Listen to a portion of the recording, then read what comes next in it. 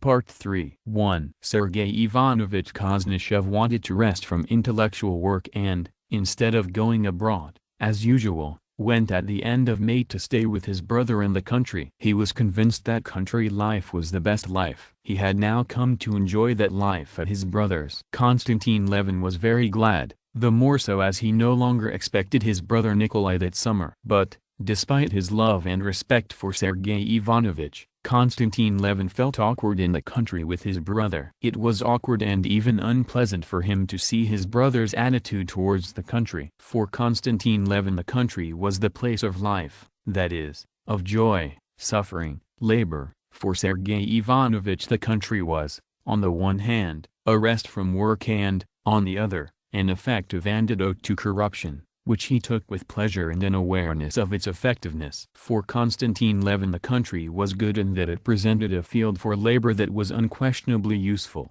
For Sergei Ivanovich, the country was especially good because there one could and should do nothing. Besides that, Sergei Ivanovich's attitude towards the peasantry also made Levin cringe slightly. Sergei Ivanovich said that he loved and knew the peasantry and often conversed with muziks, something he was good at doing, without pretense or affectation, and from each such conversation he deduced general data in favor of the peasantry and as proof that he knew them. Konstantin Levin did not like such an attitude towards the peasantry. For Konstantin, the peasantry was simply the chief partner in the common labor, and, despite all his respect and a sort of blood love for the muziks that he had probably sucked in, as he himself said, with the milk of his peasant nurse, he, as partner with them in the common cause, while sometimes admiring the strength, meekness and fairness of these people, very often, when the common cause demanded other qualities, became furious with them for their carelessness, slovenliness, drunkenness and lying. If Konstantin Levin had been asked whether he loved the peasantry, he would have been quite at a loss to answer. He loved and did not love the peasantry, as he did people in general. Of course, being a good man, he tended to love people more than not to love them, and therefore the peasantry as well. But it was impossible for him to love or not love the peasantry as something special, because not only did he live with them, not only were all his interests bound up with theirs, but he considered himself part of the peasantry, did not see any special qualities or shortcomings in himself or in them, and could not contrast himself to them. Besides that, though he had lived for a long time in the closest relations with the muziks as a master and a mediator, and above all as an advisor, the muziks trusted him and came from 25 miles away for his advice. He had no definite opinion of the peasantry and would have had the same difficulty replying to the question whether he knew the peasantry as to the question whether he loved the peasantry. To say that he knew them would be the same for him as to say that he knew people. He constantly observed and came to know all sorts of people, muzik people among them, whom he considered good and interesting people, and continually noticed new traits in them, changed his previous opinions and formed new ones. Sergei Ivanovich did the contrary. Just as he loved and praised country life in contrast to the life he did not love, so he loved the peasantry in contrast to the class of people he did not love, and so he knew the peasantry as something in contrast to people in general. In his methodical mind, certain forms of peasant life acquired a clear shape, deduced in part from peasant life itself, but mainly from this contrast. He never changed his opinion about the peasantry or his sympathetic attitude towards them. In the disagreements that occurred between the brothers during their discussions of the peasantry, Sergei Ivanovich always defeated his brother, precisely because Sergei Ivanovich had definite notions about the peasantry, their character, properties and tastes, whereas Konstantin Levin had no definite and unchanging notions, so that in these arguments Konstantin was always caught contradicting himself. For Sergei Ivanovich, his younger brother was a nice fellow with a heart well placed, as he put it in French, but with a mind which, though rather quick, was subject to momentary impressions and therefore filled with contradictions. With the condescension of an older brother, he occasionally explained the meaning of things to him, but could find no pleasure in arguing with him, because he beat him too easily. Konstantin Levin regarded his brother as a man of great intelligence and education, noble in the highest sense of the word, and endowed with the ability to act for the common good. But, in the depths of his soul, the older he became and the more closely he got to know his brother, the more often it occurred to him that this ability to act for the common good, of which he felt himself completely deprived, was perhaps not a virtue but, on the contrary, a lack of something, not a lack of good, honest and noble desires and tastes, but a lack of life force, of what is known as heart, of that yearning which makes a man choose one out of all the countless paths in life presented to him and desire that one alone. The more he knew his brother, the more he noticed that Sergei Ivanovich and many other workers for the common good had not been brought to this love of the common good by the heart, but had reasoned in their minds that it was good to be concerned with it and were concerned with it only because of that. And Levin was confirmed in this surmise by observing that his brother took questions about the common good and the immortality of the soul no closer to heart than those about a game of chess or the clever construction of a new machine. Besides that, Konstantin Levin also felt awkward in the country with his brother because in the country, especially during the summer, he was constantly busy with the farming, and the long summer day was not long enough for him to do everything he had to do, while Sergei Ivanovich rested. But though he rested now, that is, did not work on his book, he was so used to intellectual activity that he liked to utter in beautifully concise form the thoughts that occurred to him and liked it when there was someone there to listen to him. His most usual and natural listener was his brother. And therefore, despite the friendly simplicity of their relations, Konstantin felt awkward leaving him alone. Sergei Ivanovich liked to stretch out on the grass in the sun and lie there like that, baking and lazily chatting. "You wouldn't believe," he said to his brother, "how I love this rustic idleness. There's not a thought in my head, you could play ninepins in it." But Konstantin Levin was bored sitting and listening to him, especially since he knew that, without him, they were carting dung to the fields that were not yet cross-plowed. And would he pit up any old way if he was not watching, and they would not screw the shares to the plows, but would take them off and then say that iron plows were a worthless invention, nothing like the good old wooden plow, and so on. "Enough walking about in the heat for you," Sergei Ivanovich would say to him. "No, I'll just run over to the office for a minute," Levin would say, and dash off to the fields. 2. In the first days of June it so happened that the nurse and housekeeper Agafia Mikhailovna, while carrying a jar of freshly pickled mushrooms to the cellar, slipped, fell, and dislocated her wrist. The district doctor came, a talkative young man who had just finished his studies. He examined the wrist, said it was not dislocated, applied compresses and, having stayed for dinner, obviously enjoyed conversing with the famous Sergei Ivanovich Khodřichev, and to show his enlightened view of things, told him all the local gossip, complaining about the bad state of Zemstvo affairs. Sergei Ivanovich listened attentively, asked questions and, excited to have a new listener, talked a lot and produced several apt and weighty observations, respectfully appreciated by the young doctor, and recovered the animated state of mind, so familiar to his brother, to which he was usually brought by a brilliant and lively conversation. After the doctor's departure, Sergei Ivanovich expressed a wish to go to the river with a fishing rod. He liked fishing and seemed to take pride in being able to like such a stupid occupation. Konstantin Levin,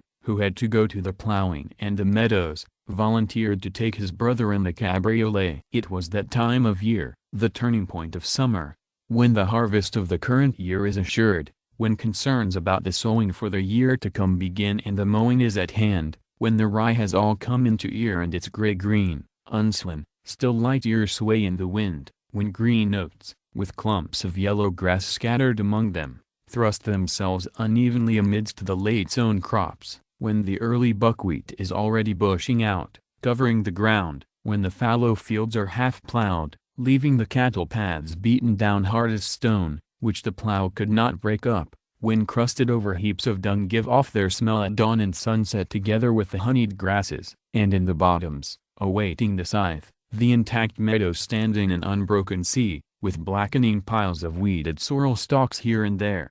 It was that time when a short break comes in the farm work, before the beginning of the harvest, annually repeated and annually calling on all the strength of the peasantry. The crops were excellent, and clear, hot summer days set in, with short, dewy nights. The brothers had to pass through a wood in order to reach the meadows. Sergei Ivanovich kept admiring the beauty of the wood overgrown with leaves, pointing out to his brother now an old linden, dark on its shady side, rippling with yellow stipules and ready to flower, now the brilliant emerald of that year's young shoots on the trees. Konstantin Levin did not like talking or hearing about the beauty of nature. For him words took away the beauty of what he saw. He agreed with his brother, but involuntarily began thinking of other things. When they reached the other side of the wood, all his attention was absorbed by the sight of a fallow field on a hillock, in some places yellow with grass, in others trodden down and cut crisscross or dotted with heaps, or even plowed under. A file of carts moved across the field. Levin counted the carts and was pleased that they were bringing out all that was necessary, and at the sight of the meadows his thoughts turned to the mowing. He always experienced something that especially touched him to the quick during the haymaking. Driving up to the meadow,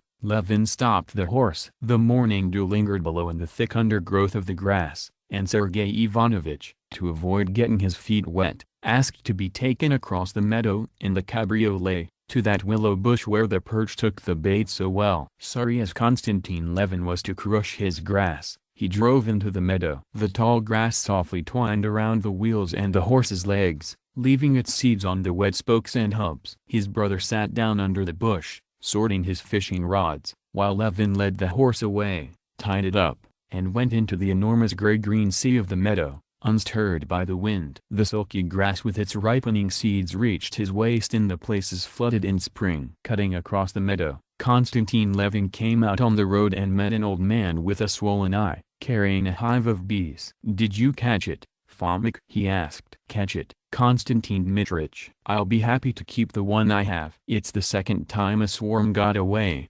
thanks be." The boys rode after it. "Yours are plowing." They unhitched a horse and rode after it. "Well, what do you say, Fomik? Shall we mow or wait?" "There, now." "We'd say wait till St. Peter's."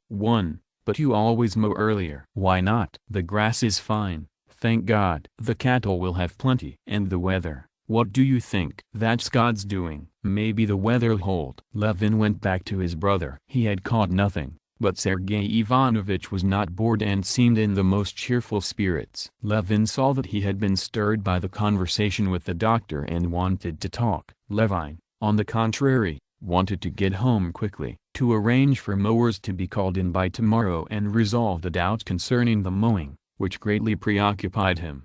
"Let's go then," he said. "What's the hurry? Let's sit here." "How soaked you are, though." "I'm not catching anything, but it's nice here." "Any hunting is good in that you have to do with nature." "This steely water is so lovely," he said. "Those meadows along the bank," he went on, "always remind me of a riddle. Do you know it? The grass says to the water, 'We'll sway and sway.'" "I don't know that riddle," Levin replied glumly.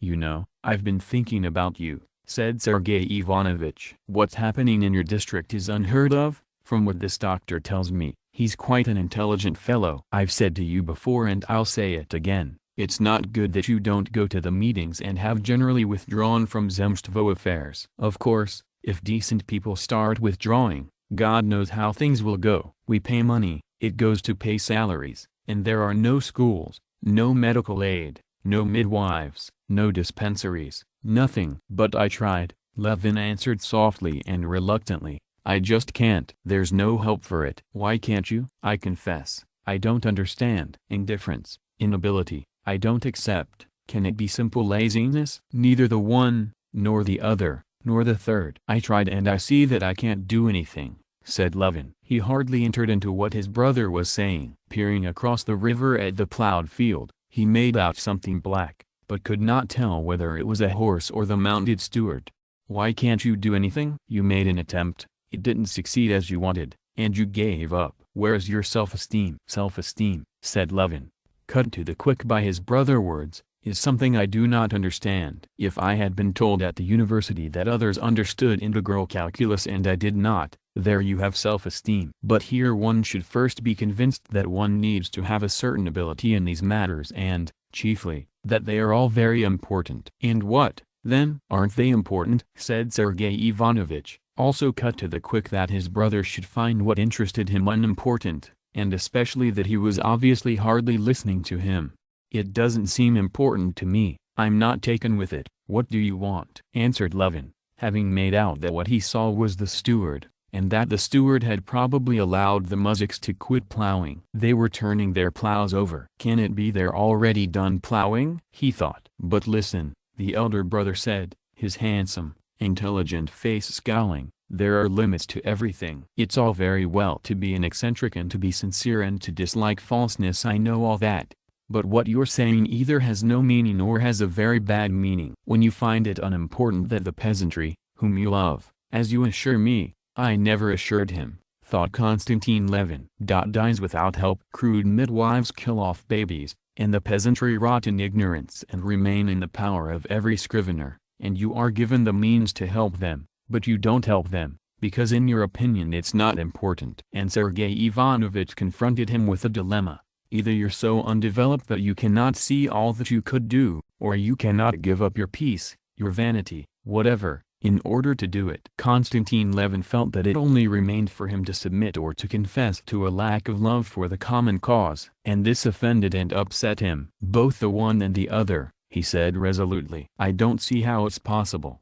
What? Impossible to give medical help, if money is placed in the right way. Impossible, it seems to me, in our district, with its 3,000 square miles, with our slush, blizzards, seasonal field work. I see no possibility of providing medical help everywhere. Besides, I generally don't believe in medicine. Well, excuse me, but that's not fair. I can give you 1,000 examples. Well, in schools? Why schools? What are you saying? Can there be any doubt of the usefulness of education? If it's good for you, it's good for everyone. Konstantin Levin felt himself morally driven into a corner and therefore got excited and involuntarily let out the main reason for his indifference to the common cause.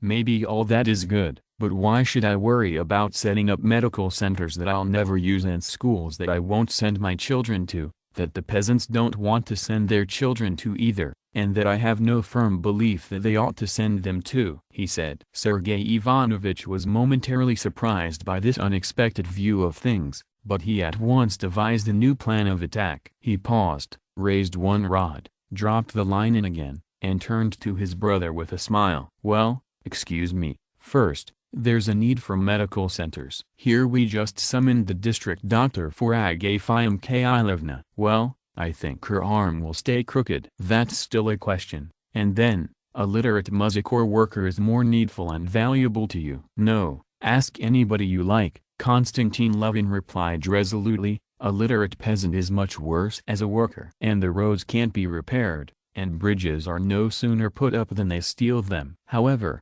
said the frowning Sergei Ivanovich, who did not like contradictions, especially the sort that kept jumping from one thing to another and introduced new arguments without any connection, so that it was impossible to know which to answer. However, that's not the point. Excuse me, do you acknowledge that education is good for the peasantry? I do, Levin said inadvertently, and immediately thought that he had not said what he thought. He sensed that, once he acknowledged that, it would be proved to him that he was speaking rubbish that did not make any sense. How it would be proved to him he did not know, but he knew that it would doubtless be proved to him logically, and he waited for this proof.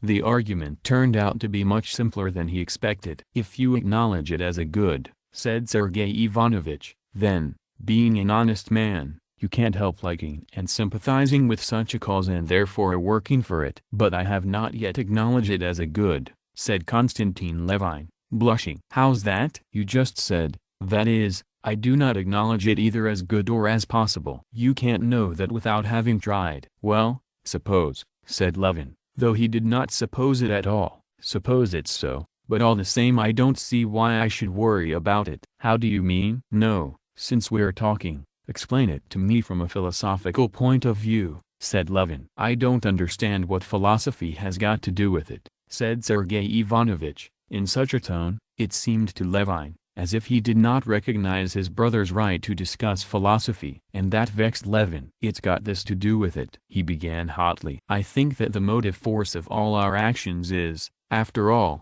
personal happiness. In our present day's Zemstvo institutions I, as a nobleman, see nothing that contributes to my well-being.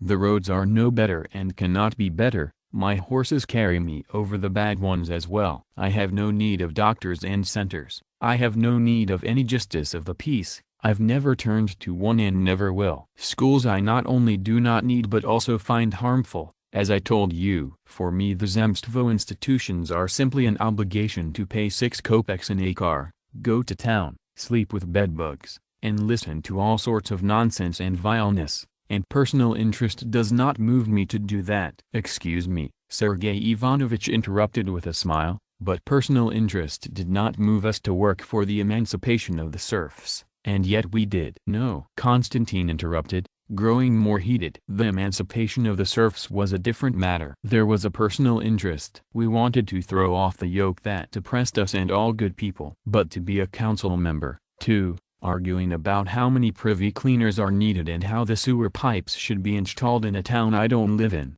to be a juror and judge a muzhik who has stolen a ham, and listen for 6 hours to defense lawyers and prosecutors pouring out all sorts of drivel, and hear the foreman of the jury ask my old Alyoshka the fool, Mr. Defendant, do you acknowledge the fact of the stolen ham? What? Konstantin Levin was already sidetracked, impersonating the foreman of the jury and Alyoshka the fool. It seemed to him that it was all to the point. But Sergei Ivanovich shrugged his shoulders. Well, what do you mean to say? I only mean to say that I will always defend with all my might those rights that touch on my interests. When the gendarmes searched us as students and read our letters, I was ready to defend those rights with all my might, to defend my rights to education, to freedom. I understand military service, which touches the future of my children, my brothers and myself. I'm ready to discuss anything that concerns me. But to decide how to dispose of 40,000 in Zemstvo funds, or to judge Alyoshka the fool, that I do not understand and cannot do. Konstantin Levin spoke as if his words had burst their dam. Sergei Ivanovich smiled. And if you were brought to trial tomorrow, do you mean you'd rather be tried by the old criminal courts? 3. I won't be brought to trial. I'm not going to kill anybody, and I have no need of all that. Really, he went on, again skipping to something completely inappropriate, our Zemstvo institutions and all that, it's like the birches we stick up on the day of the Trinity. 4. So that it looks like the forest that grew up by itself in Europe, and I can't put my heart into watering and believing in those birches. Sergei Ivanovich merely shrugged his shoulders, expressing by this gesture his surprise at the appearance out of nowhere of these birches in their discussion, though he immediately understood what his brother meant to say by it. Excuse me, but one cannot argue that way, he observed. But Konstantin Levin wanted to vindicate himself in this shortcoming which he knew he had, in his indifference to the common good, and he went on. I think, said Konstantin, that no activity can be solid unless it's based on personal interest. That is a general truth, a philosophical one, he said, resolutely repeating the word philosophical, as if wishing to show that he, too, had the right, like anyone else, to speak of philosophy. Sergei Ivanovich smiled once more. And he, too, has some sort of philosophy of his own to serve his inclinations, he thought. Well, you should leave philosophy alone, he said. The chief task of philosophy in all ages has consisted precisely in finding the connection that necessarily exists between personal and common interests. But that is not the point. The point is that I must correct your comparison. The birches are not stuck in, they are planted or seeded, and they ought to be carefully tended. Only those nations have a future. Only those nations can be called historical, that have a sense of what is important and significant in their institutions, and value them. And Sergei Ivanovich transferred the question to the philosophical historical realm, inaccessible to Konstantin Levin, and showed him all the incorrectness of his view. As regards your not liking it, forgive me, but that is our Russian laziness and grand manner, and I'm sure that with you it's a temporary error and will pass. Konstantin was silent. He felt himself roundly beaten, but together with that he felt that his brother had not understood what he had wanted to say, only he did not know why he had not understood, whether it was because he had not been able to say clearly what he meant, or because his brother had been unwilling or unable to understand him. But he did not go deeper into these thoughts and, without objecting to his brother, began thinking about a completely different matter, a personal one for him. Sergei Ivanovich reeled in the last line. Konstantin untied the horse, and they drove off. 4. The personal matter that had occupied Levin during his conversation with his brother was the following. Once last year, coming to the mowing and getting angry with the steward, Levin had used his remedy for calming down. He had taken a scythe from a muzhik and begun mowing. He had liked the work so much that he had taken to mowing several more times. He had mowed the whole meadow in front of the house, and since the spring of that year he had made a plan for himself, to spend whole days mowing with the muzhiks. Since his brother's arrival, he had been pondering, to mow or not. He was ashamed to leave his brother alone for whole days, and he feared that his brother would laugh at him for it. But having walked through the meadow, recalling his impressions of mowing, he was now almost decided that he would mow. And after the vexing conversation with his brother, he again recalled this intention. I need physical movement, otherwise my character definitely deteriorates, he thought, and he decided to mow no matter how awkward it was in front of his brother and the peasants. In the evening Konstantin Levin went to the office, gave orders about the work, and sent to the villages to summon mowers for tomorrow to mow the viburnum meadow, the biggest and best. And please send my scythe to Titus to be sharpened and brought along tomorrow. Perhaps I'll do some mowing myself, he said, trying not to be embarrassed. The steward smiled and said, yes, sir. That evening over tea Levin told his brother as well. The weather seems to have settled, he said. Tomorrow I'll start mowing. I like that work very much, said Sergei Ivanovich. I like it terribly. I've mowed with the muzhiks occasionally, and tomorrow I intend to mow the whole day. Sergei Ivanovich raised his head and looked at his brother with curiosity. How do you mean? On a par with the muzhiks? The whole day? Yes, it's very satisfying, said Levin. It's wonderful as physical exercise, only you'll hardly be able to hold out, Sergei Ivanovich said without any mockery. I've tried it. It's hard at first, but then you get into the rhythm. I don't think I'll lag behind, really. But tell me, how do the muzhiks look at it? They must be chuckling over the master's whimsies. No, I don't think so, but it's such cheerful and at the same time such hard work, that one has no time to think. But how are you going to have dinner with them? It's a bit awkward to send Lafite 5 and roast turkey to you out there. No, I'll just come home when they take their break. The next morning Konstantin Levin got up earlier than usual, but tasks on the estate detained him, and when he came to the mowing, the mowers had already started the second swath.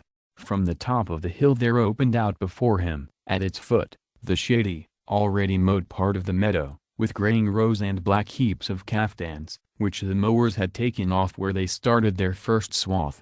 As he rode nearer, the muzhiks came into his view, following each other in a strung-out line and swinging their scythes variedly, some in caftans, some just in shirts. He counted 42 men. They moved slowly along the uneven lower edge of the meadow, where the old dam was. Levin recognized some of his people. There was old Yermol in a very long white shirt, bent over and swinging his scythe. There was the young lad Vaska, Levin's former coachman, taking each swath at one's wing. There was also Titus, Levin's tutor in mowing, a small, skinny muzhik. He walked straight ahead without bending, as if playing with his scythe, cutting down his wide swath. Levin got off his horse, tethered it by the road, and met Titus, who took a second scythe from a bush and handed it over. It's ready, master, like a razor, mows by itself, said Titus, doffing his hat with a smile and handing him the scythe. Levin took the scythe and began to get the feel of it. Their swaths finished,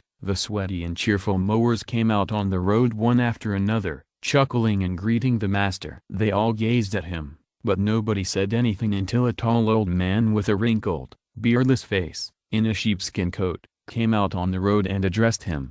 Watch out, master, once you start there's no stopping, he said, and Levin heard repressed laughter among the mowers. I'll try to keep up, he said, taking a stand behind Titus and waiting for the moment to start. Watch out now, the old man repeated. Titus cleared his place and Levin followed him. The grass near the road was low, and Levin, who had done no mowing for a long time and was embarrassed by the looks directed at him, mowed poorly for the first few minutes, though he swung strongly. Voices were heard behind him. It's not hafted right, the handle's too long, see how he has to bend, one voice said. Bear down on the heel, said another. Never mind, he'll get himself set right, the old man went on. See, there he goes, the swath's too wide, you'll get tired. He's the owner, never fear, he's doing his best. And look at the hired men. Our kind would get it in the neck for that. The grass became softer, and Levin, listening but not answering,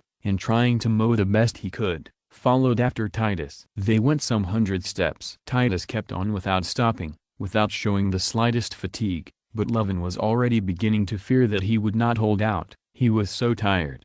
He felt he was swinging with his last strength and decided to ask Titus to stop. But just then Titus himself stopped and, bending down, took some grass, wiped the blade and began to wet it. Levin straightened up and, taking a deep breath, looked back. Behind him came a muzhik, and evidently he was also tired because he stopped at once, before reaching Levin, and began to wet. Titus wetted his and Levin's scythes, and they went on. The second time it was all the same. Titus moved on swing after swing, without pausing and without tiring. Levin followed him, trying not to lag behind, and finding it harder and harder. There came a moment when he felt he had no strength left, but just then Titus stopped and wetted his scythe. So they finished the first swath, and this long swath seemed especially hard to Levin. But then, when the swath was finished and Titus, shouldering his scythe, went back with slow steps over his own heel prints in the mowing, and Levin went back the same way over his own mowing, though sweat streamed down his face and dripped from his nose, and his back was all wet as if soaked with water, he felt very good. He rejoiced especially knowing now that he would hold out. His satisfaction was poisoned only by the fact that his swath did not look good. I'll swing less with my arm, more with my whole body, he thought, comparing Titus's swath, straight as an arrow, with his own rambling and unevenly laid swath. Titus had taken the first swath very quickly, as Levin had noticed, probably wanting to test his master, and the swath happened to be a long one. The following swaths were easier, but even so Levin had to strain all his strength not to lag behind the muzhiks. He thought of nothing, desired nothing, except not to lag behind and to do the best job he could. He heard only the clang of scythes and ahead of him saw Titus's erect figure moving on, the curved semicircle of the mowed space, grass and flower heads bending down slowly and wobbly about the blade of his scythe, and ahead of him the end of the swath, where rest would come. Not understanding what it was or where it came from, in the midst of his work he suddenly felt a pleasant sensation of coolness on his hot, sweaty shoulders. He glanced at the sky while his blade was being wetted. A low, heavy cloud had come over it, and big drops of rain were falling. Some muzhiks went for their kaftans and put them on. Others, just like Levin, merely shrugged their shoulders joyfully under the pleasant freshness. They finished another swath and another. They went through long swaths, short swaths, with bad grass, with good grass. Levin lost all awareness of time and had no idea whether it was late or early. A change now began to take place in his work which gave him enormous pleasure. In the midst of his work moments came to him when he forgot what he was doing and began to feel light, and in those moments his swath came out as even and good as Titus's. But as soon as he remembered what he was doing and started trying to do better, he at once felt how hard the work was and the swath came out badly. Having finished one more swath, he wanted to walk back again, but Titus stopped, went over to the old man and quietly said something to him. They both looked at the sun. What are they talking about? Why doesn't he go back down the swath? Thought Levin, to whom it did not occur that the muzhiks had been mowing without a break for no less than 4 hours and it was time for them to have breakfast. Breakfast, master, the old man said. Already? Well, let's have breakfast then. Levin handed the scythe back to Titus and, together with the muzhiks, who were going to their kaftans to fetch bread, walked to his horse over the swaths of the long mowed space slightly sprinkled with rain. Only now did he realize that his guess about the weather had been wrong and that the rain was wetting his hay. The hay will be spoiled, he said. Never mind, master, mow when it rains, rake when it shines, said the old man. Levin untethered the horse and went home to have coffee. Sergei Ivanovich had just risen. After having coffee, Levin went back to the mowing, before Sergei Ivanovich had time to get dressed and come out to the dining room. 5. After breakfast Levin landed not in his former place in the line, but between an old joker who invited him to be his neighbor and a young muzhik married only since autumn, for whom it was his first summer of mowing. The old man, holding himself erect, went ahead, moving his turned-out feet steadily and widely, and in a precise and steady movement that apparently cost him no more effort than swinging his arms while walking, as if in play, laid down a tall, uniform swath. Just as though it were not him but the sharp scythe alone that swished through the succulent grass. Behind Levin came young Mishka. His fair young face, with a wisp of fresh grass bound round his hair, worked all over with the effort, but as soon as anyone looked at him, he smiled. He clearly would sooner have died than admit it was hard for him. Levin went between them. In this hottest time the mowing did not seem so hard to him. The sweat that drenched him cooled him off, and the sun, burning on his back, head and arm with its sleeve rolled to the elbow, gave him firmness and perseverance in his work. More and more often those moments of unconsciousness came, when it was possible for him not to think of what he was doing. The scythe cut by itself. These were happy moments. More joyful still were the moments when, coming to the river, where the swaths ended, the old man would wipe his scythe with thick, wet grass, rinse its steel in the cool water, dip his whetstone box and offer it to Levin. "Have a sip of my kvass." 6. Good, eh? He said with a wink. And, indeed, Levin had never before drunk such a drink as this warm water with green floating in it and tasting of the rusty tin box. And right after that came a blissfully slow walk with scythe in hand, during which he could wipe off the streaming sweat, fill his lungs with air, look at the whole stretched out line of mowers and at what was going on around him in the woods and fields. The longer Levin mowed, the more often he felt those moments of oblivion during which it was no longer his arms that swung the scythe, but the scythe itself that lent motion to his whole body, full of life and conscious of itself, and, as if by magic, without a thought of it, the work got rightly and neatly done on its own. These were the most blissful moments. It was hard only when he had to stop this by now unconscious movement and think, when he had to mow around a tussock or an unweeded clump of sorrel. The old man did it easily. The tussock would come, he would change movement and, using the heel or tip of the scythe, cut around it on both sides with short strokes. And as he did so, he studied and observed what opened up before him. Now he picked off a corn flag, ate it or offered it to Levin, now flung aside a branch with the tip of his scythe, or examined a quail's nest from which the female had flown up right under the scythe, or caught a snake that had got in his way and, picking it up with the scythe as with a fork, showed it to Levin and tossed it aside. For Levin and the young lad behind him these changes of movement were difficult. Both of them, having got into one strenuous rhythm, were caught up in the passion of work and were unable to change it and at the same time observe what was in front of them. Levin did not notice how the time passed. If he had been asked how long he had been mowing, he would have said half an hour, yet it was nearly dinner time. Walking back down the swath, the old man drew Levin's attention to the girls and boys, barely visible, coming towards the mowers from different directions, through the tall grass and along the road, their little arms weighed down with bundles of bread and jugs of kvass stoppered with rags. "See the midges come crawling," he said, pointing to them, and he looked at the sun from under his hand. They finished 2 more swaths and the old man stopped. "Well, master, it's dinner time," he said resolutely. And, having reached the river, the mowers set out across the swaths towards their caftans, near which the children who had brought their dinner sat waiting for them. The muzhiks gathered together, those from far away under their carts, those from nearby under a willow bush on which they heaped some grass.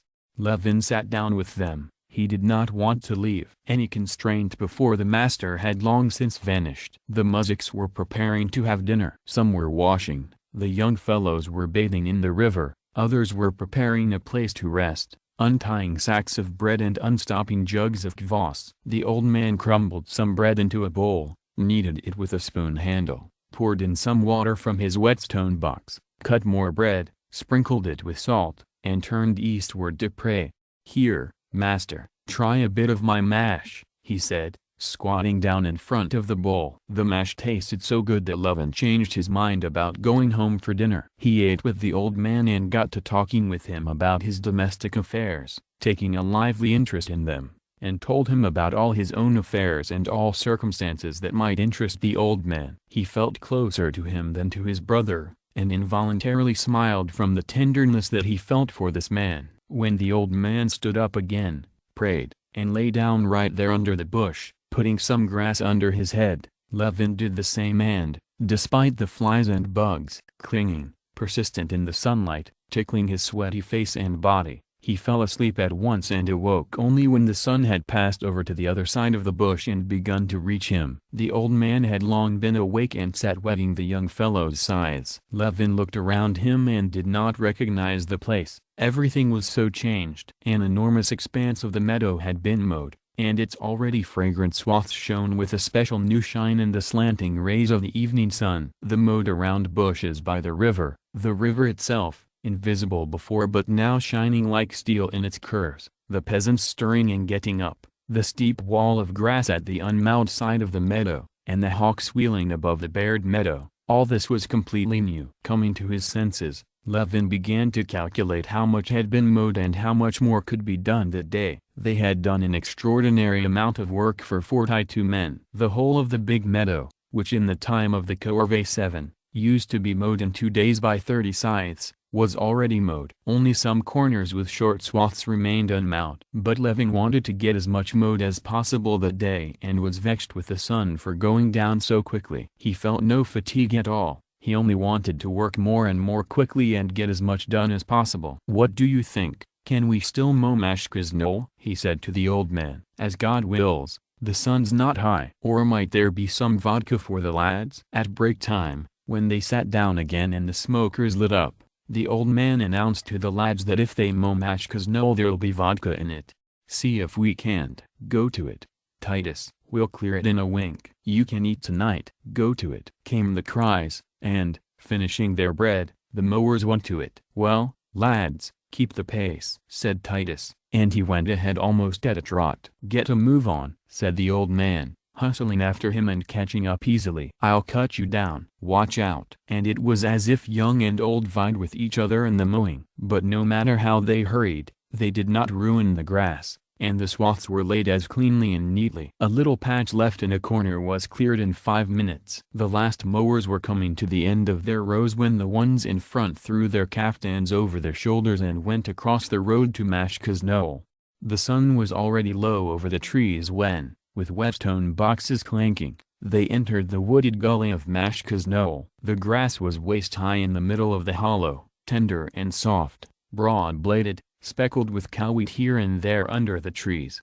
After a brief discussion, to move lengthwise or crosswise, Ｋকথઃr־ also a famous mower, a huge, swarthy man, went to the front. He finished the first swath, went back and moved over, and everybody started falling into line after him, going downhill through the hollow and up to the very edge of the wood. The sun sank behind the wood. The dew was already falling, and only those mowing on the hill were in the sun, while below, where mist was rising, and on the other side, they walked in the fresh, dewy shade. The work was in full swing. Sliced down with a succulent sound and smelling of spice, the grass lay in high swaths. Crowding on all sides in the short swaths, their whetstone boxes clanking, to the noise of scythes clashing, of a whetstone swishing along a sharpening blade, and of merry shouts, the mowers urged each other on. Levin went as before between the young lad and the old man. The old man, who had put on his sheepskin jacket, was just as gay, jocular and free in his movements as ever. In the wood they were constantly happening upon boletus mushrooms, sodden in the succulent grass, which their scythes cut down. But the old man, each time he met a mushroom, bent down, picked it up, and put it into his jacket. "Another treat for my old woman," he would mutter. Easy as it was to mow the wet and tender grass, it was hard going up and down the steep slopes of the gully. But the old man was not hindered by that. Swinging his scythe in the same way, with the small, firm steps of his feet shod in big bast shoes, he slowly climbed up the steep slope, and, despite the trembling of his whole body and of his trousers hanging lower than his shirt, he did not miss a single blade of grass or a single mushroom on his way and joked with the muzhiks and Levin just as before. Levin came after him and often thought that he would surely fall, going up such a steep slope with a scythe, where it was hard to climb even without a scythe, but he climbed it and did what was needed. He felt that some external force moved him. 6. Mashka's knoll was mowed. They finished the last swaths, put on their kaftans and cheerfully went home. Levin got on his horse and, regretfully taking leave of the muzhiks, rode homewards. He looked back from the hill. The men could not be seen in the mist rising from below. He could only hear merry, coarse voices, loud laughter, and the sound of clashing scythes. Sergei Ivanovich had long ago finished dinner and was drinking water with lemon and ice in his room, looking through some newspapers and magazines that had just come in the post, when Levin, with his tangled hair sticking to his sweaty brow and his dark, drenched back and chest, burst into his room talking cheerfully.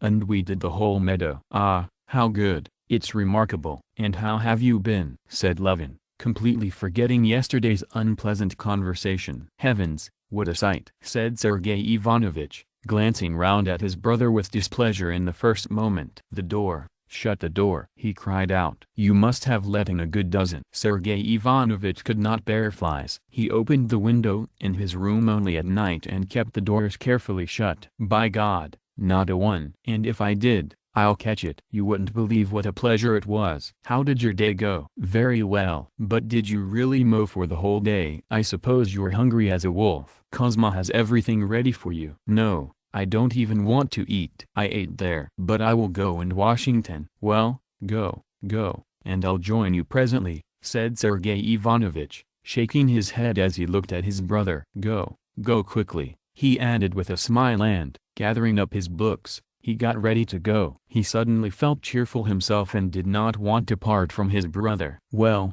and where were you when it rained?" "What rain?" "It barely sprinkled." "I'll come presently, then." "You had a nice day, then?" "Well, that's excellent." And Levin went to get dressed. 5 minutes later the brothers came together in the dining room. Though it seemed to Levin that he did not want to eat, and he sat down to dinner only so as not to offend Kuzma, once he started eating, the dinner seemed remarkably tasty to him. Smiling, Sergei Ivanovich looked at him. "Ah, yes, there's a letter for you," he said. "Kuzma, bring it from downstairs, please, and see that you close the door." The letter was from Oblonsky. Levin read it aloud. Oblonsky was writing from Petersburg. "I received a letter from Dolly. She's in Yergushevo, and nothing's going right for her. Go and see her, please, help her with your advice. You know everything. She'll be so glad to see you. She's quite alone, poor thing. My mother-in-law and the others are all still abroad." "That's excellent. I'll certainly go and see them," said Levin. "Or else let's go together. She's such a nice woman." "Isn't it so?" "Are they nearby?" "Some 20 miles. Maybe 25. But the road is excellent." "An excellent trip." "Delighted," said Sergei Ivanovich, still smiling. The sight of his younger brother had immediately disposed him to cheerfulness. "Well, you've got quite an appetite," he said, looking at his red-brown sunburnt face and neck bent over the plate. "Excellent. You wouldn't believe what a good regimen it is against all sorts of foolishness. I want to enrich medical science with a new term, Arbeitskur." "Well, it seems you've no need for that." "No, but for various nervous patients." "Yes, it ought to be tried. And I did want to come to the mowing to have a look at you, but the heat was so unbearable that I got no further than the wood. I sat a little, then walked through the wood to the village, met your nurse there and sounded her out about the muzhik's view of work cure. You, as I understand, they don't approve of it." She said, "It's not the master's work." Generally it seems to me that in the peasant's understanding there is a very firmly defined requirement for certain, as they put it, master's activities. And they don't allow gentlemen to go outside the limits defined by their understanding. Maybe. But I've never experienced such a pleasure in my life. And there's no harm in it. Isn't that so? Levin replied. What can I do if they don't like it? Nothing, I suppose. I can see, Sergei Ivanovich continued, that you're generally pleased with your day. Very pleased. We mowed the whole meadow. And what an old man I made friends with there. Such a delightful man.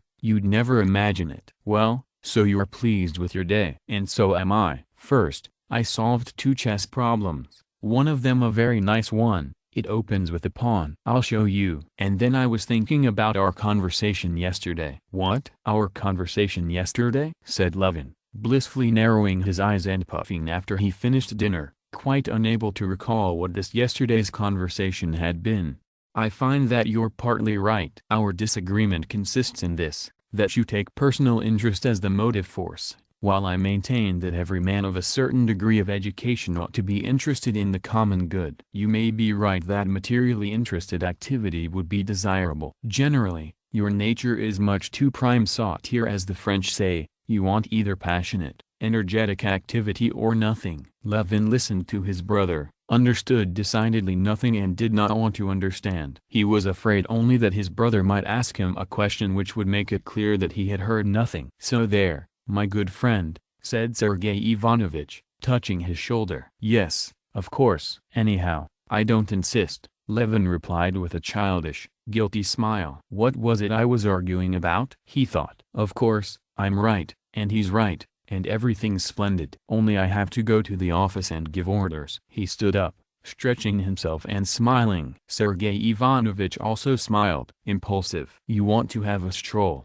Let's go together," he said, not wanting to part from his brother, who simply exuded freshness and briskness. "Let's go, and call in at the office if you need to." "Good heavens!" cried Levin, so loudly that he frightened Sergei Ivanovitch. What's the matter?" "How is Agafia Mikhailovna's arm?" said Levin, slapping his forehead. "I forgot all about it." "Much better." "Well, I'll run over to see her all the same. I'll be back before you can put your hat on." And with a rattle-like clatter of his heels, he ran down the stairs. 7. While Stepan Arkadyevitch, having taken almost all the money there was in the house, went to Petersburg to fulfill the most natural and necessary duty, known to all who serve in the government though incomprehensible to those who do not, and without which it is impossible to serve, that of reminding the ministry of himself, and, in going about the fulfillment of this duty, spent his time merrily and pleasantly at the races and in summer houses. Dolly moved with the children to their country estate in order to reduce expenses as much as possible. She moved to her dowry estate, Yorgushovo, the same one where the wood had been sold in spring and which was about 35 miles from Levin's Pokrovsky. In Yorgushovo the big, old house had been torn down long ago, and the prince had refurbished and enlarged the wing. Some 20 years ago, when Dolly was still a child, the wing had been roomy and comfortable, though it stood, as all wings do, sideways to the front drive and the south. But this wing was now old and decayed. When Stepan Arkadyevitch had gone to sell the wood in the spring, Dolly had asked him to look it over and order the necessary repairs. Stepan Arkadyevitch, who, like all guilty husbands, was very solicitous of his wife's comfort, looked the house over himself and gave orders about everything he thought necessary. To his mind, there was a need to reupholster all the furniture with cretonne, the hang curtains, to clean up the garden, make a little bridge by the pond and plant flowers, but he forgot many other necessary things, the lack of which later tormented Darya Alexandrovna.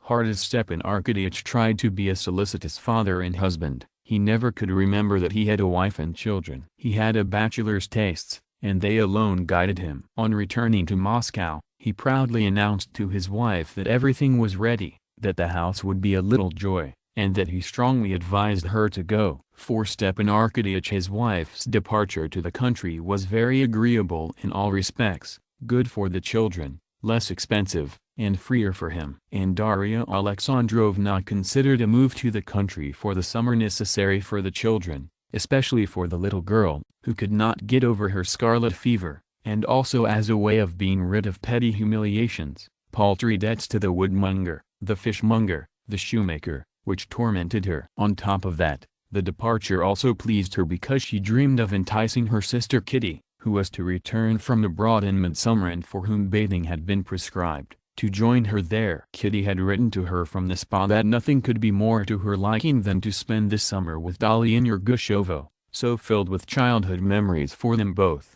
At first country life was very difficult for Dolly. She had lived in the country in childhood, and had been left with the impression that the country was salvation from all city troubles, that life there, though not elegant, Dolly was easily reconciled to that, was cheap and comfortable. Everything was there, everything was cheap, everything could be had, and it was good for the children. But now, coming to the country as mistress, she saw that it was not at all what she had thought. The day after their arrival there was torrential rain, and during the night there were leaks in the corridor and the children's room, so that the beds had to be moved to the living room. There was no cook in the household. Of the 9 cows, according to the dairymaid, some were with calf, some had dropped their first calf, some were too old, some were hard-uddered. There was not enough butter and milk even for the children. There were no eggs. No chicken could be found. They had to roast and boil old, purple, sinewy roosters. No woman could be found to wash the floors.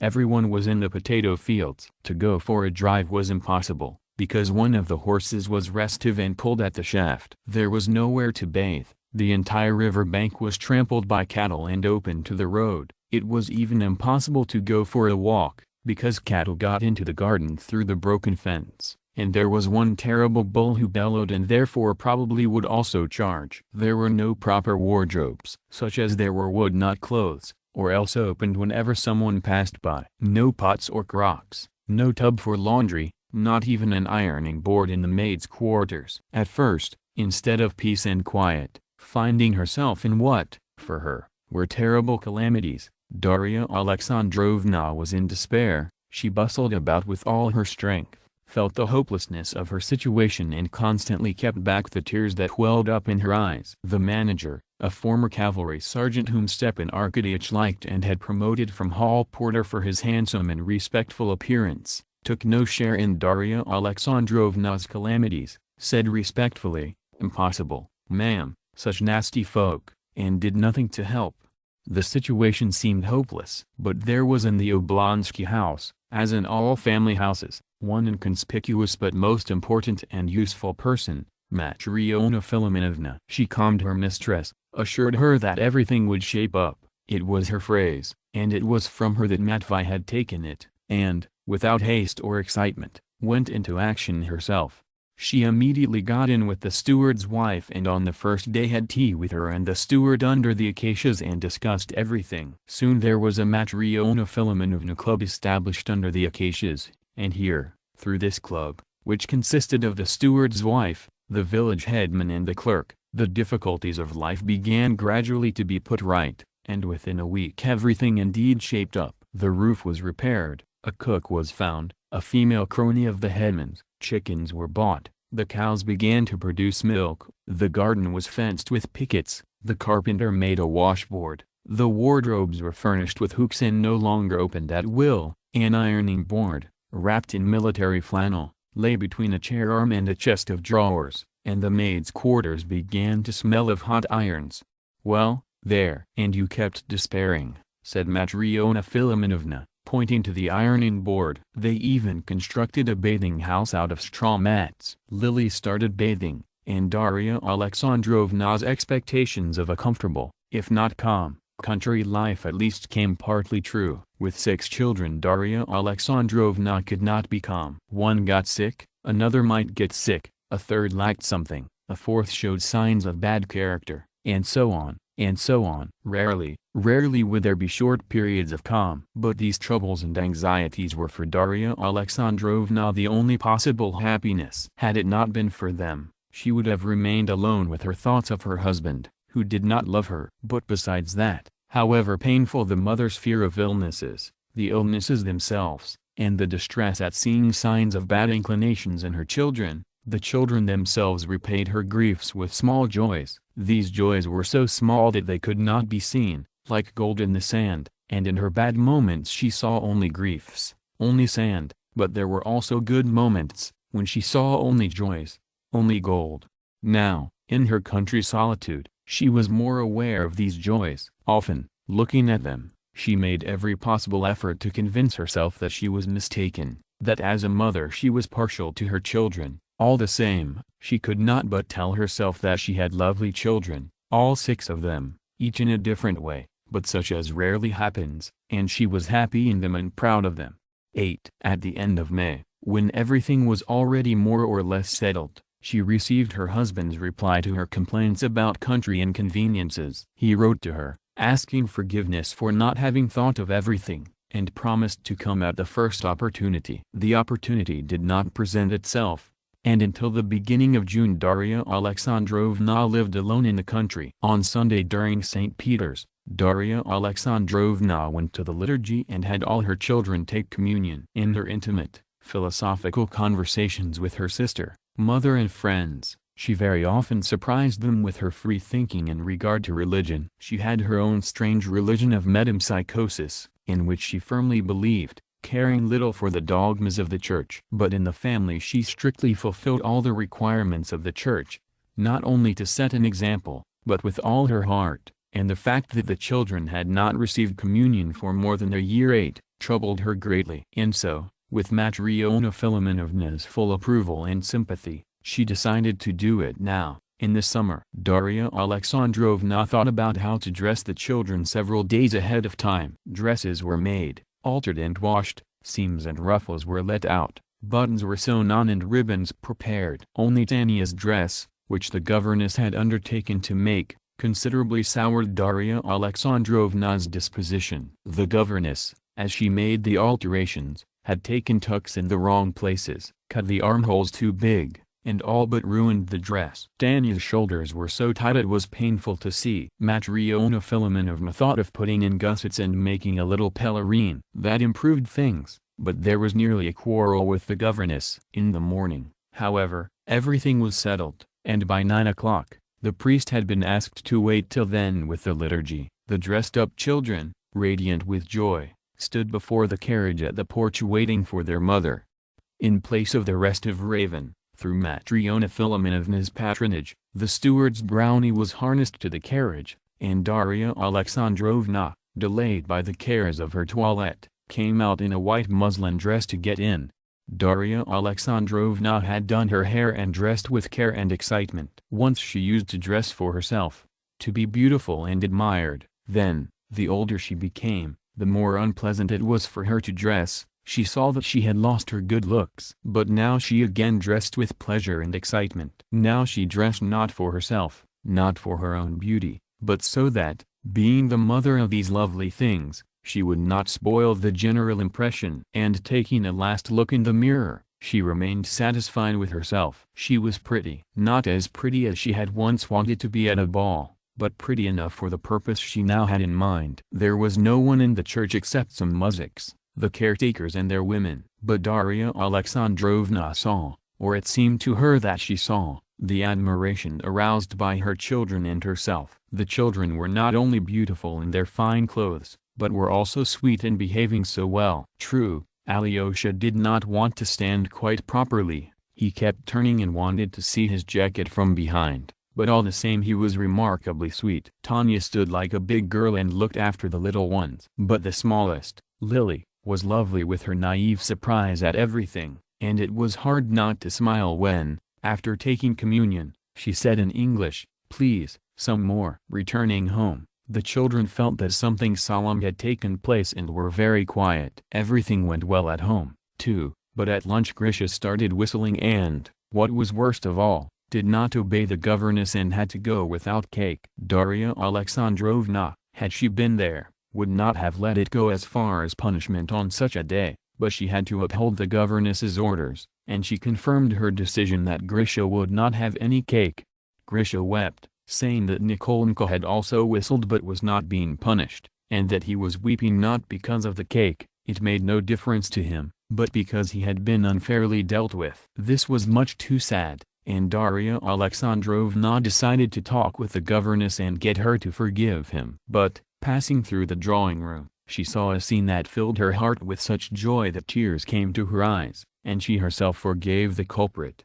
The punished boy was sitting at the corner window in the drawing room. Next to him stood Tanya with a plate. Under the pretext of wishing to feed her dolls, she had asked the governess's permission to take her portion of cake to the nursery and had brought it to her brother instead. Continuing to weep about the unfairness of the punishment he was suffering, he ate the cake she had brought, saying between sobs, "You eat it, too. We'll eat it together. Together." Tanya was affected first by pity for Grisha, then by the consciousness of her virtuous deed, and there were tears in her eyes, too, but she did not refuse and was eating her share. Seeing their mother, they were frightened, but peering into her face, they understood that they were doing a good thing, laughed and, their mouths full of cake, began wiping their smiling lips with their hands, smearing tears and jam all over their beaming faces. "Goodness, your new white dress." "Tanya." "Grisha," the mother said, trying to save the dress, but with tears in her eyes, smiling a blissful, rapturous smile. The new clothes were taken off, the girls were told to put on blouses and the boys old jackets, and the order was given to harness up the brake, again, to the steward's chagrin, with Brownie as the shaft horse, to go gathering mushrooms and then to the bathing house. A sound of rapturous squealing arose in the nursery and never stopped till they left for the bathing house. They gathered a whole basket of mushrooms. Even Lily found a birch boletus. Before, it used to be Miss Hull who would find one and show her, but now she herself found a big, squishy boletus, and there was a general cry of delight. Lily found a squishy one. Then they drove to the river, left the horses under the birches and went to the bathing house. The coachman, Durante, having tethered the horses to a tree, where they stood swishing away gadflies, lay down in the shade of the birches, flattening out the grass, and smoked tobacco, while from the bathing house there came to him the ceaseless merry squealing of the children. Though it was a chore to look after all the children and stop their pranks, though it was hard to remember and not mix up all those stockings, drawers, shoes from different feet, and to untie, unbutton and retie so many tapes and buttons, Darya Alexandrovna, who had always loved bathing herself and considered it good for the children, enjoyed nothing so much as this bathing with them all. To touch all those plump little legs, pulling stockings on them, to take in her arms and dip those naked little bodies and hear joyful or frightened shrieks, to see the breathless faces of those splashing little cherubs, with their wide, frightened and merry eyes, was a great pleasure for her. When half the children were clothed again, some dressed-up peasant women, who had gone gathering angelica and milkwort, approached the bathing house and stopped timidly. Matryona Filomenovna called to one of them to give her a towel and a shirt that had dropped into the water so that she could wring them out, and Darya Alexandrovna struck up a conversation with the women. The women laughed behind their hands at first, but then became bolder and began to talk, winning Darya Alexandrovna over at once by the sincere admiration they showed for her children. "See what a beauty, white as sugar," said one, admiring Tanushka and wagging her head. But then, yes, she was ill. "You see, he must have been bathing, too," another said about the baby. "No, he's only 3 months old," Darya Alexandrovna replied proudly. "Just look at that." "And do you have children?" "I've had 4, there's 2 left. A boy and a girl. I weaned her before this past Lent." "And how old is she?" "Over a year." "Why did you nurse her so long?" "That's how we do it. 3 fasts." 9. And the conversation came to what interested Darya Alexandrovna most. How was the birth? What illnesses have they had? Where is the husband? Does he visit often? 10. Darya Alexandrovna did not want to part from the women, so interesting was it for her to talk with them. So completely identical were their interests. What pleased Darya Alexandrovna most was that she could see clearly that all these women particularly admired how many children she had and how good they were. The women made Darya Alexandrovna laugh and offended the governess, who was the cause of this for her incomprehensible laughter. One of the young women was watching the governess, who got dressed last of all, and as she put on her 3rd petticoat, could not help observing, "See, she wraps and can't get done wrapping." And they all burst into laughter. 9. Surrounded by all her bathed, wet-headed children, Darya Alexandrovna, a kerchief on her head, was driving up to her house when the coachman said, "Some gentleman's coming, looks like the one from Pokrovsky." Darya Alexandrovna peered ahead and rejoiced, seeing the familiar figure of Levin in a grey hat and grey coat coming to meet them. She was always glad to see him, but she was especially glad now that he would see her in all her glory. No one could understand her grandeur better than Levin. Seeing her, he found himself before one of the pictures of his imaginary future family life. "You were just like a mother hen, Darya Alexandrovna." "Ah, I'm so glad," she said, giving him her hand. "Glad? But you didn't even let me know." "My brother's staying with me. I got a note from Steva saying that you were here." "From Steva?" Darya Alexandrovna asked in surprise. "Yes. He wrote that you'd moved, and he thought you might allow me to help you in some way," Levin said, and, having said it, suddenly became embarrassed, fell silent and went on walking beside the break, plucking linden shoots and biting them in two. He was embarrassed by the realization that it might be unpleasant for Darya Alexandrovna to be helped by an outsider in something that should have been done by her husband. Darya Alexandrovna indeed disliked this way Stepan Arkadyevich had of foisting his family affairs on others, and she knew at once that Levin understood it. It was for this subtle understanding, for this delicacy, that Darya Alexandrovna loved him. "I understood, of course," said Levin, that it only meant you wanted to see me, and I'm very glad of it. Of course, I can imagine that you, the mistress of a townhouse, may find it wild here, and if there's any need, I'm entirely at your service." "Oh, no," said Dolly. "At first it was uncomfortable, but now everything's settled beautifully, thanks to my old nanny," she said, pointing to Matrona Philimonovna, who, realizing that they were talking about her, smiled gaily and amiably to Levin. She knew him, knew that he was a good match for the young lady, and wished things would work out. "Get in, please, we'll squeeze over," she said to him. "No, I'll walk." "Children, who wants to race the horses with me?" The children scarcely knew Levin, did not remember when they had last seen him, but did not show that strange feeling of shyness and aversion towards him that children so often feel for shamming adults, for which they are so often painfully punished. Shamming in anything at all can deceive the most intelligent, perceptive person, but the most limited child will recognize it and feel aversion, no matter how artfully it is concealed. Whatever Levin's shortcomings were, there was no hint of sham in him, and therefore the children showed him the same friendliness they found in their mother's face. At his invitation the two older ones at once jumped down and ran with him as simply as they would have run with the nanny, with Miss Hull, or with their mother. Lily also started asking to go with him, and her mother handed her down to him. He put her on his shoulders and ran with her. "Don't be afraid, don't be afraid, Darya Alexandrovna," he said, smiling gaily to the mother. "There's no chance I'll hurt her or drop her." And seeing his deft, strong, cautiously mindful and all too tense movements, the mother calmed down and smiled gaily and approvingly as she watched him. Here, in the country, with the children and Darya Alexandrovna, who was so sympathetic to him, Levin got into the childishly merry state of mind that often came over him, and which Darya Alexandrovna especially loved in him. He ran with the children, taught them gymnastics, made Miss Hull laugh with his bad English, and told Darya Alexandrovna about his occupations in the country. After dinner, sitting alone with him on the balcony, Darya Alexandrovna began talking about Kitty. "Do you know, Kitty's coming here and will spend the summer with me." "Really?" he said, flushing, and to change the subject, said at once, "Shall I send you 2 cows then? If you want to keep accounts, then you can pay me 5 rubles a month, if you're not ashamed." "No, thank you. We're all settled." "Well, then I'll have a look at your cows and, with your permission, give orders on how to feed them." "The whole thing is in the feeding." And Levin, only to divert the conversation, explained to Darya Alexandrovna the theory of dairy farming, the essence of which was that a cow is merely a machine for processing feed into milk, and so on.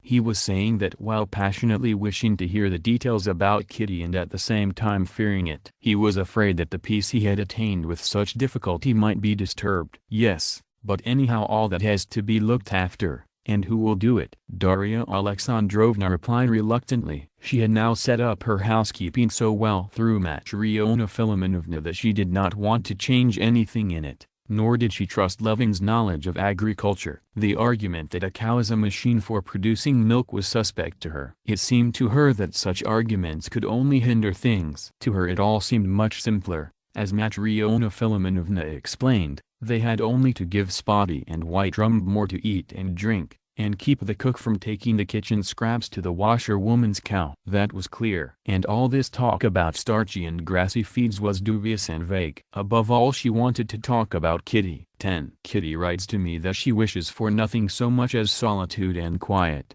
Dolly said after the ensuing pause. "And has her health improved?" Levin asked anxiously. "Thank God, she's quite recovered. I never believed she had anything wrong with her lungs." "Ah, I'm very glad," said Levin. And it seemed to Dolly that there was something touching and helpless in his face as he said it and silently looked at her. "Listen, Konstantin Dmitrich," said Darya Alexandrovna, smiling her kind and slightly mocking smile. "Why are you angry with Kitty?" I'm not angry," said Levin. "No, you are angry. Why didn't you come either to see us or to see them when you were in Moscow?" "Darya Alexandrovna," he said, blushing to the roots of his hair, "I'm even astonished that you, with all your kindness, don't feel it." "Aren't you simply sorry for me, since you know?" "What do I know?" "You know that I proposed and was refused," said Levin, and all the tenderness he had felt for Kitty a moment before was replaced in his soul by a feeling of anger at the insult.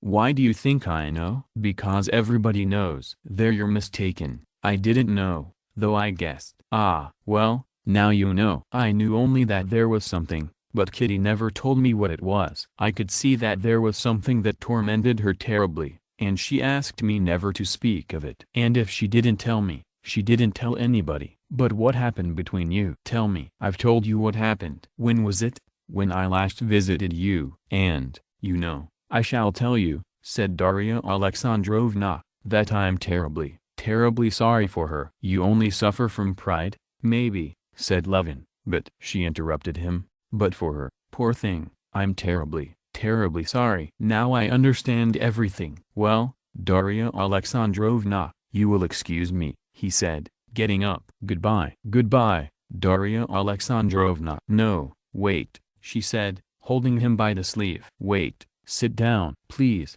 please, let's not talk about it," he said, sitting down and at the same time feeling a hope he had thought buried rising and stirring in his heart. "If I didn't love you," said Darya Alexandrovna, and tears welled up in her eyes, "if I didn't know you as I do," the feeling that had seemed dead revived more and more, rising and taking possession of Levin's heart. "Yes, I understand everything now," Darya Alexandrovna went on. "You can't understand it. For you men, who are free and can choose, it's always clear whom you love. But a young girl in a state of expectation, with that feminine, maidenly modesty, a girl who sees you men from afar, who takes everything on trust, a girl may and does sometimes feel that she doesn't know who she loves or what to say. Yes, if her heart doesn't speak, no, her heart speaks, but consider, you men have your eye on a girl, you visit the house, you make friends, you watch, you wait to see if you're going to find what you love, and then, once you're convinced of your love, you propose. Well, it's not quite like that. Never mind. You propose when your love has ripened or when the scale tips towards one of your two choices. But a girl isn't asked. She's expected to choose for herself, but she can't choose and only answers yes or no. "Yes," thought Levin, "a choice between me and Vronsky," and the dead man reviving in his heart died again and only weighed his heart down painfully. "Darya Alexandrovna," he said, "one chooses a dress that way, or I don't know what purchase, but not love. The choice has been made and so much the better, and there can be no repetition." "Ah, pride, pride," said Darya Alexandrovna, as if despising him for the meanness of this feeling compared with that other feeling which only women know. "At the time you proposed to Kitty, she was precisely in a position where she could not give an answer. She hesitated between you and Vronsky. Him she saw every day, you she had not seen for a long time. Suppose she had been older, for me, for example, there could have been no hesitation in her place. I always found him disgusting, and so he was in the end." Levin remembered Kitty's answer. She had said, "No, it cannot be." "Darya Alexandrovna," he said dryly, "I appreciate your confidence in me, but I think you are mistaken. I may be right or wrong, but this pride that you so despise makes any thought of Katerina Alexandrovna impossible for me, you understand, completely impossible. I'll say only one more thing. You understand that I'm speaking of a sister whom I love like my own children. I'm not saying that she loves you, but I only want to say that her refusal at that moment proves nothing." "I don't know," said Levin, jumping up. "If you realized what pain you're causing me. It's the same as if your child were dead, and you were told he would have been like this and that, and he might have lived, and you would have rejoiced over him. And he's dead, dead, dead. How funny you are," Darya Alexandrovna said with a sad smile, despite Levin's agitation. "Yes, I understand it all now," she went on pensively. "So, you won't come to see us when Kitty's here?" "No, I won't. Naturally. I'm not going to avoid Katerina Alexandrovna, but, wherever possible, I'll try to spare her the unpleasantness of my presence." "You are very, very funny," Darya Alexandrovna repeated, studying his face tenderly. "Well, all right, it will be as if we never spoke of it." "What is it, Tanya?" she said in French to the girl who had just come in. "Where's my shovel, Mama?" "I am speaking French, and you should do the same." The girl wanted to do the same, but forgot what a shovel is called in French, her mother told her and then proceeded to tell her in French where to find the shovel. And Levin found this disagreeable. Now everything in Darya Alexandrovna's house and in her children seemed less nice to him than before. And why does she speak French with the children? He thought. How unnatural and false it is. And the children can feel it. Teaching French and unteaching sincerity, he thought to himself, not knowing that Darya Alexandrovna had already thought it all over 20 times and, to the detriment of sincerity, had found it necessary to teach her children in this way. But where are you going? Stay a little. Levin stayed till tea, but all his merriment had vanished and he felt awkward. After tea he went to the front hall to order the horses to be readied and, on returning, found Darya Alexandrovna looking agitated and upset, with tears in her eyes. While Levin was out of the room, an event had occurred which had suddenly destroyed for Darya Alexandrovna all that day's happiness and pride in her children. Grisha and Tanya had fought over a ball. Darya Alexandrovna, hearing shouts in the nursery, had run there and found a terrible sight. Tanya was holding Grisha by the hair, while he, his face disfigured by anger, was hitting her with his fists wherever he could reach. Something snapped in Darya Alexandrovna's heart when she saw this. It was as if darkness came over her life. She understood that her children, of whom she was so proud, were not only most ordinary, but even bad, poorly brought up children, wicked children, with coarse, beastly inclinations.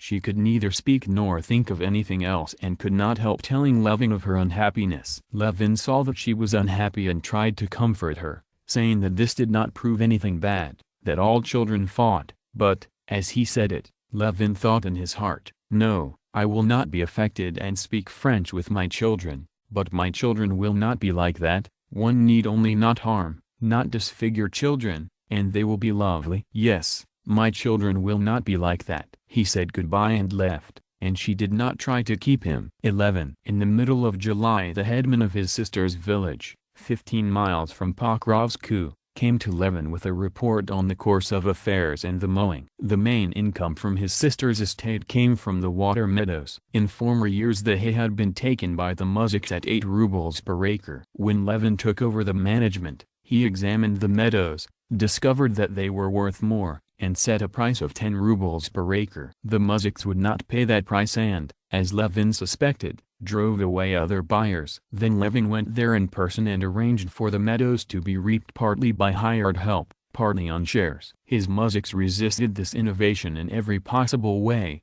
but the thing went ahead, and in the first year the income from the meadows nearly doubled. 2 years ago and last year the muziks had kept up the same resistance, and the reaping had been done in the same way. This year the muziks had cut all the hay for a share of 1/3, and now the headman had come to announce that the mowing was done and that, fearing rain, he had sent for the clerk and in his presence had already divided the hay, piling up 11 stacks as the master's share. From his vague answers to the question of how much hay there had been in the main meadow, from the headman's haste in dividing the hay without asking permission, from the muzik's whole tone, Levin realized that there was something shady in this distribution of the hay and decided to go himself to verify the matter.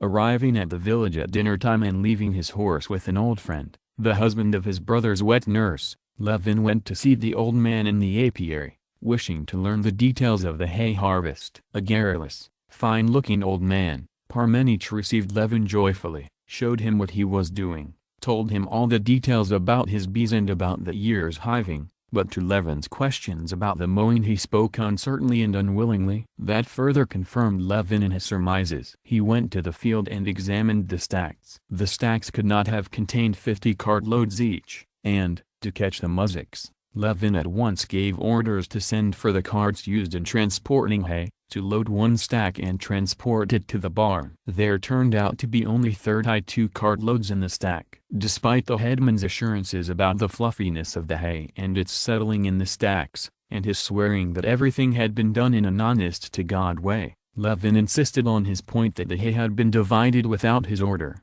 and that he therefore did not accept this hay as 50 cartloads to a stack. After lengthy arguments, the decision was that the muziks would take those 11 stacks, counting them as 50 cartloads each, towards their share, and apportioned the master's share again. These negotiations and the distribution of the stacks went on till the afternoon break. When the last of the hay had been distributed, Levin, entrusting the clerk with supervising the rest, seated himself on a haystack marked with a willow branch and admired the meadow teeming with peasants. In front of him, where the river bent around a little bog, a motley line of women moved with a merry chatter of ringing voices, and the scattered hay quickly stretched out in gray, meandering ridges over the pale green new growth. Behind the women came muzhiks with forks, and the ridges grew into broad, tall, fluffy haystacks. To the left, carts rattled over the already reaped meadow, and the haystacks, lifted in huge forkfuls, vanished one after another, replaced by heavy cartloads of fragrant hay overhanging the horses' groups. "Fine weather for it." "What hay we'll have," said the old man, sitting down beside Levin. "It's tea, not hay. They pick it up like ducklings after grain," he added, pointing to the stacks being forked. "A good half's been carted off since dinner." "The last one, is it?" he shouted to a young fellow who was driving by, standing in front of the cart box and waving the ends of the hempen reins. "The last one, Pa," the young fellow shouted, holding the horse back, and, smiling, he turned round to the gay, red-cheeked woman, also smiling, who was sitting in the cart box, and drove on. "Who's that, your son?" asked Levin. "My youngest," said the old man with a tender smile. "A fine young fellow." "Not bad." "Already married?" "Yes, 2 years ago. St. Philip's." 11. "And what about children?" "Children? Ha!" For a whole year he understood nothing, and was bashful besides, the old man replied. "Ah, what hay?" "Just like tea," he repeated, wishing to change the subject. Levin looked more attentively at Ivan Parmenov and his wife. They were loading a haystack not far from him. Ivan Parmenov stood on the cart, receiving, spreading and stamping down the enormous loads of hay that his young beauty of a wife deftly heaved up to him, first in armfuls and then on the fork. The young woman worked easily, cheerfully and skillfully. The thick, packed down hay would not go right on the fork. She first loosened it up, stuck the fork in, then leaned the whole weight of her body on it with a supple and quick movement and, straightening up at once, curving her back tightly girded with a red sash, her full breasts showing under the white smock,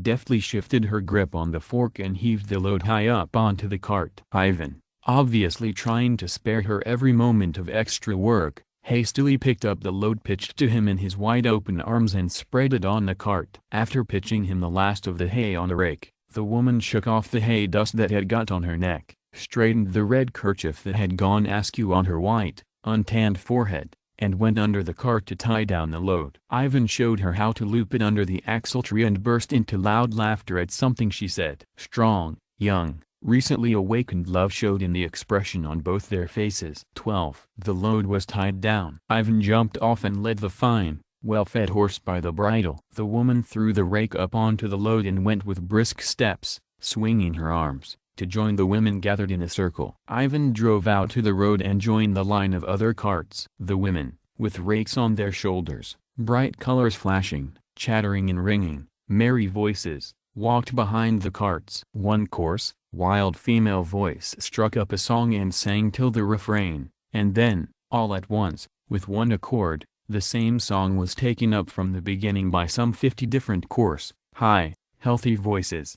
The singing women approached Levin, and it seemed to him that a thundercloud of merriment was coming upon him. The cloud came over him and enveloped him, and the haystack on which he lay, and all the other haystacks and carts, and the whole meadow with the distant fields all started moving and heaving to the rhythm of this wild, rollicking song with its shouts, whistles and whoops. Levin was envious of this healthy merriment. He would have liked to take part in expressing this joy of life, but he could do nothing and had to lie there and look and listen. When the peasants and their song had vanished from his sight and hearing, a heavy feeling of anguish at his loneliness, his bodily idleness, his hostility to this world, came over him.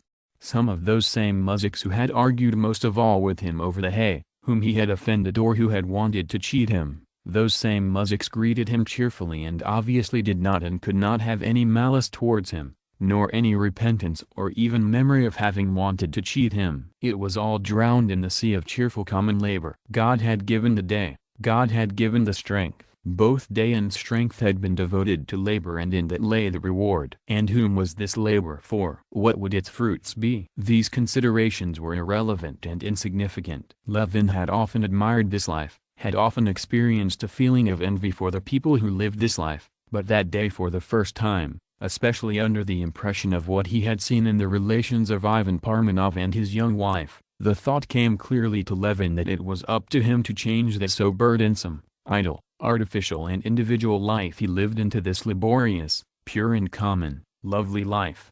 The old man who had been sitting with him had long since gone home, the peasants had all dispersed. Those who lived nearby had gone home, those from far away had gathered to have supper and spend the night in the meadow. Levin, unnoticed by the peasants, went on lying on the haystack, watching, listening and thinking. The peasants who were staying overnight in the meadow spent almost the whole short summer night without sleeping. First there was general, merry talk and loud laughter over supper, then again songs and laughter. The long, laborious day had left no other trace in them than merriment. Before dawn everything quieted down. Only the night sounds of the never-silent frogs in the swamp and the horses snorting in the morning mist rising over the meadow could be heard. Coming to his senses, Levin got down off the haystack, looked at the stars and realized that night was over. Well, what am I to do then? How am I to do it? He said to himself, trying to put into words all that he had thought and felt during that short night. All those thoughts and feelings were divided into three separate lines of argument. One was to renounce his old life, his useless knowledge, his utterly needless education. This renunciation gave him pleasure and was easy and simple for him. Other thoughts and notions concerned the life he wished to live now. The simplicity, the purity, the legitimacy of this life he felt clearly, and he was convinced that he would find in it that satisfaction, repose and dignity, the absence of which he felt so painfully. But the third line of argument turned around the question of how to make this transition from the old life to the new. And here nothing clear presented itself to him. To have a wife, to have work and a necessity to work, to leave Pokrovsky, to buy land, to join a community, to marry a peasant woman. How am I to do it? He asked himself again, and found no answer. However, I didn't sleep all night and can't give myself a clear accounting, he told himself. I'll clear it up later. One thing is sure, that this night has decided my fate. All my former dreams about family life are nonsense, not the right thing, he said to himself. All this is much simpler and better. How beautiful, he thought, looking at the strange mother of pearl shell of white, fleecy clouds that stopped right over his head in the middle of the sky. How lovely everything is on this lovely night, and when did that shell have time to form? A moment ago I looked at the sky, and there was nothing there, only two white strips. Yes, and in that same imperceptible way my views of life have also changed. He left the meadow and walked down the main road to the village. A slight breeze sprang up, and it turned gray, gloomy. The bleak moment came that usually precedes dawn, the full victory of light over darkness. Hunched up with cold, Levin walked quickly, his eyes on the ground. What's that? Someone's coming, he thought, hearing bells, and he raised his head. 40 paces away from him, on the grassy main road down which he was walking, a coach and four with leather trunks on its roof came driving towards him. The shaft horses pressed towards the shafts, away from the ruts, but the adroit driver, sitting sideways on the box, guided the shafts along the ruts, so that the wheels ran over the smooth ground. That was the only thing Levin noticed and, without thinking who it might be, he glanced absent-mindedly into the coach. Inside the coach an old lady dozed in the corner and a young girl, apparently just awakened, sat by the window, holding the ribbons of her white bonnet with both hands. Bright and thoughtful, all filled with a graceful and complex inner life to which Levin was a stranger, she looked through him at the glowing sunrise. At the very instant when this vision was about to vanish, the truthful eyes looked at him. She recognized him, and astonished joy lit up her face. He could not have been mistaken. There were no other eyes in the world like those. There was no other being in the world capable of concentrating for him all the light and meaning of life. It was she. It was Kitty. He realized that she was driving to Yorgoshovo from the railway station. And all that had troubled Levin during that sleepless night, all the decisions he had taken, all of it suddenly vanished. He recalled with disgust his dreams of marrying a peasant woman. There, in that carriage quickly moving away and bearing to the other side of the road, was the only possibility of resolving the riddle of his life that had been weighing on him so painfully of late. She did not look out again. The noise of the springs could no longer be heard, the bells were barely audible. The barking of dogs indicated that the coach had entered the village, and around there remained the empty fields, the village ahead, and he himself, solitary and a stranger to everything, walking alone down the deserted main road. He looked at the sky, hoping to find there the shell he had admired, which had embodied for him the whole train of thoughts and feelings of the past night. There was no longer anything resembling a shell in the sky. There, in the inaccessible heights, a mysterious change had already been accomplished. No trace of the shell was left, but spread over half the sky was a smooth carpet of ever-diminishing fleecy clouds. The sky had turned blue and radiant, and with the same tenderness, yet also with the same inaccessibility, it returned his questioning look. No, he said to himself. However good that life of simplicity and labor may be, I cannot go back to it. I love her. 13. No one except the people closest to Alexey Alexandrovich knew that this ostensibly most cold and reasonable man had one weakness that contradicted the general cast of his character. Alexey Alexandrovich was unable to hear and see the tears of a child or a woman with indifference. The sight of tears perplexed him and made him lose all ability to reason. His office manager and his secretary knew it and warned lady petitioners that they should not weep, if they did not want to ruin their chances. He'll get angry and won't listen to you, they said. And, indeed, in such cases the inner disturbance produced in Alexey Alexandrovich by tears expressed itself in quick anger. I can do nothing, nothing. Kindly get out, he usually shouted. When, on the way home from the race, Anna told him about her relations with Vronsky and immediately after that covered her face with her hands and wept, Alexey Alexandrovich, despite the anger aroused in him against her, felt at the same time the surge of that inner disturbance which tears always produced in him. Aware of it and aware that an expression of his feelings at that moment would be unsuitable to the situation, he tried to suppress in himself any manifestation of life, and therefore did not move and did not look at her. From this came that strange expression of deadness on his face, which so struck Anna. When they drove up to their house, he helped her out of the carriage and, making an inner effort, took leave of her with his usual courtesy, uttering words that did not oblige him to anything. He said that he would tell her his decision tomorrow. His wife's words, confirming his worst doubts, produced a cruel pain in Alexey Alexandrovich's heart. This pain was further intensified by a strange feeling of physical pity for her, produced in him by her tears. But, left alone in a carriage, Alexey Alexandrovich, to his own surprise and joy, felt complete deliverance both from this pity and from the doubt and suffering of jealousy that had lately tormented him. He felt like a man who has had a long aching tooth pulled out. After the terrible pain and the sensation of something huge, bigger than his head, being drawn from his jaw, the patient, still not believing his good fortune, suddenly feels that what had poisoned his life and absorbed all his attention for so long exists no more, and that he can again live, think and be interested in something other than his tooth. This was the feeling Alexey Alexandrovich experienced. The pain had been strange and terrible, but now it was gone. He felt that he could again live and think about something other than his wife. No honor, no heart, no religion, a depraved woman. I always knew it, and always saw it, though I tried to deceive myself out of pity for her, he said to himself. And indeed it seemed to him that he had always seen it. He recalled details of their past life which before had not seemed to him to be anything bad. Now these details showed clearly that she had always been depraved. I made a mistake in binding my life to hers, but there is nothing bad in this mistake, and therefore I cannot be unhappy. I am not the guilty one, he said to himself. She is. But I have nothing to do with her. For me she doesn't exist. All that was going to befall her and their son, towards whom his feeling had changed just as it had towards her, ceased to concern him. The only thing that concerned him now was the question of how to shake off in the best, most decent, most convenient for him, and therefore most just way, the mud she had spattered on him in her fall, and to continue on his path of active, honest and useful life.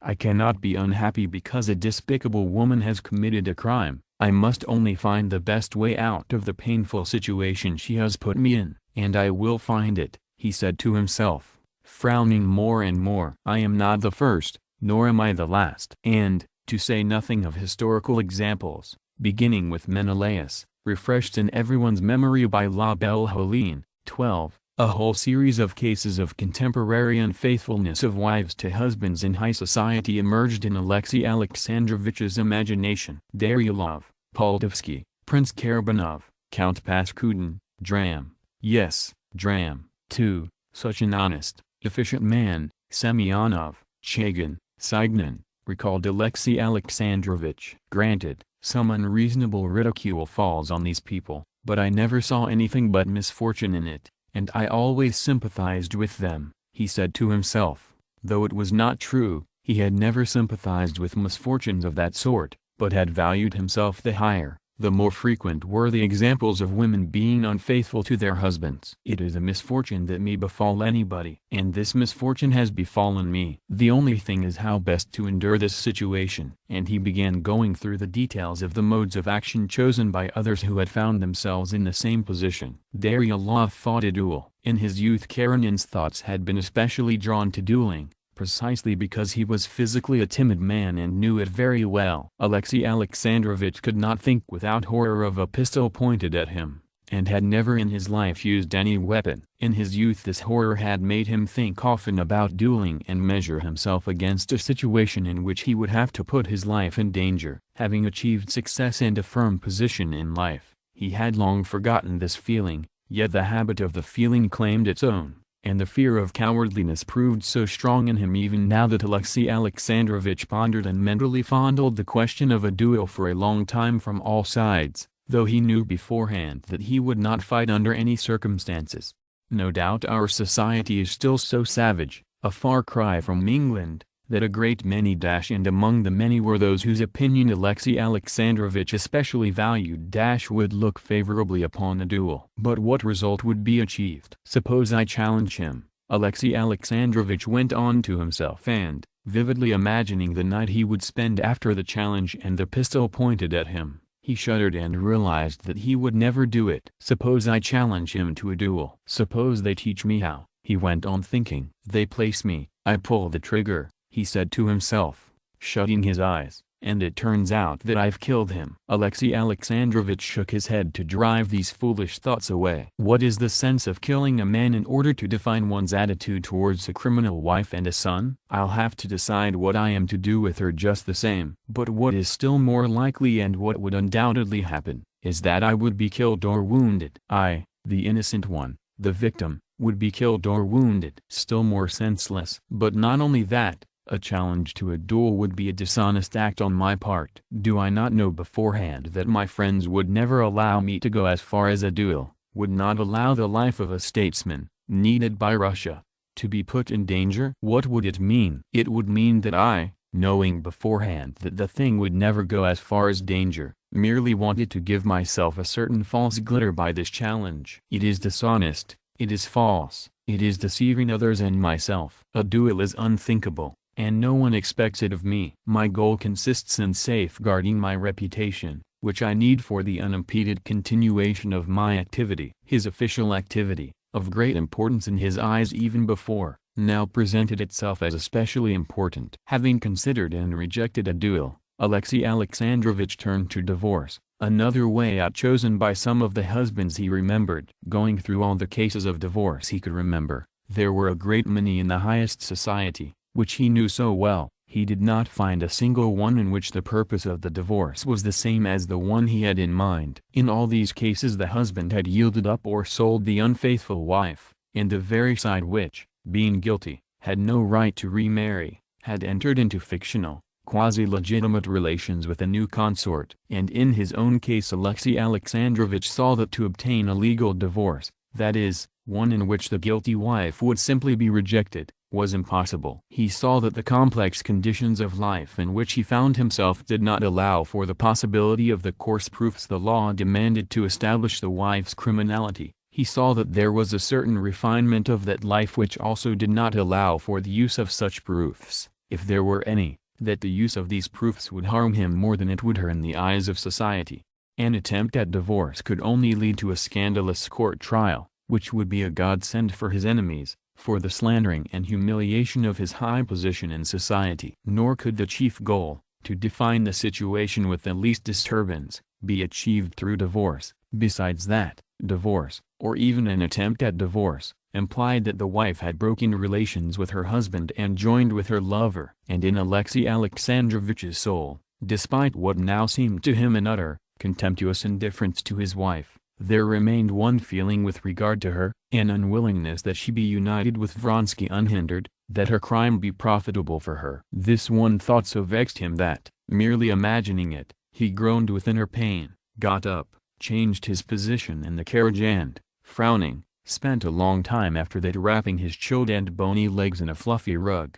Apart from formal divorce, it would also be possible to do what Karabanov, Paskudin, and the good Dram did, that is, to separate from my wife, he went on thinking once he had calmed down. But that measure presented the same inconvenience of disgrace as did divorce, and above all, just like formal divorce, it would throw his wife into Vronsky's arms. No, this is impossible, impossible. He spoke aloud, beginning to fuss with his rug again. I cannot be unhappy, but neither should she and he be happy. The feeling of jealousy that had tormented him while he did not know, had gone away the moment his tooth was painfully pulled out by his wife's words. But that feeling had been replaced by another, the wish not only that she not triumph, but that she be paid back for her crime. He did not acknowledge this feeling, but in the depths of his soul he wished her to suffer for disturbing his peace and honor. And again going over the conditions of a duel, a divorce, a separation, and again rejecting them,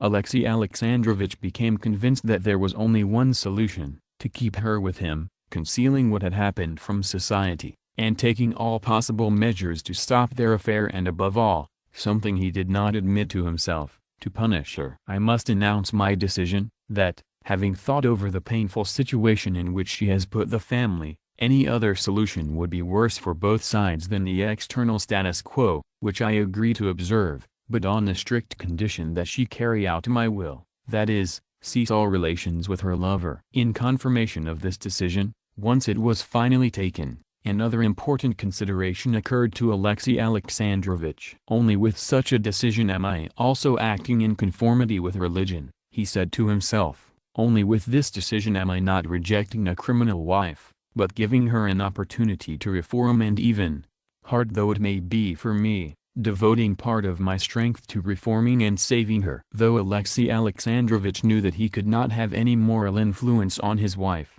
that nothing would come of this attempt at reformation except lies, though, while living through these difficult moments, he never once thought of seeking guidance from religion. Now that his decision coincided, as it seemed to him, with the requirements of religion, this religious sanction of his decision gave him full satisfaction and a measure of peace. It gladdened him to think that, even in so important a matter of life as this, no one would be able to say that he had not acted in accordance with the rules of that religion whose banner he had always held high, amidst the general coolness and indifference. In thinking over the further details, Alexey Alexandrovich did not see why his relations with his wife might not even remain almost the same as before. Doubtless he would never be able to give her back his respect, but there were not and could not be any reasons for him to upset his life and to suffer as a result of her being a bad and unfaithful wife. Yes, time will pass, all amending time, and the former relations will be restored,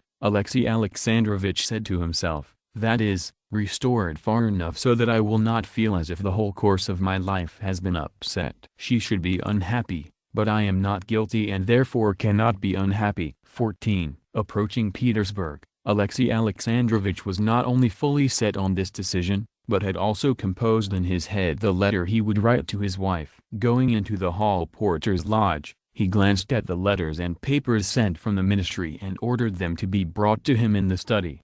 Unharness and admit no one, he said to the porter's question, emphasizing the words admit no one with a certain pleasure, which in him was a sign of good spirits. In his study Alexey Alexandrovich paced up and down a couple of times, stopped by the enormous desk, on which 6 candles had been lit beforehand by the valet, cracked his fingers and sat down, sorting out his writing accessories. Placing his elbows on the desk, he inclined his head to one side, thought for a moment, and began to write, not stopping for a second. He wrote without addressing her and in French, using the plural pronoun nous, which does not have that character of coldness which it has in Russian.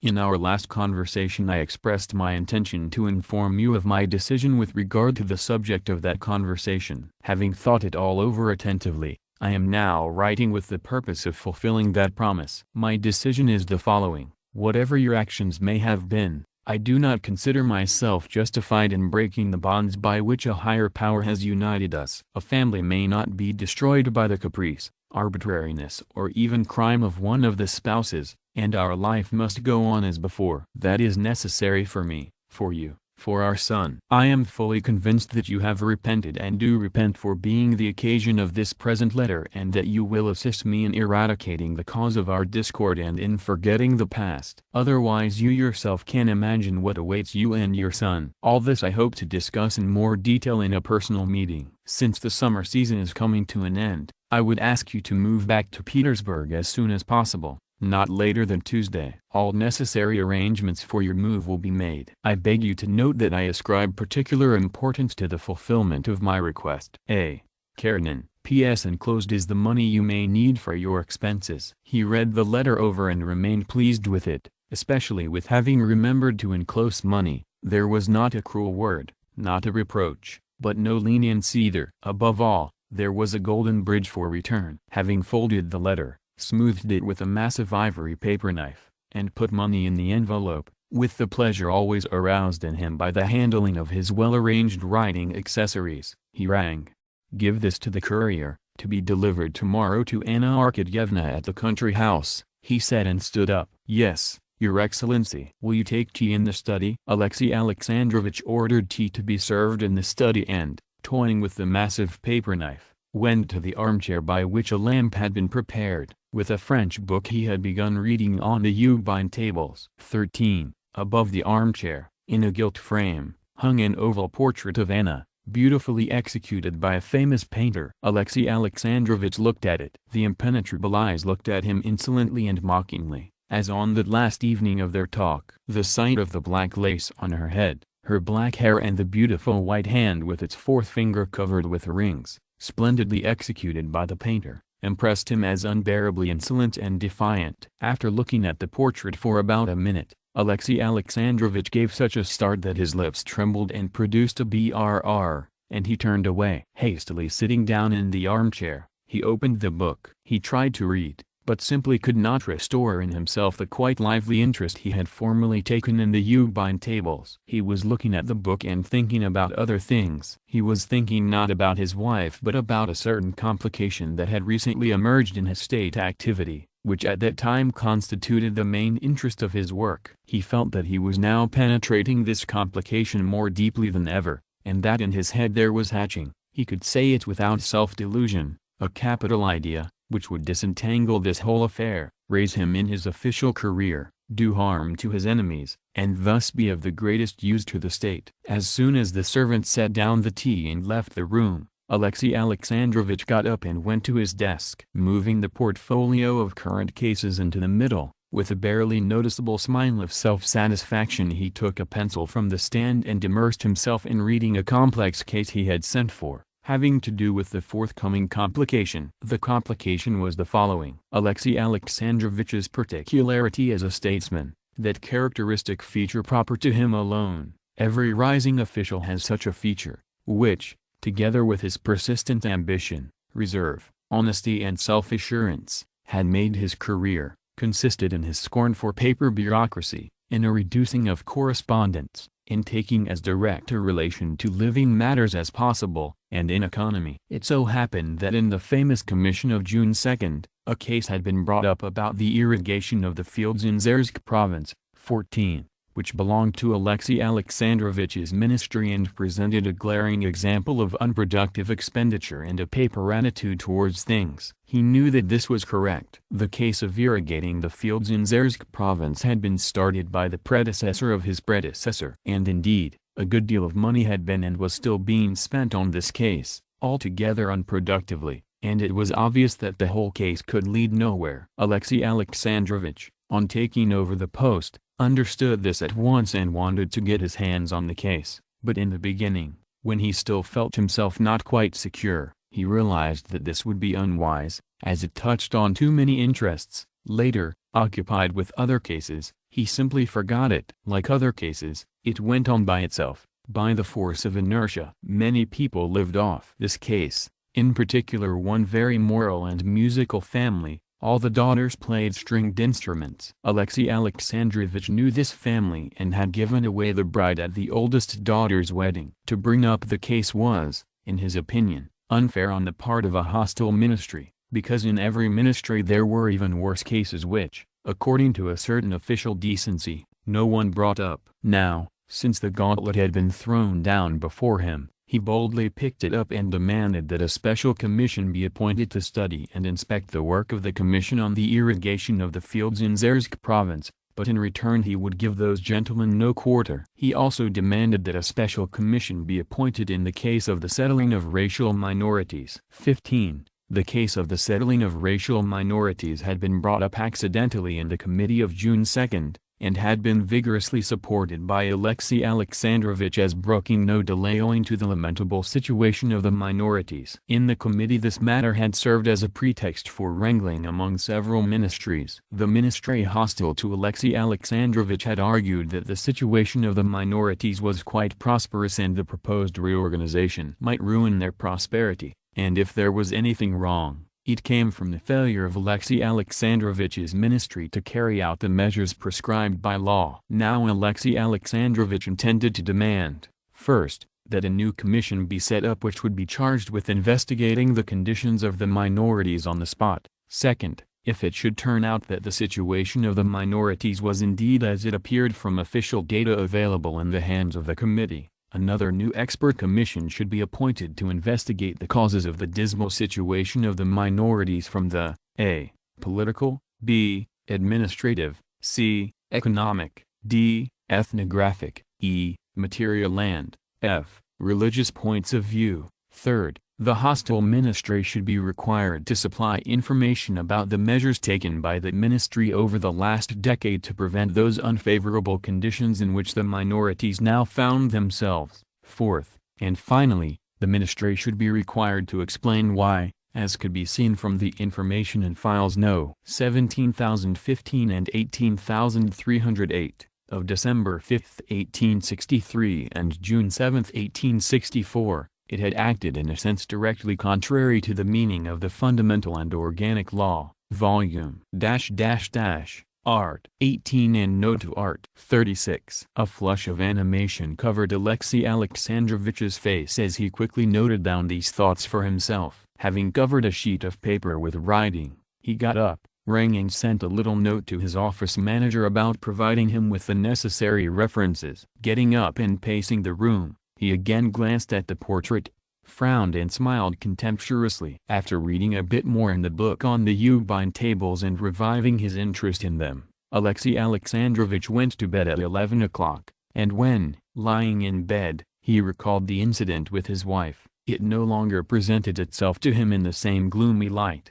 15. Though Anna had stubbornly and bitterly persisted in contradicting Vronsky when he told her that her situation was impossible and tried to persuade her to reveal everything to her husband, in the depths of her soul she considered her situation false, dishonest, and wished with all her soul to change it. Coming home from the races with her husband, in a moment of agitation she had told him everything. Despite the pain she had felt in doing so, she was glad of it. After her husband left, she told herself that she was glad, that now everything would be definite and at least there would be no falsehood and deceit. It seemed unquestionable to her that now her situation would be defined forever. It might be bad, this new situation, but it would be definite, there would be no vagueness or falsehood in it. The pain she had caused herself and her husband by uttering those words would be recompensed by the fact that everything would be defined, she thought. That same evening she saw Vronsky but did not tell him about what had happened between her and her husband,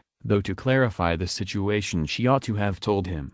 When she woke up the next morning, the first thing that came to her was the words she had spoken to her husband, and they seemed so terrible to her now that she could not understand how she could have resolved to utter those strange, coarse words, and could not imagine what would come of it. But the words had been spoken, and Alexei Alexandrovich had left without saying anything. I saw Vronsky and didn't tell him. Even at the very moment he was leaving, I wanted to call him back and tell him, but I changed my mind, because it was strange that I hadn't told him at the very first moment. Why didn't I tell him, if I wanted to? And in answer to this question, a hot flush of shame poured over her face. She understood what had kept her from doing it. She understood that she was ashamed. Her situation, which had seemed clarified last night, now suddenly appeared to her not only not clarified, but hopeless. She became terrified of the disgrace which she had not even thought of before. When she merely thought of what her husband was going to do, the most terrible notions came to her. It occurred to her that the accountant would now come to turn her out of the house, that her disgrace would be announced to the whole world. She asked herself where she would go when she was turned out of the house, and could find no answer. When she thought of Vronsky, she imagined that he did not love her, that he was already beginning to be burdened by her, that she could not offer herself to him, and she felt hostile to him because of it. It seemed to her that the words she had spoken to her husband, and which she kept repeating in her imagination, had been spoken to everyone and that everyone had heard them. She could not bring herself to look into the eyes of those she lived with. She could not bring herself to call her maid and still less to go downstairs to see her son and the governess. The maid, who had been listening by the door for a long time, came into the room on her own. Anna looked questioningly into her eyes and blushed timorously. The maid apologized for coming in and said she thought she had heard the bell. She brought a dress and a note. The note was from Betsy. Betsy reminded her that she had Liza Merkalov and Baroness Stolz, with their admirers, Kalievsky and Oldstrimov, coming that morning for a croquet party. Do come just to see it, as a study in manners. I'll expect you, she ended. Anna read the note and sighed deeply. Nothing, I need nothing, she said to Anushka, who kept rearranging the flacons and brushes on the dressing table. Go, I'll get dressed now and come out. There's nothing I need. Anushka left, but Anna did not begin to dress. She went on sitting in the same position, her head and arms hanging down, and every once in a while her whole body shuddered, as if wishing to make some gesture, to say something, and then became still again. She kept repeating, my God, but neither the my nor the God had any meaning for her. Though she had never doubted the religion in which she had been brought up, the thought of seeking help from religion in her situation was as foreign to her as seeking help from Alexei Alexandrovich. She knew beforehand that the help of religion was possible only on condition of renouncing all that made up the whole meaning of life for her. Not only was it painful for her, but she was beginning to feel fear before the new, never experienced state of her soul. She felt that everything was beginning to go double in her soul, as an object sometimes goes double in tired eyes. Sometimes she did not know what she feared, what she desired, whether she feared or desired what had been or what would be, and precisely what she desired, she did not know. Ah, what am I doing? She said to herself, suddenly feeling pain in both sides of her head. When she came to herself, she saw that she was clutching the hair on her temples and squeezing them with both hands. She jumped up and began pacing. Coffee's ready, and Mamselle and Seryosha are waiting, said Anushka, coming back again and finding Anna in the same position. Seryosha? What about Seryosha? Anna asked, suddenly becoming animated, remembering her son's existence for the first time that whole morning. He's been naughty, it seems, Anushka answered, smiling. What has he done? You had some peaches on the table in the corner room, and it seems he ate one on the sly. The reminder of her son suddenly brought Anna out of that state of hopelessness which she had been in. She remembered the partly sincere, though much exaggerated, role of the mother who lives for her son, which she had taken upon herself in recent years, and felt with joy that, in the circumstances she was in, she had her domain, independent of her relations with her husband and Vronsky. That domain was her son. Whatever position she was in, she could not abandon her son. Let her husband disgrace her and turn her out, let Vronsky grow cool towards her and continue to lead his independent life. Again she thought of him with bitterness and reproach. She could not desert her son. She had a goal in life. And she had to act in order to safeguard that position with her son, so that he would not be taken from her. She even had to act soon, as soon as possible, while he had not yet been taken from her. She had to take her son and leave. Here was the one thing she now had to do. She needed to be calm and to get out of this painful situation. The thought of a matter directly connected with her son, of leaving with him at once for somewhere, gave her that calm. She dressed quickly, went downstairs, and with a resolute stride entered the drawing room where, as usual, coffee and Seryosha with the governess were waiting for her. Seryosha, all in white, stood by the table under the mirror and, his back and head bowed, with an expression of strained attention which she knew in him and in which he resembled his father, was doing something with the flowers he had brought. The governess had an especially severe look. Seryosha cried out shrilly, as he often did, "Ah, Mama!" and stopped, undecided whether to go and greet his mother, abandoning the flowers, or to finish the garland and go to her with the flowers. The governess, having greeted her, began to tell her at length and with qualifications about Seryosha's trespass, but Anna was not listening to her. She was thinking whether she would take her along or not. "No, I won't," she decided. "I'll go alone with my son." "Yes, that's very bad," said Anna and, taking her son by the shoulder, she looked at him not with a severe but with a timid gaze, which embarrassed and delighted the boy, and kissed him. "Leave him with me," she said to the astonished governess and, not letting go of her son's hand, sat down at the table where the coffee was waiting.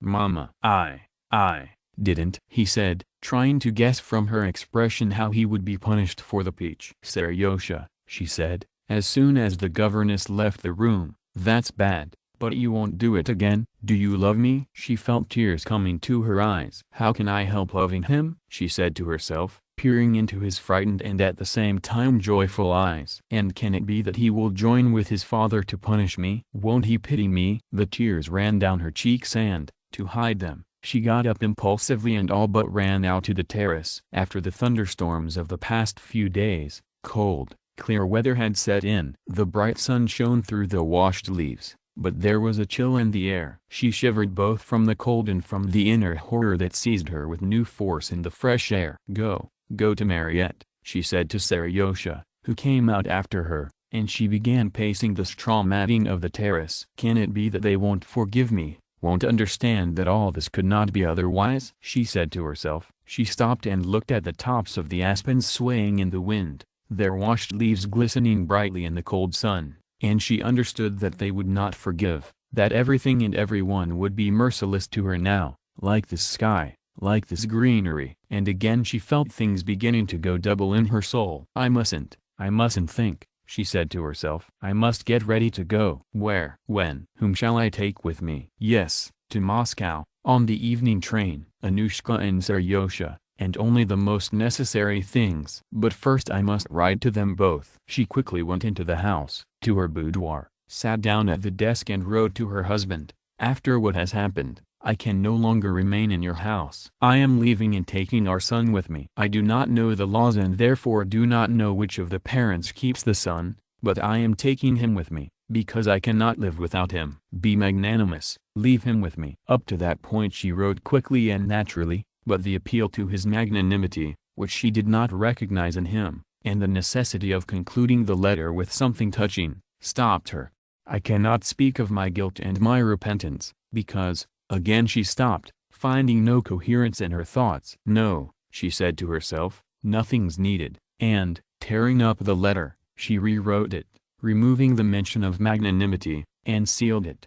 The other letter had to be written to Vronsky. "I have told my husband," she wrote, and sat for a long time, unable to write more. It was so coarse, so unfeminine. And then, "What can I write to him?" she said to herself. Again a flush of shame covered her face. She remembered his calm, and a feeling of vexation with him made her tear the sheet with the written phrase into little shreds. "Nothing's necessary," she said to herself. She folded the blotting pad, went upstairs, told the governess and the servants that she was going to Moscow that day, and immediately started packing her things.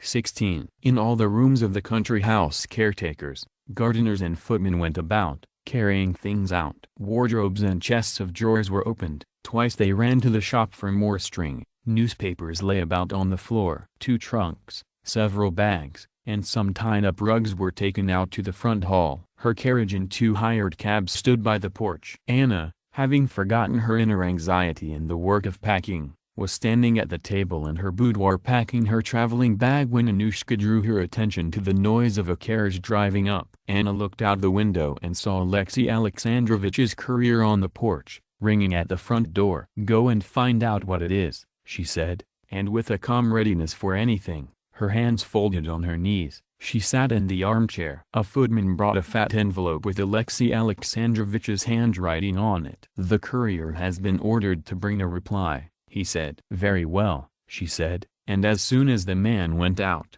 she tore open the letter with trembling fingers. A wad of unfolded bank notes in a sealed wrapper fell out of it. She freed the letter and began reading from the end. "I have made the preparations for the move. I ascribe importance to the fulfillment of my request," she read. She skipped further back, read everything and once again read through the whole letter from the beginning. When she finished, she felt that she was cold and that a terrible disaster, such as she had never expected, had fallen upon her. She had repented in the morning of what she had told her husband and had wished for only one thing, that those words might be as if unspoken. And here was a letter recognizing the words as unspoken and granting her what she had wished. But now this letter was more terrible for her than anything she could have imagined. He's right, she said. "Of course, he's always right. He's a Christian, he's magnanimous. Yes, the mean, vile man. And I'm the only one who understands or ever will understand it, and I can't explain it. They say he's a religious, moral, honest,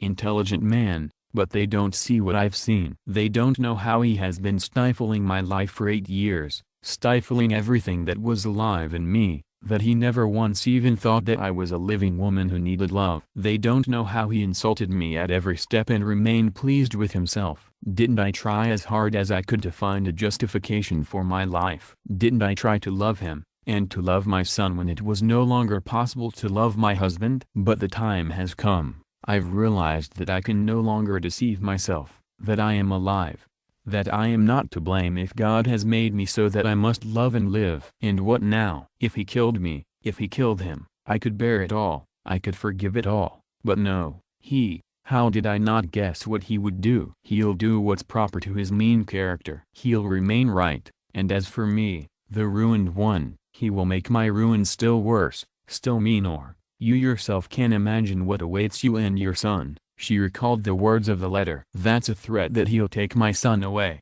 and according to their stupid law he can probably do it. But don't I know why he says it? He doesn't believe in my love for my son either, or else he despises, how he always did snigger at it, he despises this feeling of mine, but he knows that I won't abandon my son. I cannot abandon my son, that without my son there can be no life for me even with the one I love, but that if I abandon my son and run away from him, I'll be acting like the most disgraceful, vile woman. He knows that and knows I wouldn't be able to do it. Our life must go on as before." She recalled another phrase from the letter. "That life was a torment even before. It has been terrible recently. What will it be now? And he knows it all. He knows that I cannot repent that I breathe, that I love. He knows that, except for lies and deceit, there will be nothing in it. Yet he must go on tormenting me. I know him. I know that he swims and delights and lies like a fish in water. But no, I won't give him that delight. I'll tear apart this web of lies he wants to wrap around me. Come what may. Anything is better than lies and deceit. But how? My God, was any woman ever as unhappy as I am? No, I'll tear it apart," she cried out, jumping up and forcing back her tears. And she went to the desk in order to write him another letter. But in the depths of her soul she already sensed that she would be unable to tear anything apart, unable to get out of her former situation, however false and dishonest it was. She sat down at the desk but, instead of writing, she folded her arms on it, put her head on them, and wept, sobbing and heaving her whole breast, the way children weep. She wept that her dream of clarifying, of defining her situation was destroyed forever. She knew beforehand that everything would stay as it had been, and would even be far worse than it had been. She felt that the position she enjoyed in society, which had seemed so insignificant to her in the morning, was precious to her, and that she would not be able to exchange it for the shameful position of a woman who has abandoned her husband and son and joined her lover, that, try as she might, she could not be stronger than she was. She would never experience the freedom of love, but would forever remain a criminal wife, under threat of exposure every moment, deceiving her husband for the sake of a disgraceful affair with another, an independent man, with whom she could not live a life as one. She knew that this was how it would be, and at the same time it was so terrible that she could not even imagine how it would end. And she wept without restraint, as punished children weep. The sound of the footman's steps brought her back to herself and, hiding her face from him, she pretended to be writing. "The courier is asking for the reply," the footman reported. "Reply? Yes," said Anna. "Have him wait. I'll ring." "What can I write?" she thought. "What can I decide alone? What do I know? What do I want? What do I love?" Again she felt that things had begun to go double in her soul. She became frightened at this feeling and seized on the first pretext for action that came to her, to distract her from thoughts of herself. "I must see Alexei." So she called Vronsky in her mind. "He alone can tell me what I must do." "I'll go to Betsy, maybe I'll see him there," she said to herself, completely forgetting that just yesterday, when she had told him that she would not go to Princess Tverskoy's, he had said that in that case he would not go either. She went to the table, wrote to her husband, "I have received your letter." Rang and handed it to the footman. "We are not going," she said to Anushka as she came in. "Not going at all?" "No, don't unpack until tomorrow, and hold the carriage. I'm going to see the princess." "What dress shall I prepare?" 17. The company at the croquet party to which Princess Tverskoy had invited Anna was to consist of 2 ladies with their admirers. These 2 ladies were the chief representatives of a select New Petersburg circle which, in imitation of something, was called Les Sept Merveilles du Monde. 16. These ladies belonged to a high circle, true, but one totally hostile to the one frequented by Anna. Besides, old Stremov, one of the influential people of Petersburg, the admirer of Liza Merkelov, was Alexei Alexandrovich's enemy in the service. Because of all these considerations, Anna had not wished to go, and it was to this refusal that the hints in Princess Tverskoy's note had referred. But now, in hopes of seeing Vronsky, she wanted to go. Anna arrived at Princess Tverskoy's earlier than the other guests. Just as she came in, Vronsky's footman, resembling a commer junker with his brushed-up side whiskers, also came in. He stopped by the door and, taking off his cap, allowed her to pass. Anna recognized him and only then remembered Vronsky's saying the day before that he would not come. Probably he had sent a note to that effect. As she was taking off her coat in the front hall, she heard the footman, even pronouncing his RS like a commer junker, say, "From the Count to the Princess," and hand over a note. The 7 wonders of the world. She would have liked to ask where his master was. She would have liked to go home and send him a letter that he should come to her, or to go to him herself. But neither the one, nor the other, nor the third was possible. The bells announcing her arrival were already ringing ahead of her, and Princess Tverskoy's footman was already standing sideways in the open door, waiting for her to pass into the inner rooms.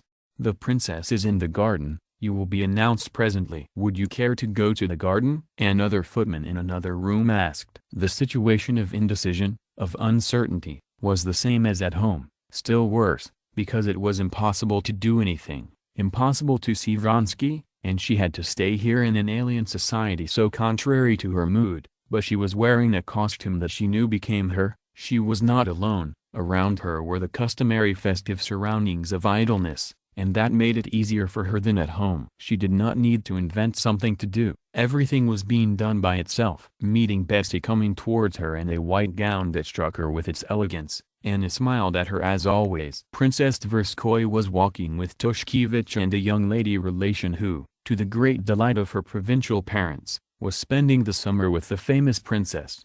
Probably there was something special in Anna, because Betsy noticed it at once. "I slept badly," Anna replied, studying the footman who was coming towards them and, she supposed, bringing Vronsky's note. "I'm so glad you've come," said Betsy. "I'm tired and just wanted to have a cup of tea before they arrive." "Why don't you and Masha," she turned to Tushkevich, "go and try the croquet ground where it's been cut? You and I will have time for a heart-to-heart talk over tea. We'll have a cozy chat, won't we?" she added in English, turning to Anna with a smile and pressing her hand, which was holding a parasol. "The more so as I can't stay with you long. I must go to see old Vrid." "I promised her ages ago," said Anna, for whom Lang, foreign to her nature, had not only become simple and natural in society, but even gave her pleasure.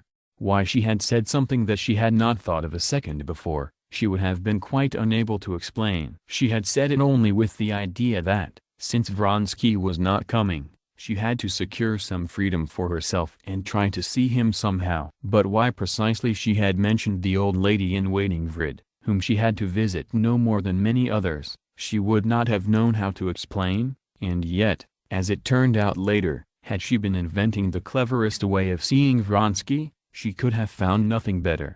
"No, I won't let you go for anything," replied Betsy, peering attentively into Anna's face. "Really, if I didn't love you, I'd be offended." "As if you're afraid my company might compromise you." "Please bring us tea in the small drawing room," she said, narrowing her eyes as she always did when addressing a footman. She took a note from him and read it. "Alexei has made us a false sleep," she said in French. "He writes that he can't come," she added in such a natural, simple tone as if it never could have entered her head that Vronsky was anything more to Anna than a croquet partner. Anna knew that Betsy knew everything, but, listening to the way she talked about Vronsky, she always had a momentary conviction that she knew nothing. "Ah," Anna said indifferently, as if it was of little interest to her, and went on with a smile. "How could your company compromise anyone?" This playing with words, this concealment of the secret, held great charm for Anna, as for all women. It was not the need for concealment, not the purpose of the concealment, but the very process of concealment that fascinated her. "I cannot be more Catholic than the Pope," she said. "Stremov and Liza Merkulov are the cream of society. They are also received everywhere, and she especially emphasized the slash, have never been strict and intolerant. I simply have no time." "Perhaps you don't want to run into Stremov? Let him and Alexei Alexandrovich be at loggerheads on some committee, that's no concern of ours. But in society he's the most amiable man I know and a passionate croquet player. You'll see. And despite his ridiculous position as Liza's aged wooer, you must see how he gets himself out of it. He's very sweet. You don't know Sappho's dolls?" This is a quite new, tone. While Betsy was saying all this, Anna sensed from her cheerful, intelligent look that she partly understood her position and was up to something. They were in the small drawing room. "Anyhow, I must write to Alexei," and Betsy sat down at the table, wrote a few lines and put them in an envelope. "I'm writing that he should come for dinner. I have one lady for dinner who is left without ๊anːə. New info bond, ๊anːə, has let us down. Man, see if it sounds convincing." "Excuse me, I'll leave you for a moment." "Seal it, please, and send it off," she said from the door. "I must make some arrangements." Without a moment's thought, Anna sat down at the table with Betsy's letter and, without reading it, added at the bottom, "I must see you. Come to Vrd's garden. I'll be there at 6 o'clock." She sealed it, and Betsy, having returned, sent the letter off in her presence. Over tea, which was brought to them on a tray table in the cool small drawing room, the two women indeed engaged in a cozy chat, as Princess Tverskoy had promised, until the guests arrived. They discussed the people who were expected, and the conversation came to rest on Liza Merkulov. "She's very sweet and I've always found her sympathetic," Anna said. "You ought to love her. She raves about you. Yesterday she came up to me after the race and was in despair at not finding you. She says you're a real heroine from a novel and that if she were a man she would have committed 1,000 follies for you. Stremov tells her she commits them anyway." "But tell me,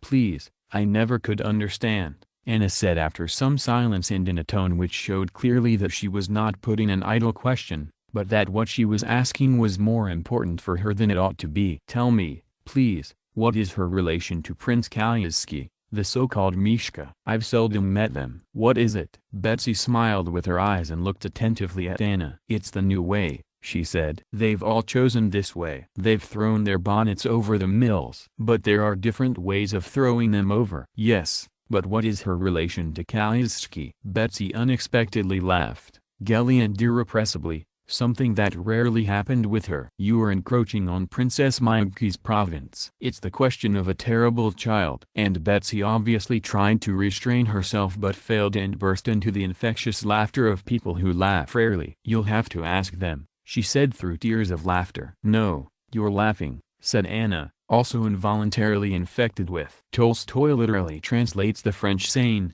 Jeter sunbonnet par-dessus les moulins, meaning to throw caution to the winds. Literal translation of the French enfant terrible. Laughter, but I never could understand it. I don't understand the husband's role in it. The husband? Liza Merkulov's husband carries rugs around for her and is always ready to be of service. And what else there is in fact, nobody wants to know. You see, in good society one doesn't speak or even think of certain details of the toilette. It's the same here. Will you be at Rolandaki's fete? Anna asked, to change the subject. I don't think so, Betsy replied and began carefully filling the small, translucent cups with fragrant tea. Moving a cup towards Anna, she took out a slender cigarette, put it into a silver holder, and lit it. So you see, I'm in a fortunate position, she began, no longer laughing, as she picked up her cup. I understand you and I understand Liza. Liza is one of those naive natures, like children, who don't understand what's good and what's bad. At least she didn't understand it when she was very young, and now she knows that this non-understanding becomes her. Now she may purposely not understand,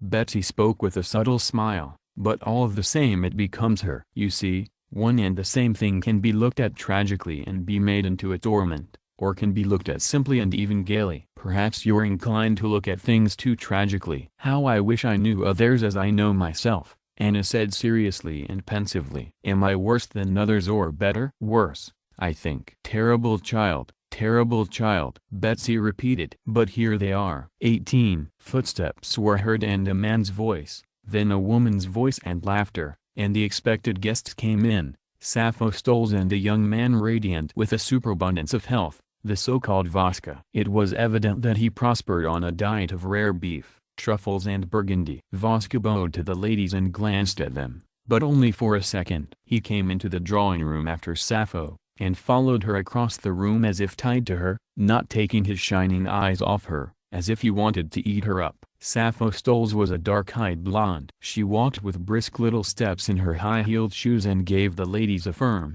mannish handshake. Anna had not met this new celebrity before and was struck by her beauty, by how extremely far her costume went, and by the boldness of her manners. On her head, hair of a delicately golden color, her own and other women's, was done up into such an edifice of a coiffure that her head equaled in size her shapely, well-rounded and much exposed bust. Her forward movement was so impetuous that at every step the forms of her knees and thighs were outlined under her dress, and the question involuntarily arose as to where, at the back of this built-up, heaving mountain, her real, small and shapely body actually ended, so bare above and so concealed behind and below.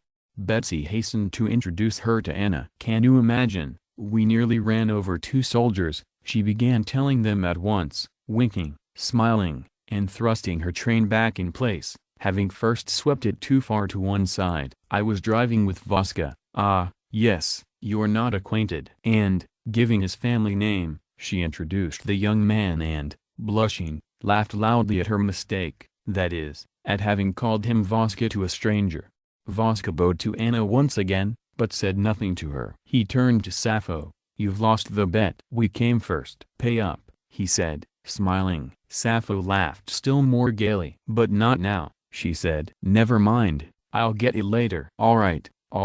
Ah, yes. She suddenly turned to the hostess. A fine one I am, I quite forgot. I've brought you a guest. Here he is. The unexpected young guest whom Sappho had brought and forgotten was, however, such an important guest that, despite his youth, both ladies rose to meet him. 17. This was Sappho's new admirer. He now hung on her heels, just as Vaska did. Soon Prince Kalyatsky arrived, and Liza Merkulov with Stremov. Liza Merkulov was a slender brunette with a lazy, Levantine type of face and lovely, unfathomable, as everyone said, eyes. The character of her dark costume, Anna noticed and appreciated it at once, was perfectly suited to her beauty. She was as soft and loose as Sappho was tough and collected. But to Anna's taste Liza was far more attractive. Betsy had said of her to Anna that she had adopted the tone of an ingenuous child, but when Anna saw her, she felt it was not true. She was indeed an ingenuous, spoiled, but sweet and mild woman. True, her tone was the same as Sappho's. Just as with Sappho, 2 admirers followed after her as if sewn to her, devouring her with their eyes. One young, the other an old man, But there was something in her that was higher than her surroundings. There was the brilliance of a diamond of the first water amidst glass. This brilliance shone from her lovely, indeed unfathomable, eyes. The weary and at the same time passionate gaze of those dark-ringed eyes was striking in its perfect sincerity. Looking into those eyes, everyone thought he knew her thoroughly and, knowing, could not but love her. When she saw Anna, her face suddenly lit up with a joyful smile. "Ah, how glad I am to see you," she said, going up to her. "Yesterday at the races I was just about to go to you, but you left. I wanted so much to see you precisely yesterday." "Wasn't it terrible?" she said, looking at Anna with those eyes that seemed to reveal her entire soul. "Yes, I never expected it would be so upsetting,"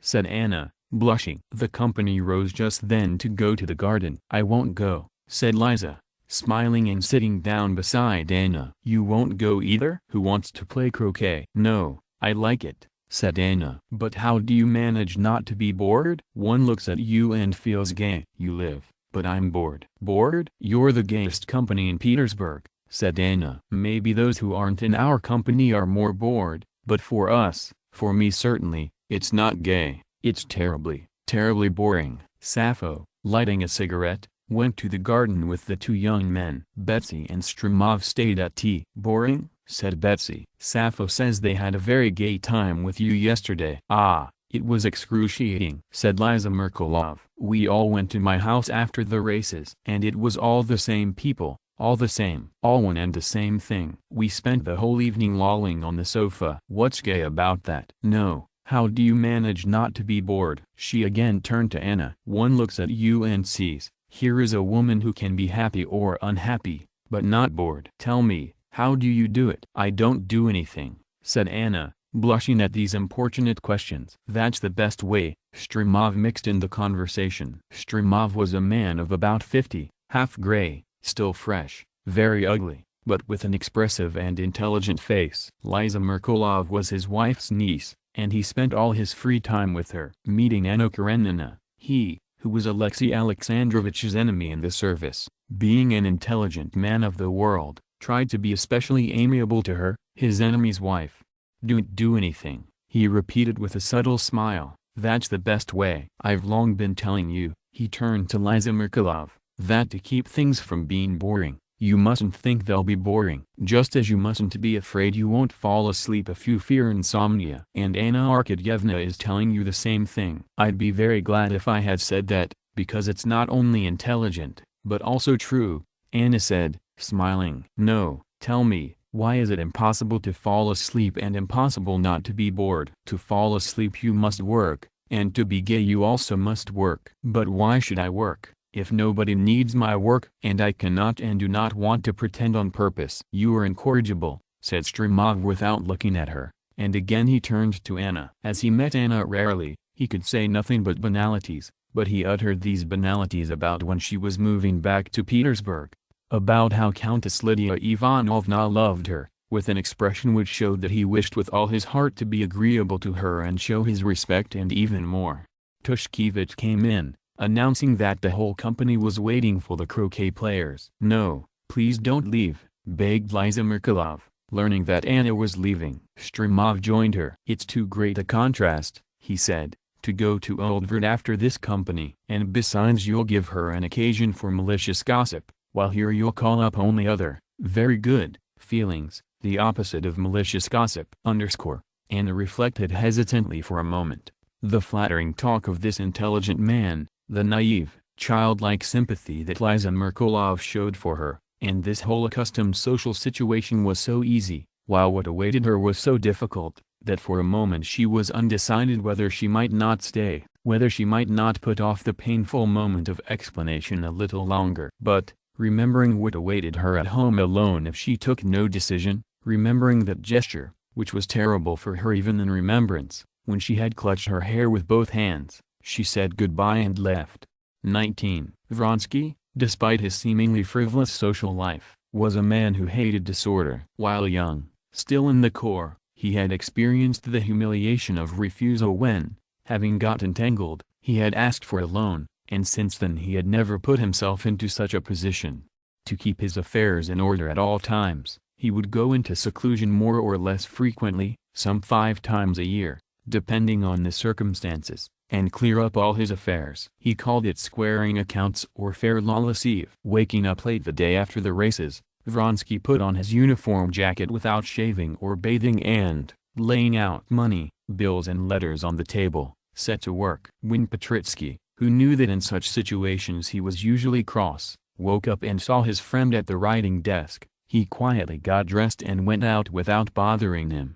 Every man, knowing to the smallest detail all the complexity of the conditions surrounding him, involuntarily assumes that the complexity of these conditions and the difficulty of comprehending them are only his personal, accidental peculiarity, and never thinks that others are surrounded by the same complexity as he is. So it seemed to Vronsky, and he thought, not without inner pride and not groundlessly, that anyone else would long ago have become entangled and been forced to act badly if he had found himself in such difficult circumstances. Yet he felt that to avoid getting entangled he had to do the accounts and clear up his situation there and then. The first thing Vronsky attacked, being the easiest, was money matters. Having written out in his small handwriting on a sheet of notepaper everything he owed, he added it all up and discovered that he owed 17,000 and some hundreds, which he dismissed for the sake of clarity. Then he counted up his cash and bank book and discovered that he had 1,800 left, with no prospect of doing the laundry more before the new year. Rereading the list of his debts,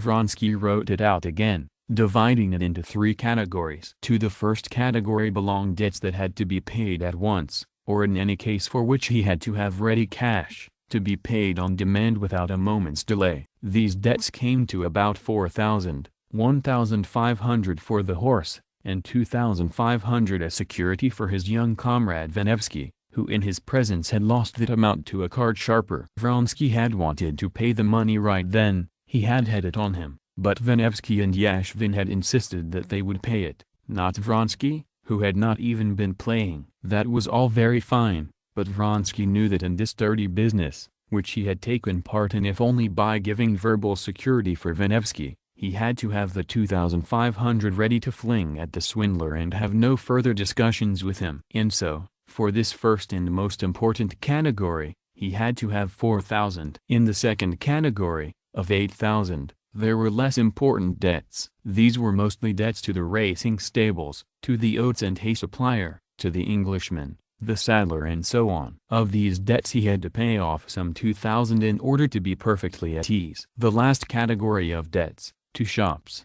hotels, the tailor, were of the sort not worth thinking about. Therefore he needed at least 6,000, and had only 1,800 for current expenses. For a man with an income of 100,000, as everyone evaluated Vronsky's fortune, such debts, it would seem, could not be burdensome. But the thing was that he was far from having 100,000. His father's enormous fortune, which alone had brought an annual income of 200,000, had not been divided between the 2 brothers. At the time when the older brother, having a heap of debts, married Princess Varya Cherkov, the daughter of a Decembrist, 18, with no fortune at all, Alexei had given up to his older brother all the income from his father's estates, reserving for himself only 25,000 a year. Alexei had told his brother then that this money would suffice him until he married, which most likely would never happen. And his brother, commander of one of the most expensive regiments, 19, and recently married,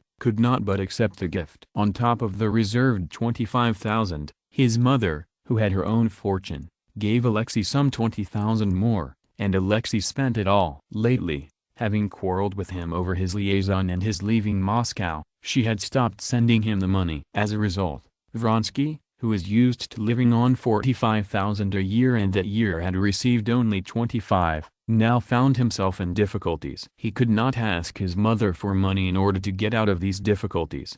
Her latest letter, received the day before, had especially vexed him, as there were hints in it that she was ready to help him towards success in society and in the service, but not for a life that scandalized all good society. His mother's wish to buy him had insulted him to the depths of his soul and cooled him still more towards her. But he could not renounce the generous words he had spoken, though he now felt, vaguely foreseeing some eventualities of his affair with Anna, that those generous words had been spoken light-mindedly, and that, unmarried, He might need the whole 100,000 of income. But to renounce them was impossible. He had only to recall his brother's wife, recall how that dear, sweet Varya reminded him at every chance that she remembered his generosity and appreciated it, to understand the impossibility of taking back what had been given. It was as impossible as stealing, lying, or striking a woman. One thing could and had to be done, which Vronsky resolved upon without a moment's hesitation: to borrow 10,000 from a money-lender, which would be easy enough, to cut down his expenses in general, and to sell his racehorses. Having decided on that, he straightway wrote a note to Rolandaki, who had sent to him more than once with an offer to buy his horses. Then he sent for the Englishman and for the money-lender, and divided the money he had available into payments. After finishing these matters, he wrote a cold and sharp response to his mother's letter. Then, taking 3 of Anna's notes from his wallet, he reread them, burned them, and, recalling his talk with her the evening before, fell to thinking. 20. Vronsky's life was especially fortunate in that he had a code of rules which unquestionably defined everything that ought and ought not to be done. The code embraced a very small circle of conditions, but the rules were unquestionable and, never going outside that circle, Vronsky never hesitated a moment in doing what ought be done. These rules determined unquestionably that a card sharper must be paid but a tailor need not be, that one should not lie to men but may lie to women, that it is wrong to deceive anyone but one may deceive a husband, that it is wrong to pardon insults but one may give insults, and so on. These rules might not all be very reasonable or very nice, but they were unquestionable, and in fulfilling them Vronsky felt at ease and could hold his head high. Only most recently, in regard to his relations with Anna, had he begun to feel that his code of rules did not fully define all circumstances, and to envisage future difficulties and doubts in which he could no longer find a guiding thread. His present relations with Anna and her husband were simple and clear. They were clearly and precisely defined in the code of rules by which he was guided. She was a respectable woman who had given him her love, and he loved her. Therefore she was a woman worthy of equal and even greater respect than a lawful wife. He would have let his hand be cut off sooner than allow himself a word or a hint that might insult her or fail to show her that respect which a woman may simply count on. His relations with society were also clear. Everyone might know or suspect it, but no one should dare to talk. Otherwise he was prepared to silence the talkers and make them respect the non-existent honor of the woman he loved. His relations with the husband were clearest of all. From the moment of Anna's love for him, he had considered his own right to her unassailable. The husband was merely a superfluous and interfering person. No doubt his position was pathetic, but what could be done? One thing the husband had the right to do was ask for satisfaction, weapon in hand, and for that Vronsky had been prepared from the first moment.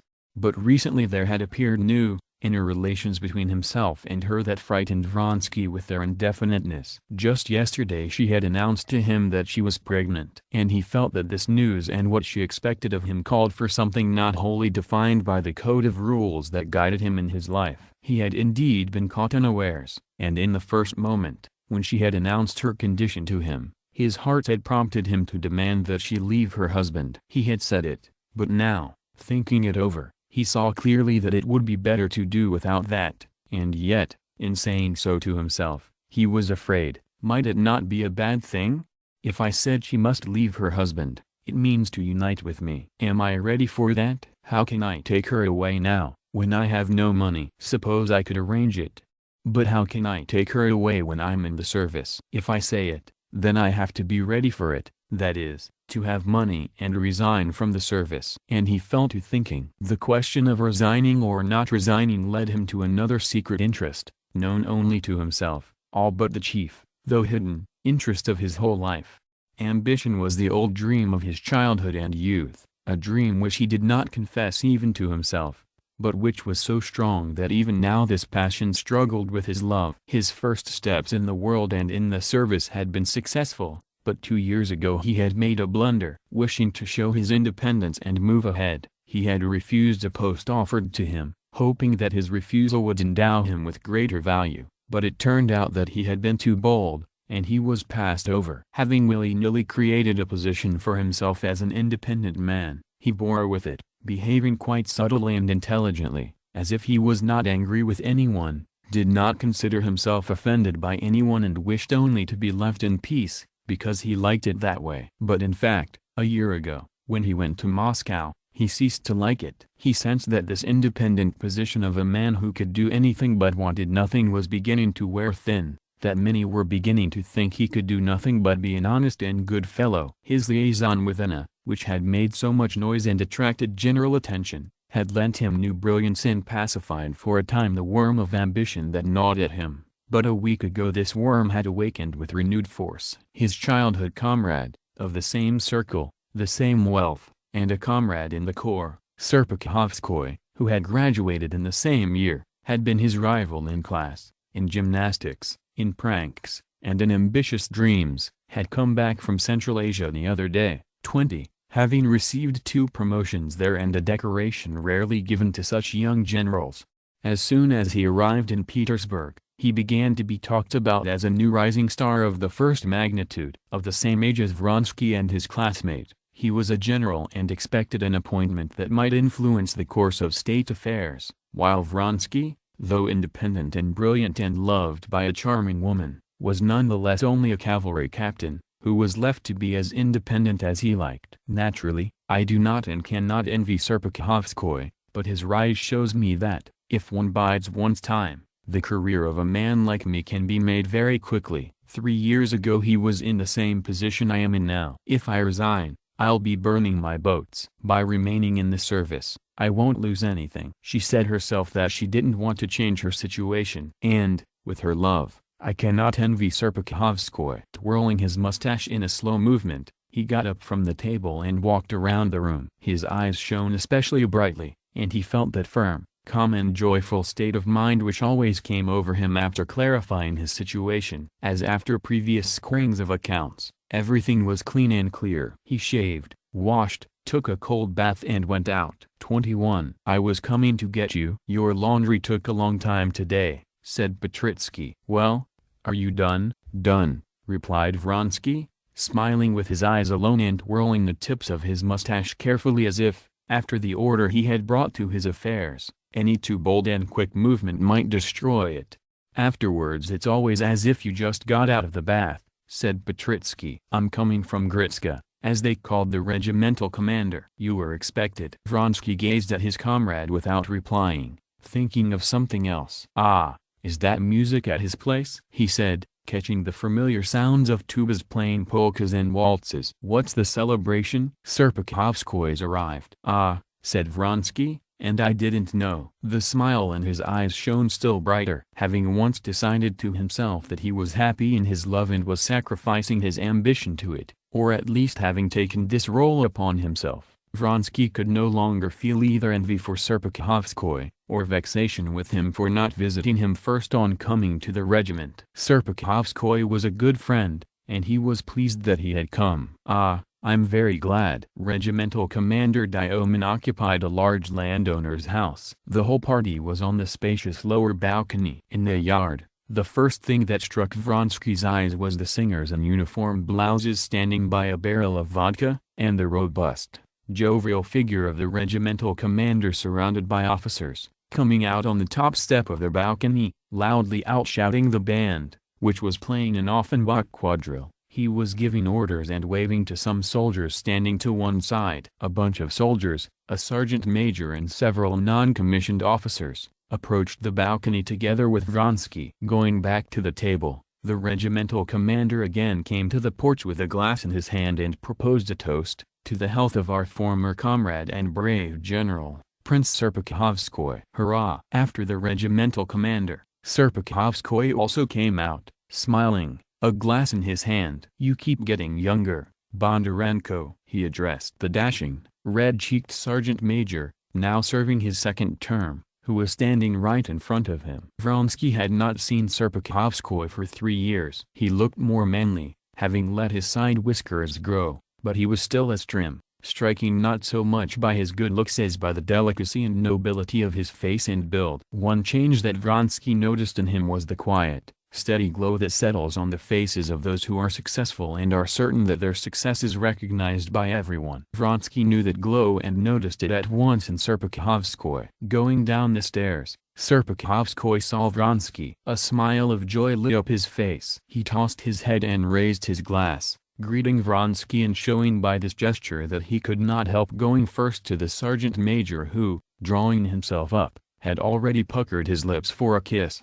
"Well, here he is," cried the regimental commander. "And Yashvin told me you were in one of your dark moods." Serpukhowskoy kissed the dashing sergeant major on his moist and fresh lips and, wiping his mouth with a handkerchief, went up to Vronsky. "Well, I'm so glad," he said, pressing his hand and leading him aside. "Take care of him," the regimental commander cried to Yashvin, pointing at Vronsky, and went down to the soldiers. "Why weren't you at the races yesterday?" "I thought I'd see you there," said Vronsky, looking Serpukhowskoy over. "I came, but late." "Sorry," he added and turned to his adjutant. "Please tell them this is to be handed out from me, however much it comes to per man." And he hastily took 300-ruble notes from his wallet and blushed. "Vronsky, want anything to eat or drink?" asked Yashvin. "Hey, bring the count something to eat. And here's a drink for you." The carousing at the regimental commanders went on for a long time. They drank a lot. They swung and tossed Serpukhowskoy. Then they swung the regimental commander. Then in front of the singers the regimental commander himself danced with Petritsky. Then the regimental commander,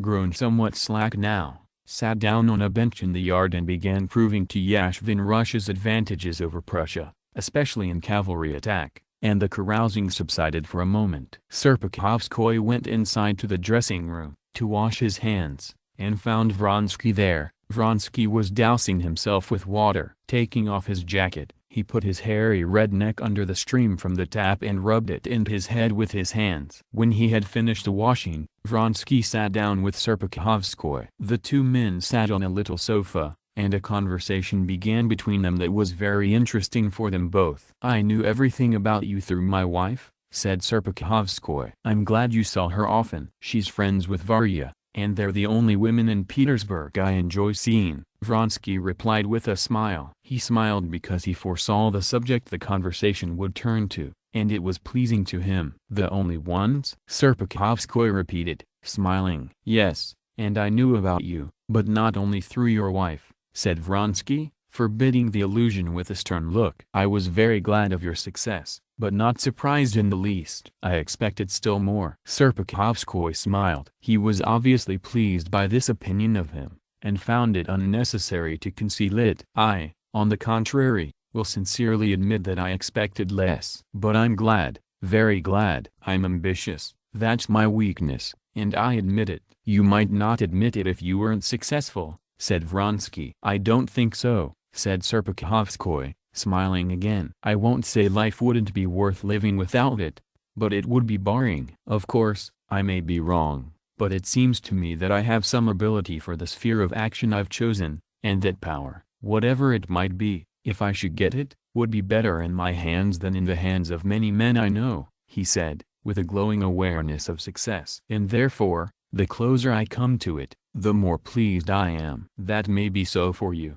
but not for everyone." "I thought the same thing, but now I live and find that it's not worth living just for that," said Vronsky. "There it is. There it is," Serpukhowskoy said, laughing. "I began by saying that I'd heard about you, about your refusal. Naturally, I approved of you. But there's a right and wrong way for everything. And I think that the action was good, but you didn't do it as you should have. What's done is done. And you know I never renounce what I've done. And then, too, I'm quite fine, for the time being. But you won't remain satisfied with that. It's not your brother I'm talking to. He's a sweet child, just like our host. There he goes," he added, hearing a shout of hurrah. "And he has his fun. But for you that's not enough." "I'm not saying I'm satisfied. It isn't just that. People like you are needed." "By whom?" "By whom? By society. Russia needs people, needs a party, otherwise everything goes and will go to the dogs." "Meaning what?" "Burtonov's party against the Russian communists." 21. "No," said Serpukhowskoy, wincing with vexation at being suspected of such stupidity. ťaľce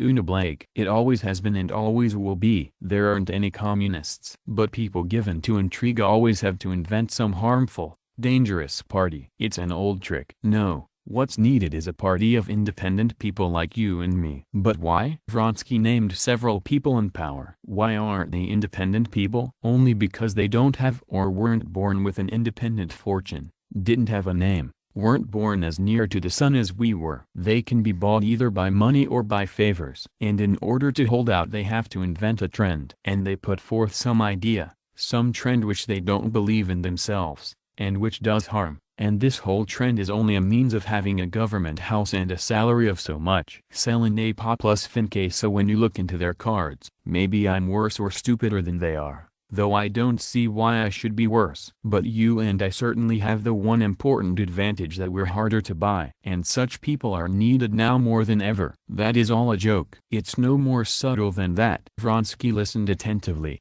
but was taken up not so much with the actual content of his words as with Serpukhowskoy's attitude towards things, how he already thought of struggling with the ruling powers and already had his sympathies and antipathies in this world, while for him there was nothing in this service but the interests of his squadron. Vronsky also realized how strong Serpukhowskoy could be in his unquestionable ability to reflect, to comprehend things, in his intelligence and gift for words, which occurred so rarely in the milieu in which he lived. And, much as it shamed him, he was envious. All the same I lack the one chief thing for that, he replied. I lack the desire for power. I had it, but it went away. Excuse me, but that's not true, Serpukhowskoy said, smiling. No, it's true, it's true. Now, Vronsky added, to be sincere. Yes, it's true now, that's another matter, but this now is not forever. Maybe not, replied Vronsky. You say maybe not, Serpukhowskoy went on, as if guessing his thoughts, and I tell you certainly not. And that's why I wanted to see you. You acted as you had to. I understand that,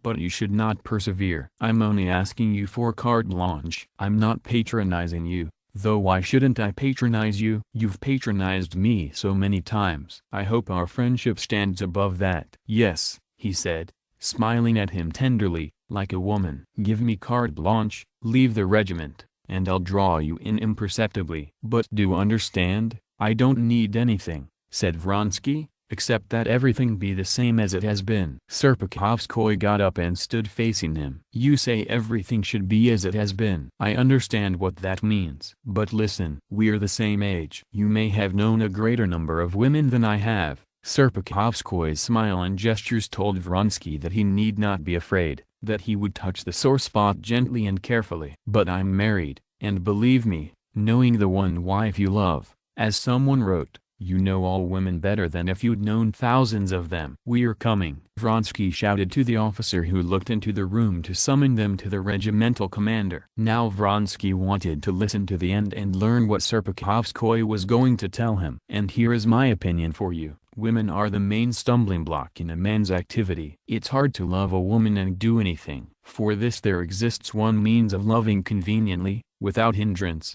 that is marriage. How can I tell you? How can I tell you what I'm thinking, said Serpukhowskoy, who liked comparisons. Wait. Yes, it's as if you're carrying a farda and doing something with your hands is only possible if the farda is tied to your back, and that is marriage. And I felt it once I got married. I suddenly had my hands free, but dragging this farda around without marriage, that will make your hands so full that you won't be able to do anything. Look at Masankov, at Grupov. They ruined their careers on account of women. What sort of women? Said Vronsky, recalling the French woman and the actress with whom the two men mentioned had had affairs. So much the worse. The firmer a woman's position in society, the worse it is. It's the same as not only dragging the farda around in your arms, but tearing it away from someone else. You've never loved, Vronsky said softly, gazing before him and thinking of Anna. Maybe not. But remember what I've told you. And also, women are all more material than men. We make something enormous out of love, and they're always terre-à-terre. Right away, he said to a footman who came in, but the footman had not come to call them again, as he thought. The footman brought a note for Vronsky. A man brought it from Princess Tverskoy. Vronsky unsealed the letter and flushed. I have a headache, "I'm going home," he said to Serpukhov. "Goodbye, then. Do you give me carte blanche? We'll talk later. I'll look you up in Petersburg." 22. It was past 5 o'clock, and therefore, so as not to be late and at the same time not to take his own horses, which everyone knew, Vronsky took Yashvin's hired cab and ordered the driver to go as fast as he could. Burden, down to earth. The old four-seater coach was roomy. He sat in the corner, stretched his legs out on the front seat and fell to thinking. The vague awareness of the clarity his affairs had been brought to, the vague recollection of the friendship and flattery of Serpukhov, who considered him a necessary man, and, above all, the anticipation of the meeting, all united into one general, joyful feeling of life. This feeling was so strong that he smiled involuntarily. He put his feet down, placed one leg across the knee of the other and, taking it in his hand, felt the resilient calf, hurt the day before in his fall, and, leaning back, took several deep breaths. "Good, very good," he said to himself. Before, too, he had often experienced the joyful awareness of his body, but never had he so loved himself, his own body, as now. He enjoyed feeling that slight pain in his strong leg, enjoyed feeling the movements of his chest muscles as he breathed. That same clear and cold August day which had had such a hopeless effect on Anna, to him seemed stirringly invigorating and refreshed his face and neck that tingled from the dousing. The smell of brilliantine on his mustache seemed especially enjoyable to him in that fresh air. Everything he saw through the coach window, everything in that cold, clean air, in that pale light of sunset, was as fresh, cheerful and strong as himself. The rooftops glistening in the rays of the sinking sun, the sharp outlines of fences and the corners of buildings, the figures of the rare passers-by and the carriages they met, the motionless green of the trees and grass, the fields with regularly incised rows of potatoes, the slanting shadows cast by the houses, trees, and bushes and the rows of potatoes themselves. Everything was as beautiful as a pretty landscape just finished and coated with varnish. "Faster, faster," he said to the cabby. Leaning out the window, he took a 3-ruble bill from his pocket and handed it to the driver as he turned. The cabby's hand felt for something by the lantern, the whip whistled, and the carriage rolled quickly along the smooth road. "I need nothing, nothing but this happiness," he thought, gazing at the ivory knob of the bell between the windows and imagining Anna as he had seen her the last time. "And the further it goes, the more I love her." Here's the garden of Ridge Government Country House. Where is she? Where? How? Why did she arrange the meeting here and write it in Betsy's letter? He wondered only now, but there was no more time for thinking. He stopped the coach before it reached the avenue, opened the door, jumped out while the carriage was still moving and walked into the avenue leading to the house. There was no one in the avenue, but looking to the right, he saw her. Her face was covered with a veil, but with joyful eyes he took in the special motion of her gait, peculiar to her alone, the curve of her shoulders, and the poise of her head, and immediately it was as if an electric current ran through his body. He felt his own self with new force, from the resilient movements of his legs to the movements of his lungs as he breathed, and something tickled his lips. Coming up to him, she pressed his hand firmly. "You are not angry that I sent for you?" "It was necessary for me to see you," she said, and the serious and stern set of her lips, which he could see behind the veil, immediately changed his state of mind. Angry. But how did you come? Why here?" "Never mind," she said, putting her hand on his. "Come, we must talk." He understood that something had happened, that this meeting would not be joyful. In her presence he had no will of his own. Not knowing the reason for her anxiety, he already felt that this same anxiety had involuntarily communicated itself to him. "What is it?" "What?" he asked, pressing her arm with his elbow and trying to read her thoughts in her face. She walked a few steps in silence, gathering her courage, and suddenly stopped. "I didn't tell you yesterday," she began, breathing rapidly and heavily, "that on the way home with Alexey Alexandrovitch I told him everything. I said that I could not be his wife. That I told him everything." He listened to her, involuntarily leaning his whole body towards her, as if wishing in this way to soften the difficulty of her situation. But as soon as she had said it, he suddenly straightened up and his face acquired a proud and stern expression. Yes, it's better, 1,000 times better." "I understand how difficult it was," he said. But she was not listening to his words. She was reading his thoughts in the expression of his face. She could not have known that his expression reflected the first thought that occurred to him, that a duel was now inevitable. The thought of a duel had never entered her head, and therefore she explained this momentary expression of sternness differently. Having received her husband's letter, she already knew in the depths of her soul that everything would remain as before, that she would be unable to scorn her position, to leave her son and unite herself with her lover. The morning spent at Princess Tverskoy's had confirmed her still more in that. But all the same, this meeting was extremely important for her. She hoped it would change their situation and save her. If at this news he should say to her resolutely, passionately, without a moment's hesitation, "Abandon everything and fly away with me," she would leave her son and go with him. But the news did not produce in him what she expected. He only seemed insulted by something. "It wasn't the least bit difficult. It got done by itself," she said irritably. Here, she took her husband's letter from her glove. I understand," he interrupted, taking the letter without reading it and trying to calm her. "I wished for one thing, I asked for one thing, to break up this situation, in order to devote my life to your happiness." "Why are you telling me that?" she said. "Could I possibly doubt it? If I did, who's that coming?" Vronsky said suddenly, pointing at two ladies coming towards them. "Maybe they know us," and he hastened to turn down a sidewalk, drawing her after him. "Oh, I don't care," she said. Her lips were trembling, and it seemed to him that her eyes looked at him with a strange spite from behind the veil. "As I said, that's not the point. I cannot doubt that, but here is what he writes to me. Read it." She stopped again, as in the first moment, at the news of her break with her husband. Vronsky, while reading the letter, involuntarily yielded to the natural impression aroused in him by his attitude towards the insulted husband. Now, as he held his letter in his hands, he involuntarily pictured to himself the challenge he would probably find today or tomorrow at his place, and the duel itself, during which he would stand, with the same cold and proud expression that was now on his face, having fired into the air, awaiting the insulted husband's shot. And at once there flashed in his head the thought of what Serpukhowskoy had just said to him and what he himself had thought that morning, that it was better not to bind himself, and he knew that he could not tell her this thought. Having read the letter, he raised his eyes to her, and there was no firmness in his look. She understood at once that he had already thought it over to himself. She knew that whatever he might tell her, he would not say everything he thought. And she understood that her last hope had been disappointed. This was not what she had expected. "You see what sort of man he is," she said in a trembling voice.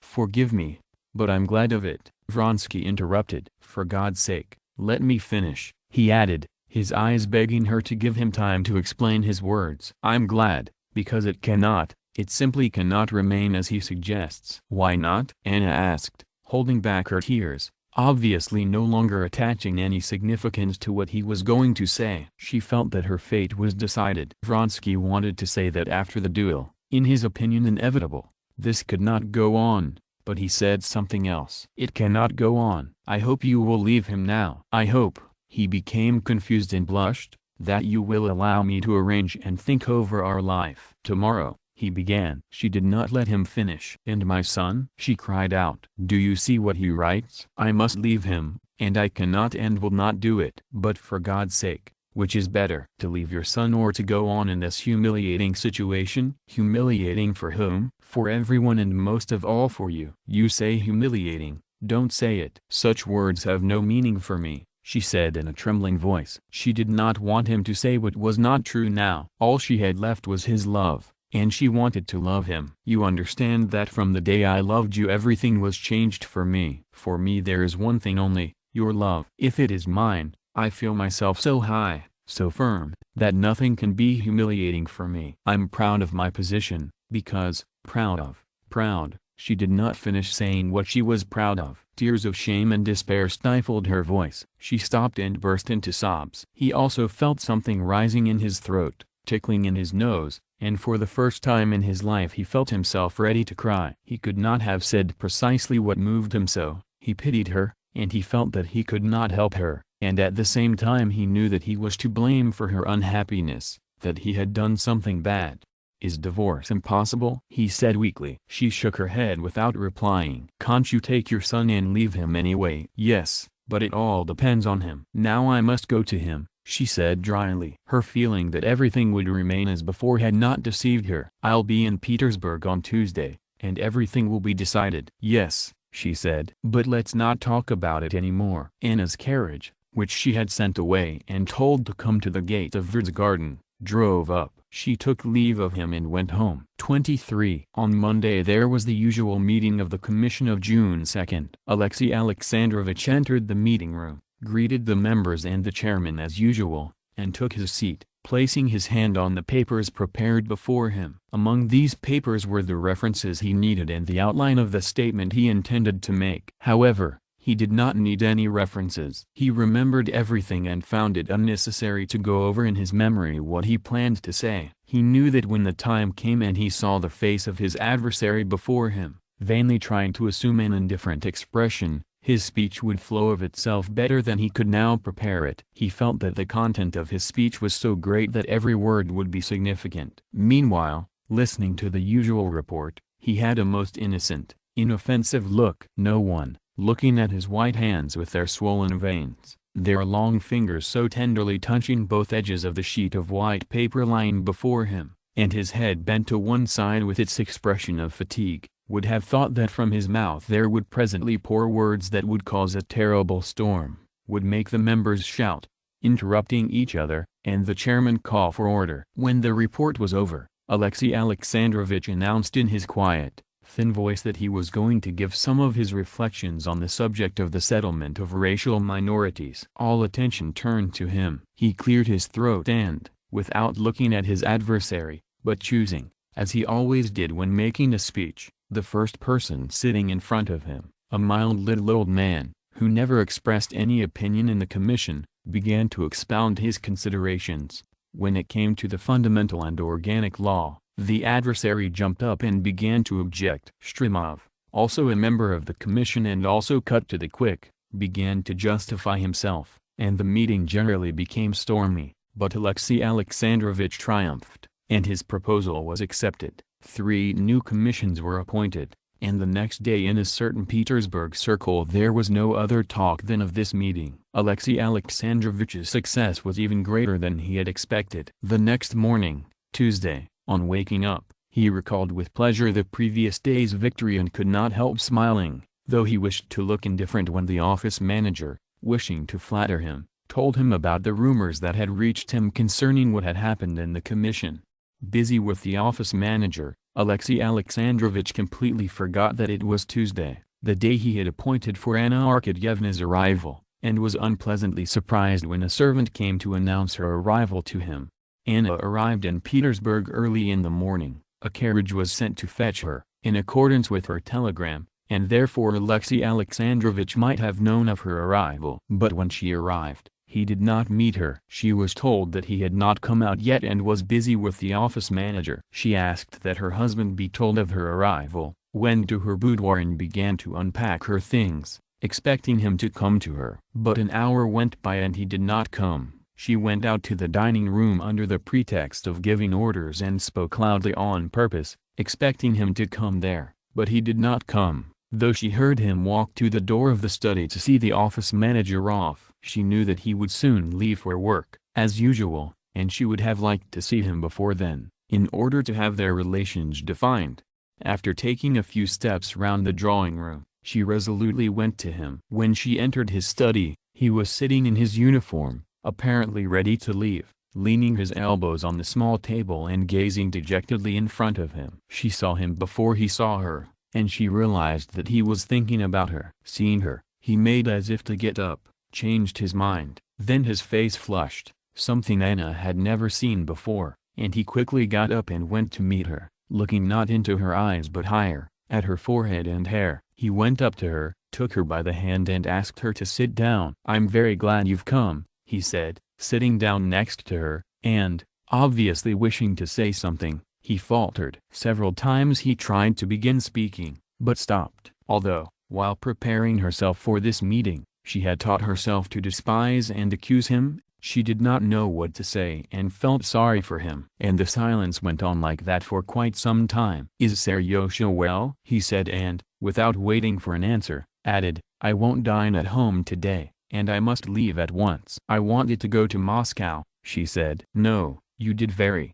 very well to come, he said, and again fell silent. Seeing that he was unable to begin talking, she began herself. Alexey Alexandrovich, she said, looking up at him and not lowering her eyes under his gaze, directed at her hair. I am a criminal woman, I am a bad woman, but I am the same as I said I was then, and I've come to tell you that I cannot change anything. I did not ask you about that, he said suddenly, looking straight into her eyes, resolutely and with hatred. I had supposed as much. Under the influence of anger, he apparently regained complete command of all his abilities. But, as I then said and wrote to you, he went on in a sharp, thin voice, I now repeat that I am not obliged to know it. I ignore it. Not all wives are so kind as you are, to hasten to tell their husbands such pleasant news. He especially emphasized the word pleasant. I ignore it as long as it is not known to society, as long as my name is not disgraced. And therefore I only warn you that our relations must be such as they have always been, and that only in the case of your compromising yourself would I have to take measures to protect my honor. But our relations cannot be as they have always been, Anna began in a timid voice, looking at him in fear. When she saw again those calm gestures, heard that piercing, childlike and mocking voice, her loathing for him annihilated the earlier pity, and she was merely frightened, but wished at all costs to understand her situation. I cannot be your wife when she began. He laughed a spiteful, cold laugh. It must be that the sort of life you've chosen has affected your notions. I respect or despise the one and the other so much, I respect your past and despise the present, that I was far from the interpretation you have given to my words. Anna sighed and lowered her head. However, I do not understand, having as much independence as you do, he went on, becoming excited, telling your husband straight out about your infidelity and finding nothing reprehensible in it, as it seems, how you find it reprehensible to fulfill the duties of a wife towards your husband. Alexey Alexandrovich, what do you want from me? I want that I not meet that man here, and that you behave in such a way that neither society nor the servants can possibly accuse you.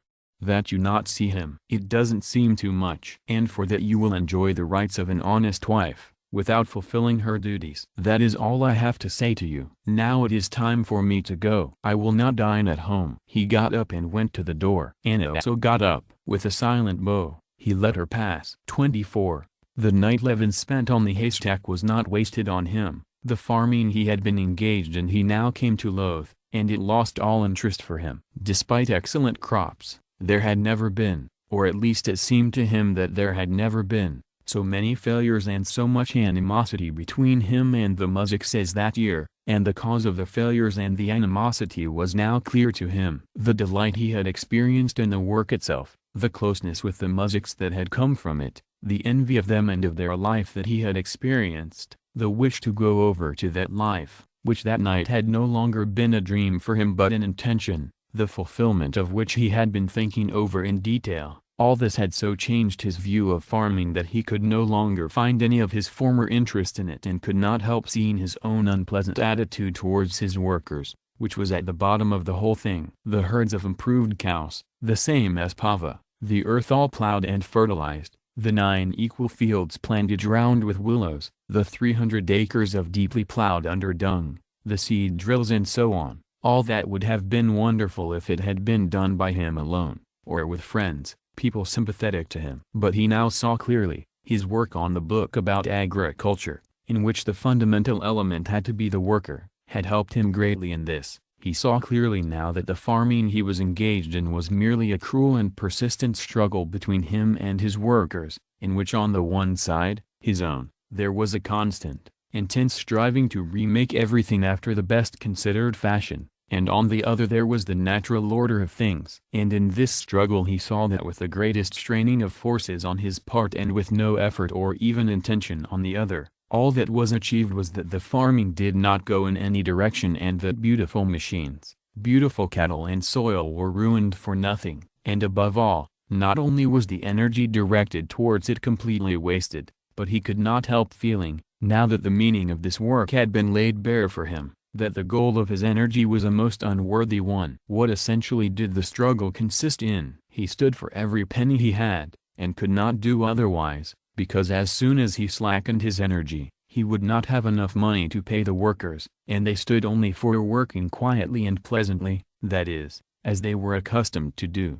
It was in his interest that each worker should do as much as possible, that he should keep his wits about him at the same time, that he should try not to break the winnowing machine, the horse rake, the thresher, that he should try to think about whatever he was doing. The worker, however, wanted to work as pleasantly as possible, with rests, and above all carelessly, obliviously, thoughtlessly. That summer Levin saw it at every step. He sent people to mow clover for hay, choosing the worst acres, overgrown with grass and wormwood, unfit for seed. They went and mowed down his best seeding acres, justifying themselves by shifting it on to the steward and comforting him with the excellence of the hay, but he knew the reason was that those acres were easier to mow. He sent out the haymaker. It broke down in the first row, because the muzhik got bored sitting on the box under the turning blades. And they told him, "Never fear, sir, the women will do it in a trice."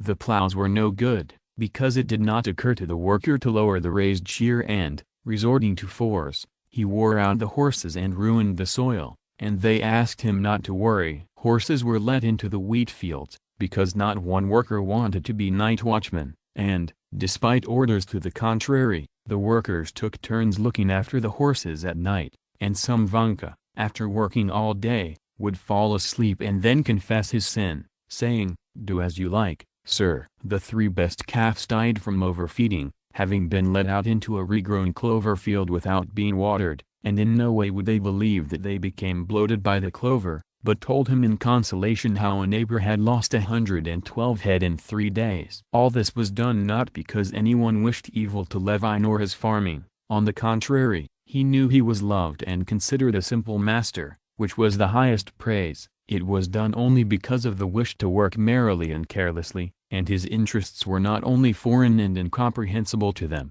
but fatally opposed to their own most just interests. For a long time Levin had felt displeased with his attitude towards farming. He had seen that his boat was leaking, but he could not find and did not look for the leak, perhaps deceiving himself on purpose. But now he could no longer deceive himself. The farming he had been engaged in not only ceased to interest him but disgusted him, and he could no longer be occupied with it. To that was added the presence some 20 miles away of Kitty Strubitsky, whom he wanted to see and could not. Darya Alexandrovna Oblonsky, when he had visited her, had invited him to come in order to renew his proposal to her sister, who, as she let him feel, would now accept him. Levin himself, when he saw Kitty Strubitsky, realized that he had never ceased to love her, but he could not go to the Oblonsks knowing that she was there. The fact that he had proposed and she had refused him put an insuperable obstacle between them. "I can't ask her to be my wife only because she couldn't be the wife of the one she wanted,"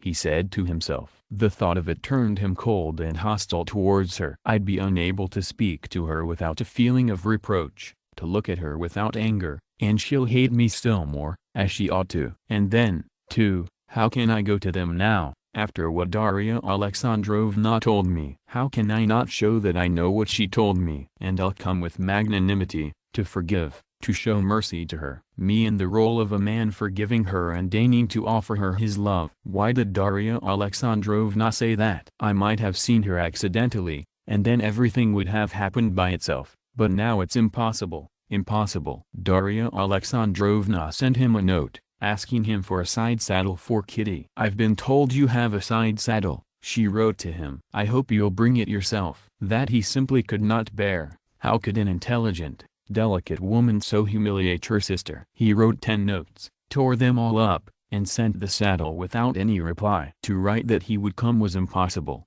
because he could not come. To write that he could not come because something prevented him or he was leaving, was still worse. He sent the saddle without a reply and, with the awareness of doing something shameful, handed over his detested farming to the steward the very next day and left for a far-off district to visit his friend Svievsky, who had excellent snipe marshes nearby and who had written recently asking him to fulfill his long-standing intention of visiting him. The snipe marshes in the Surov district had long tempted Levin, but he kept putting off the trip on account of farming matters. Now, though, he was glad to get away both from the Strubutsks' neighborhood and, above all, from farming, precisely in order to hunt, which in all troubles served him as the best consolation.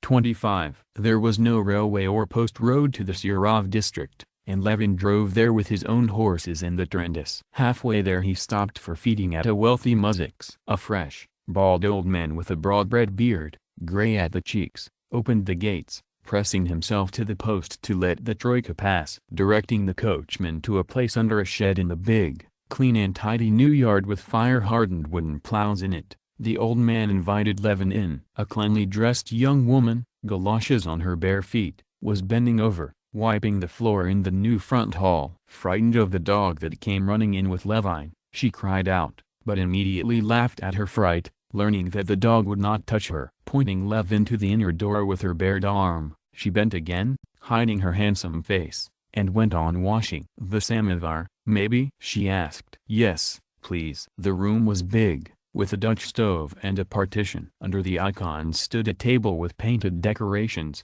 a bench and 2 chairs. By the entrance was a small cupboard. The shutters were closed, the flies were few, and it was so clean that Levin took care that Laska, who had been running in the road and bathing in puddles, should not dirty the floor, pointing her to a place in the corner by the door. After looking round the room, Levin went out to the backyard. The comely young woman in galoshes, empty buckets swinging on the yoke, ran ahead of him to fetch water from the well. "Look lively!" The old man shouted merrily after her and came up to Levin. "Well, sir, are you on your way to see Nikolai Ivanovich Svirsky?" "He stops here, too," he began garrulously, leaning on the porch rail. In the middle of the old man's story of his acquaintance with Svirsky, the gates creaked again and the field workers drove into the yard with plows and harrows. The horses hitched to the plows and harrows were well fed and large. 2 of the workers were apparently family members, young men in cotton shirts and peaked caps. The other 2 were hired men in hempen shirts, one an old man and the other a young lad. Leaving the porch, the old man went to the horses and began to unhitch them. "What have you been plowing?" asked Levin. "Earthing up the potatoes. We've also got a bit of land." "You, Fedot,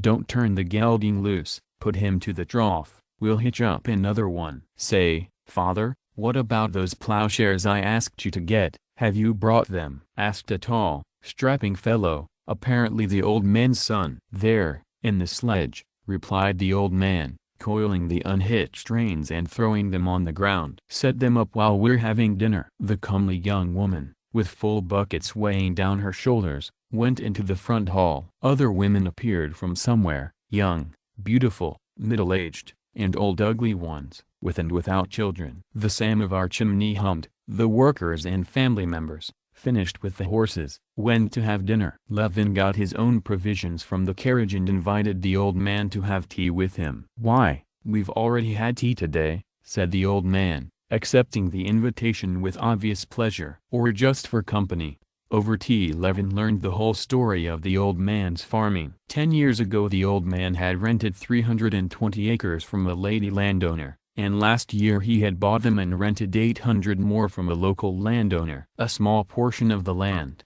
the worst, he rented out, and he himself plowed some 100 acres with his family and 2 hired men. The old man complained that things were going poorly. But Levin understood that he was complaining only for propriety's sake, and that his farm was flourishing. If it had been going poorly, he would not have bought land at 40 rubles an acre, would not have got 3 sons and a nephew married, would not have rebuilt twice after fires, each time better than before. Despite the old man's complaints, it was clear that he was justifiably proud of his prosperity, proud of his sons, nephew, daughters-in-law, horses, cows, and especially that the whole farm held together. From talking with the old man, Levin learned that he was also not against innovations. He had planted a lot of potatoes, and his potatoes, which Levin had noticed driving up, had already flowered and were beginning to set, while Levin's were just beginning to flower. He had plowed for the potatoes with an iron plow, which he called a plower,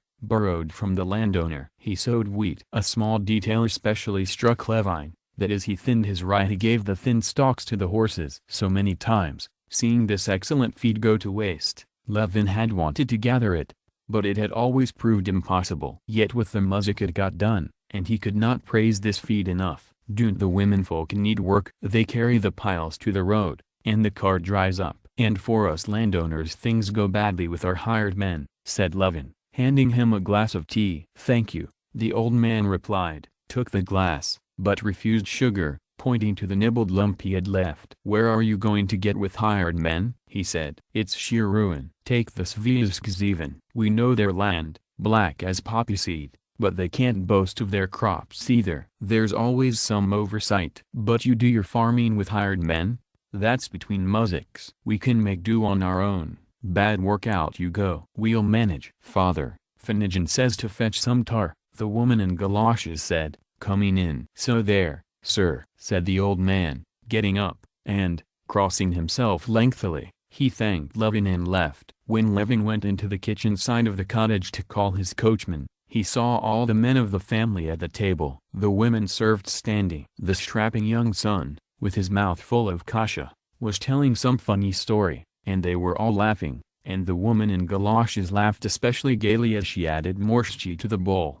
It might very well be that the comely face of the woman in galoshes contributed greatly to the impression of well-being that this peasant home made on Levin, but the impression was so strong that he could not get rid of it. And all the way from the old man to Sviazhsky, he kept recalling this household, as if something in this impression called for his special attention.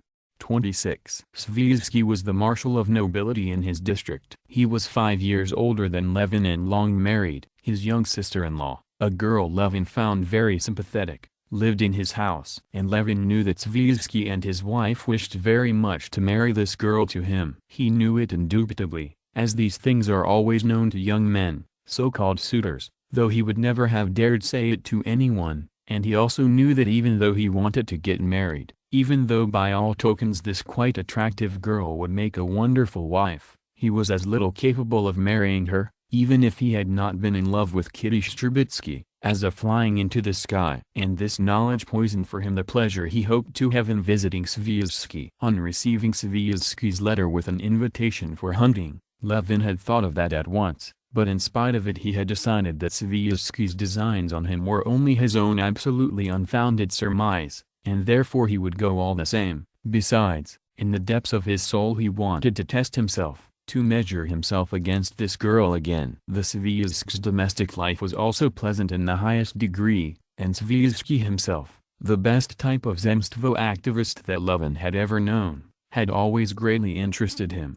Sviazhsky was one of those people, always astonishing to Levin, whose reasoning, very consistent though never independent, goes by itself, and whose life, extremely well defined and firm in its orientation, goes by itself, quite independent of and almost always contrary to their reasoning. Sviazhsky was an extremely liberal man. He despised the nobility and considered all noblemen secret adherents of serfdom, who did not express themselves only out of timorousness. He considered Russia a lost country, something like Turkey, and the government of Russia so bad that he never allowed himself any serious criticism of its actions, but at the same time he served the state and was an exemplary marshal of nobility. And when he traveled he always wore a peaked cap with a red band and a cockade. He held that life was humanly possible only abroad, where he went to live at every opportunity, and along with that, in Russia he conducted a very complex and improved form of farming, followed everything with extreme interest and knew everything that was going on. He considered the Russian muzhik as occupying a transitional step of development between ape and man. And yet at zemstvo elections he was most willing to shake hands with muzhiks and listen to their opinions. He believed in neither God nor devil, but was very concerned about questions of improving the life of the clergy and the shrinking number of parishes, taking particular trouble over keeping up the church in his village. In the woman question he was on the side of the extreme advocates of complete freedom for women, and especially of their right to work. But he lived with his wife in such a way that everyone admired the harmony of their childless family life, and he arranged his wife's existence so that she did not and could not do anything but concern herself, together with her husband, with how better and more gaily to pass the time. If it had not been in Levin's nature to explain people to himself from the best side, Sviazhsky's character would have presented no difficulty or problem for him. He would have said fool or trash to himself, and everything would have been clear. But he could not say fool because Dostoyevsky was unquestionably not only a very intelligent but a very educated man and bore his education with extraordinary simplicity. There was no subject he did not know, but he showed his knowledge only when forced to. Still less could Levin say that he was trash, because Dostoyevsky was unquestionably an honest, kind, intelligent man, who cheerfully, energetically, ceaselessly did things highly appreciated by all around him and most certainly never consciously did or could do anything bad. Levin tried but failed to understand and always looked on him and on his life as a living riddle. He and Levin were friends, and therefore Levin allowed himself to probe Dostoyevsky, to try to get at the very foundations of his view of life. But it was always in vain. Each time Levin tried to penetrate further than the doors to the reception rooms of Dostoyevsky's mind, which were open to everyone, he noticed that Dostoyevsky became slightly embarrassed. His eyes showed a barely noticeable fear, as if he was afraid that Levin would understand him, and he gave a good-natured and cheerful rebuff. Now, after his disappointment with farming, Levin found it especially pleasant to visit Dostoyevsky. Apart from the fact that the mere sight of these happy doves and their comfortable nest, so pleased with themselves and with everyone, had a cheering effect on him, he now wanted, since he felt so displeased with his own life, to get at the secret in Dostoyevsky which gave him such clarity, certainty and cheerfulness in life. Besides that, Levin knew that at Dostoyevsky's he would meet neighboring landowners, and he was now especially interested in talking, in listening to those very farmers' conversations about crops, hiring help, and the like, which he knew were normally regarded as something low, but were now the only thing he found important. This may not have been important under serfdom, or may not be important in England. In both cases the conditions themselves are defined, but with us now, when all this has been overturned and is just beginning to settle, the question of how these conditions ought to be settled is the only important question in Russia, thought Levin. The hunting turned out worse than Levin had expected. The marsh had dried up and there were no snipe. He walked all day and brought back only 3, but to make up for it he brought back, as always with hunting, an excellent appetite, excellent spirits, and that aroused state of mind which with him always accompanied strong physical movement. And while it would seem that he was not thinking of anything as he hunted, he again kept recalling the old man and his family, and it was as if this impression called not only for attention to itself, but for the resolution of something connected with it. That evening over tea, in the company of 2 landowners who had come on some matter of custody, the interesting conversation that Levin had been hoping for sprang up. Levin was sitting beside the hostess at the tea table and had to carry on a conversation with her and the sister-in-law, who sat facing him. The hostess was a short, round-faced, fair-haired woman, all beaming with smiles and dimples. Levin tried through her to probe for the answer to that important riddle which her husband represented for him, but he did not have full freedom of thought, because he felt painfully awkward. He felt painfully awkward because the sister-in-law sat facing him in a special dress, put on for his sake, as it seemed to him, cut in a special trapezoidal shape on her white bosom. This rectangular neckline, despite the fact that her bosom was very white, or precisely because of it, deprived Levin of his freedom of thought. He fancied, probably mistakenly, that this neckline had been made on his account, and considered that he had no right to look at it and tried not to look at it, but he felt that he was to blame for the neckline having been made at all. It seemed to Levin that he was deceiving someone, that he had to explain something, but that it was quite impossible to explain it, and therefore he blushed constantly, felt restless and awkward. His awkwardness also communicated itself to the pretty sister-in-law, but the hostess seemed not to notice it and purposely tried to draw her into the conversation. You say, the hostess continued the conversation they had begun, that my husband cannot interest himself in things Russian. On the contrary, he may be cheerful abroad, but never so much as here. Here he feels in his element. There's so much to be done, and he has the gift of being interested in everything. Ah, you haven't been to our school? I've seen it. That little vine-covered house? Yes, it's Nastya's doing, she said, pointing to her sister. Do you teach in it yourself? Asked Levin, trying to look past the neckline, but feeling that wherever he looked in that direction, he would see nothing else. Yes, I have taught and still do, but we have a wonderful young woman for a teacher. And we've introduced gymnastics. No, thank you, I won't have more tea, said Levin, and, Feeling that he was being discourteous, but unable to continue the conversation any longer, he stood up, blushing. "I hear a very interesting conversation," he added, and went to the other end of the table, where the host sat with the two landowners. Sviazhsky was sitting sideways to the table, leaning his elbow on it and twirling a cup with one hand, while with the other he gathered his beard in his fist, put it to his nose as if sniffing it, and let it go again. His shining dark eyes looked straight at the excited landowner with the grey mustache, and he was obviously finding what he said amusing. The landowner was complaining about the peasantry. It was clear to Levin that Sviazhsky had an answer to the landowner's complaints that would immediately destroy the whole meaning of what he said, but that from his position he was unable to give this answer, and therefore listened, not without pleasure, to the landowner's comic speech. The landowner with the grey mustache was obviously an inveterate adherent of serfdom, an old countryman and passionate farmer. Levin saw tokens of it in his clothes, the old-fashioned, shabby frock coat, to which the landowner was obviously unaccustomed, and in his intelligent, scowling eyes, his well-turned Russian speech, his peremptory tone, obviously acquired through long experience, and the resolute movements of his big, handsome, sunburned hands with a single old engagement ring on the ring finger. 27. If only I wasn't sorry to drop what's been started. So much work has gone into it, I'd wave my hand at it all, sell it and go like Nikolai Ivanitch, to hear Ellen. 22. The landowner said, a pleasant smile lighting up his intelligent old face.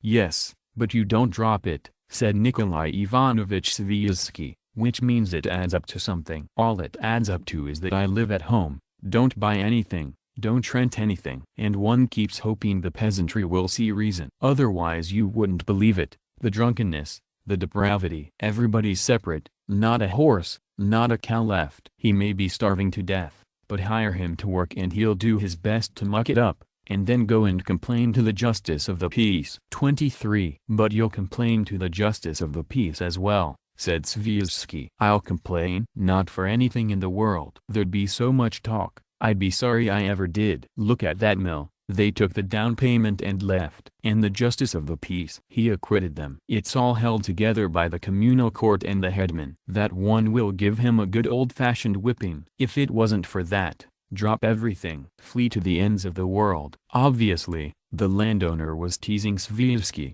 but Sviazhsky not only did not get angry, but clearly found it amusing. Yes, and yet we carry on our farming without these measures, he said, smiling. Me, Levine, him. He pointed to the other landowner. Yes, things are going well for Mikhail Petrovich, but ask him how. Is it rational farming? The landowner said, obviously flaunting the word rational. My farming is simple, said Mikhail Petrovich. Thank God. My method is just to make sure that the cash to pay the autumn taxes is there. The muziks come, father, dear, help us out. Well, they're all neighbors, these muziks. I feel sorry for them. So I give them enough to pay the first third, only I say, remember, boys, I helped you, so you help me when there's a need, sowing oats, making hay, harvesting well, and I talk them into so much work for each tax paid. There's some of them are shameless, it's true. Levine, who had long known these patriarchal ways, exchanged glances with Sviazhsky and interrupted Mikhail Petrovich, addressing the landowner with the grey mustache again. Then what do you think? He asked. How should farming be done now? Why, the same way Mikhail Petrovich does it, either let the land for half the crop, or rent it to the muziks. It can be done, but that way the commonwealth of the state is ruined. Where with serf labor and good management my land produce ninefold, it will produce threefold when let for half the crop. The emancipation 24 has ruined Russia. Sviazhsky glanced at Levin with smiling eyes and even gave him a barely noticeable mocking sign, but Levin did not find the landowner's words ridiculous. He understood them better than he did Sviazhsky. And much of what the landowner went on to say, proving why Russia had been ruined by the emancipation, seemed to him very true, new and irrefutable. The landowner was obviously voicing his own thought, which happens rarely, and this thought had not been arrived at by a desire to somehow occupy an idle mind, but had grown out of the conditions of his own life, had been hatched out in his country solitude and considered on all sides. The point, kindly note, is that all progress is achieved by authority alone, he said, apparently wishing to show that he was no stranger to education. Take the reforms of Peter, Catherine, Alexander. 25. Take European history. The more so with progress in agricultural methods. Take the potato, even it was introduced here by force. The wooden plow hasn't always been in use either. It was probably introduced before the Tsars, and also introduced by force. Now, in our time, under serfdom, we landowners carried on our farming with improvements. Drying kilns, winnowers, the carting of dung, and all the tools. We introduced everything by our authority, and the mujiks first resisted and then imitated us. Now, sirs, with the abolition of serfdom, our authority has been taken away, and our farming, where it was brought to a high level, is bound to sink to the most savage, primitive condition. That's how I understand it. But why so? If it's rational, you can carry it on with hired help, said Dostoyevsky. There's no authority. Who will I carry it on with, may I ask? There it is, the workforce, the chief element in farming, thought Levin. With paid workers. Workers don't want to do good work or to do good work with tools. Our worker knows one thing only, how to get drunk as a pig, and while drunk to break everything you give him. He'll overwater the horses, snap good harness, dismount a wheel with a tire and sell it for drink, put a pinnacle into the thresher so as to break it. He loathes the sight of things that aren't to his liking. That causes the whole level of the farming to sink. Plots are abandoned, overgrown with wormwood or given up to mujiks. And where millions of bushels used to be produced, now it's a few 100,000, the commonwealth is diminished. If the same thing was done, only with calculation, and he began developing his own plan of liberation, which would have eliminated these inconveniences. That did not interest Levin, but when he finished, Levin went back to his first proposition and said, addressing Dostoyevsky and trying to provoke him to voice his serious opinion, that the level of farming is sinking and that, given our relation to the workers, it is impossible to engage in rational farming profitably, is perfectly correct, he said. I don't find it so, Dostoyevsky retorted. Seriously now. I only see that we don't know how to go about farming and that, on the contrary, the level of farming we carried on under serfdom was in fact not too high but too low. We have neither machines, nor good working stock, nor real management, nor do we know how to count. Ask any farm owner, he won't know what's profitable for him and what isn't. Italian bookkeeping, the landowner said ironically. No matter how you count, once they break everything, there won't be any profit. Why break? A worthless thresher, that Russian treadle of yours, they will break, but not my steam thresher. A Russian horse, what's that breed? The Toscan, good for tossing cans at, they'll spoil for you, but introduce Pertrans, or at least our Bishugs, 26, and they won't spoil them. And so with everything. We must raise our farming higher. If only we could, Nikolai Ivanitch. It's all very well for you, but I have a son at the university, the younger ones are in boarding school. I can't go buying Pertrans. That's what banks are for. So that the last thing I have falls under the hammer? No, thank you. I don't agree that the level of farming must and can be raised higher, said Levin. I'm engaged in it, and I have the means, and I've been unable to do anything. I don't know what use the banks are. With me, at least, whatever I've spent money on in farming has all been a loss.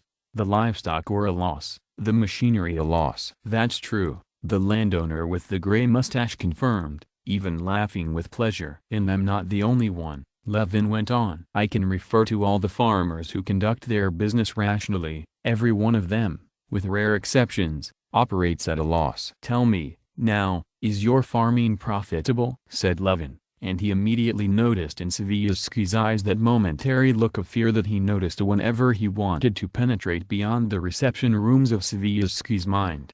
Besides, on Levin's part the question had not been asked in good conscience. Over tea the hostess had just told him that they had invited a German from Moscow that summer, an expert in bookkeeping, who for a fee of 500 rubles had done the accounts of their farm and discovered that they were operating at a loss of 3,000 and some rubles. She did not recall the exact figure, but it seems the German had it calculated down to the quarter kopeck. The landowner smiled at the mention of the profits of Dostoyevsky's farming, apparently knowing what sort of gains his neighbor and marshal might have. Maybe it's not profitable, Dostoyevsky replied. That only proves that I'm a bad manager, or that I spend the capital to increase the true rent. Ah, the true rent! Levin exclaimed with horror. Maybe true rent exists in Europe, where the land has been improved by the labor put into it, but with us the land all becomes worse from the labor put into it, that is, from being plowed, and so there's no true rent. What do you mean, no true rent? It's a law. Then we're outside the law. True rent won't clarify anything for us. On the contrary, it will confuse things. No, tell us, how can the theory of true rent? Would you like some curds? Masha, send us some curds here, or raspberries. He turned to his wife. This year the raspberries went on remarkably late. And in a most pleasant state of mind, Sviazhsky got up and left, apparently assuming that the conversation had ended, at the very place where Levin thought it was just beginning.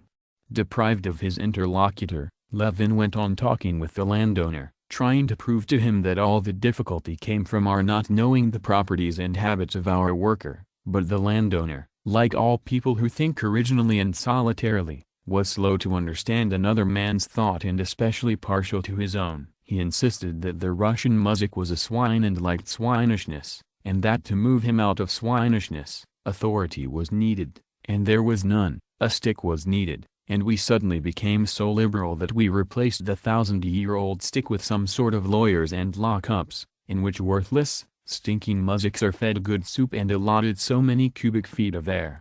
Why do you think, said Levin, trying to return to the question, that it's impossible to find relations with the workforce that would make work productive? That will never be done with the Russian peasantry without a stick. There's no authority, the landowner replied. How can new forms be found? Said Sviazhsky, who, having eaten his curds and lit a cigarette, again came over to the arguers. All possible relations to the workforce have been defined and studied, he said. That leftover of barbarism, the primitive community with its mutual guarantees, is falling apart of itself. Serfdom is abolished, there remains only free labor, and its forms are defined and ready, and we must accept them. The hired worker, the day laborer, the farmhand, you won't get away from that. But Europe is dissatisfied with these forms, dissatisfied and searching for new ones. And she'll probably find them. That's just what I'm talking about, replied Levin. Why shouldn't we search for them at our own? Because it's the same as inventing new ways of building railways. They're invented and ready. But what if they don't suit us? What if they're stupid? Said Levin. And again he noticed the look of fear in Sviazhsky's eyes. Yes, right, we'll win at a canter. We've found what Europe's searching for. I know all that, but, pardon me, do you know what's been done in Europe about the question of workers' conditions? No. Very little. This question now occupies the best minds in Europe. The Schultz-Delage tendency. Also all the vast literature on the workers' question, on the most liberal Lassalle tendency. The Mulhouse system is already a fact, you surely know that. 27. I have an idea, but a very vague one. No, you only say so. You surely know it all as well as I do. Of course, I'm no social professor, but it once interested me, and if it interests you, you really should look into it. But what did they arrive at? Excuse me, the landowners got up, and Sviazhsky, again stopping Levin in his unpleasant habit of prying beyond the reception rooms of his mind, went to see his guests off. 28. Levin was insufferably bored with the ladies that evening. He was troubled as never before by the thought that the dissatisfaction he now felt with farming was not his exceptional situation but the general condition of things in Russia, that to establish relations with workers so that they would work like the muzhik he had met halfway there was not a dream but a problem that had to be solved. And it seemed to him that this problem could be solved and that he must try to do it. Having taken leave of the ladies and promised to stay the whole of the next day so that they could go together on horseback to look at an interesting landslide in the state forest, Levin stopped at his host's study before going to bed to take some books on the workers' question that Sviazhsky had offered him. Sviazhsky's study was a huge room lined with bookcases and had two tables in it, one a massive desk that stood in the middle of the room, and the other a round one on which the latest issues of newspapers and magazines in different languages were laid out in a star-like pattern around a lamp. By the desk was a stand with boxes of all sorts of files marked with gilt labels. Sviazhsky got the books out and sat down in a rocking chair. "What are you looking at?" he said to Levin, who stood by the round table looking through a magazine. "Ah, yes, there's a very interesting article in it," Sviazhsky said of the magazine Levin was holding. It turns out, he added with cheerful animation, that the chief culprit in the partition of Poland was not Frederick at all. 28. It turns out. And, with his particular clarity, he briefly recounted these new, very important and interesting discoveries. Despite the fact that Levin was now most occupied with the thought of farming, he kept asking himself as he listened to his host, what's got into him? And why is he interested in the partition of Poland? When Sviazhsky finished, Levin involuntarily asked, well, what then? But there was nothing. The only interesting thing was that it had turned out. But Sviazhsky did not explain or find it necessary to explain why he found it interesting. Yes, but I was very interested in the angry landowner, Levin said with a sigh. He's intelligent and said many right things. Ah, go on. An inveterate secret serf owner, as they all are, said Sviazhsky. Of whom you were the marshal. Yes, only I'm marshalling them in the other direction, Sviazhsky said, laughing. What interests me so much is this, said Levin. He's right that our cause,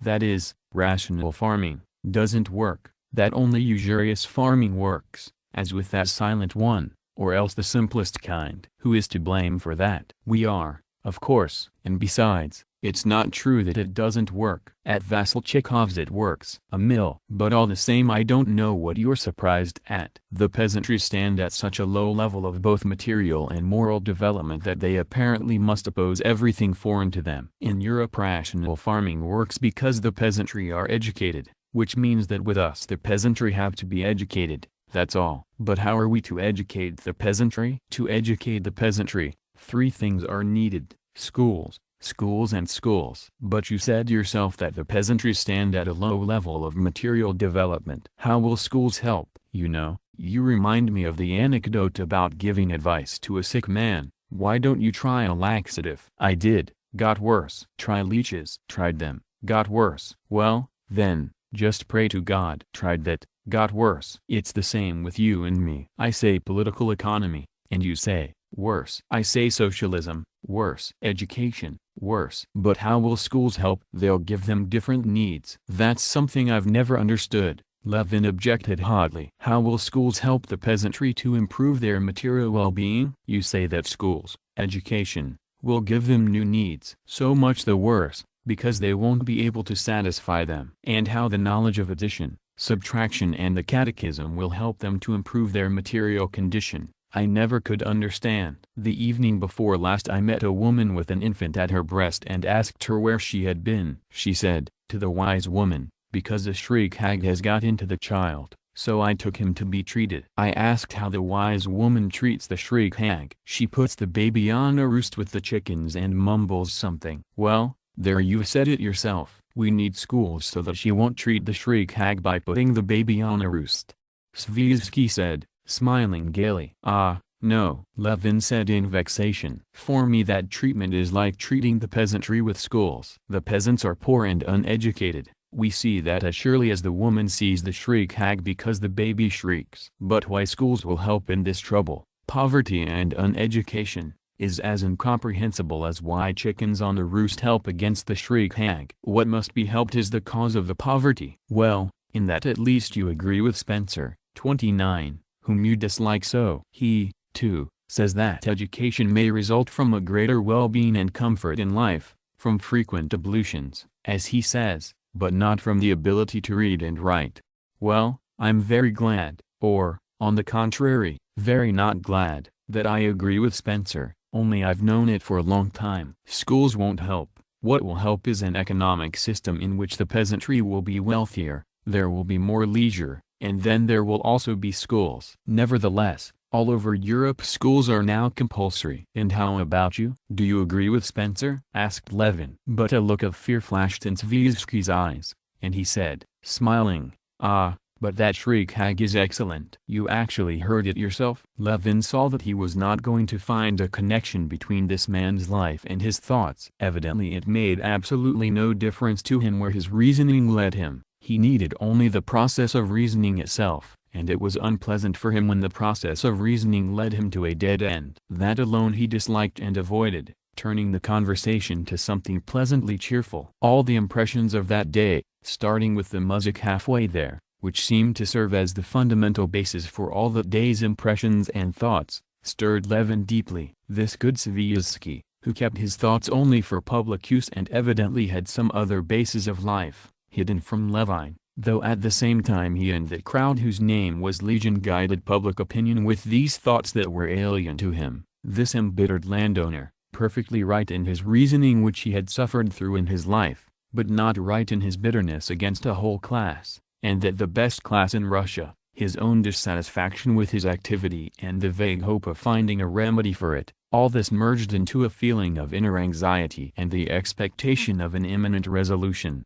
Left alone in the room given him, lying on a spring mattress that unexpectedly tossed his arms and legs up with every movement, Levin did not fall asleep for a long time. Not one conversation with Dostoyevsky, though he had said many intelligent things, had interested Levin, but the landowner's arguments called for discussion. Levin involuntarily recalled all his words and in his imagination corrected his own replies. Yes, I should have said to him, you say our farming doesn't work because the muziks hate all improvements and that they must be introduced by authority. Now, if farming didn't work at all without these improvements, you'd be right, but it does work, and it works only where the worker acts according to his habits, like the old man halfway here. Your and our common dissatisfaction with farming proves that either we or the workers are to blame. We've been pushing ahead for a long time in our own way, the European way, without asking ourselves about the properties of the workforce. Let's try to look at the workforce not as an ideal workforce but as the Russian muzik with his instincts,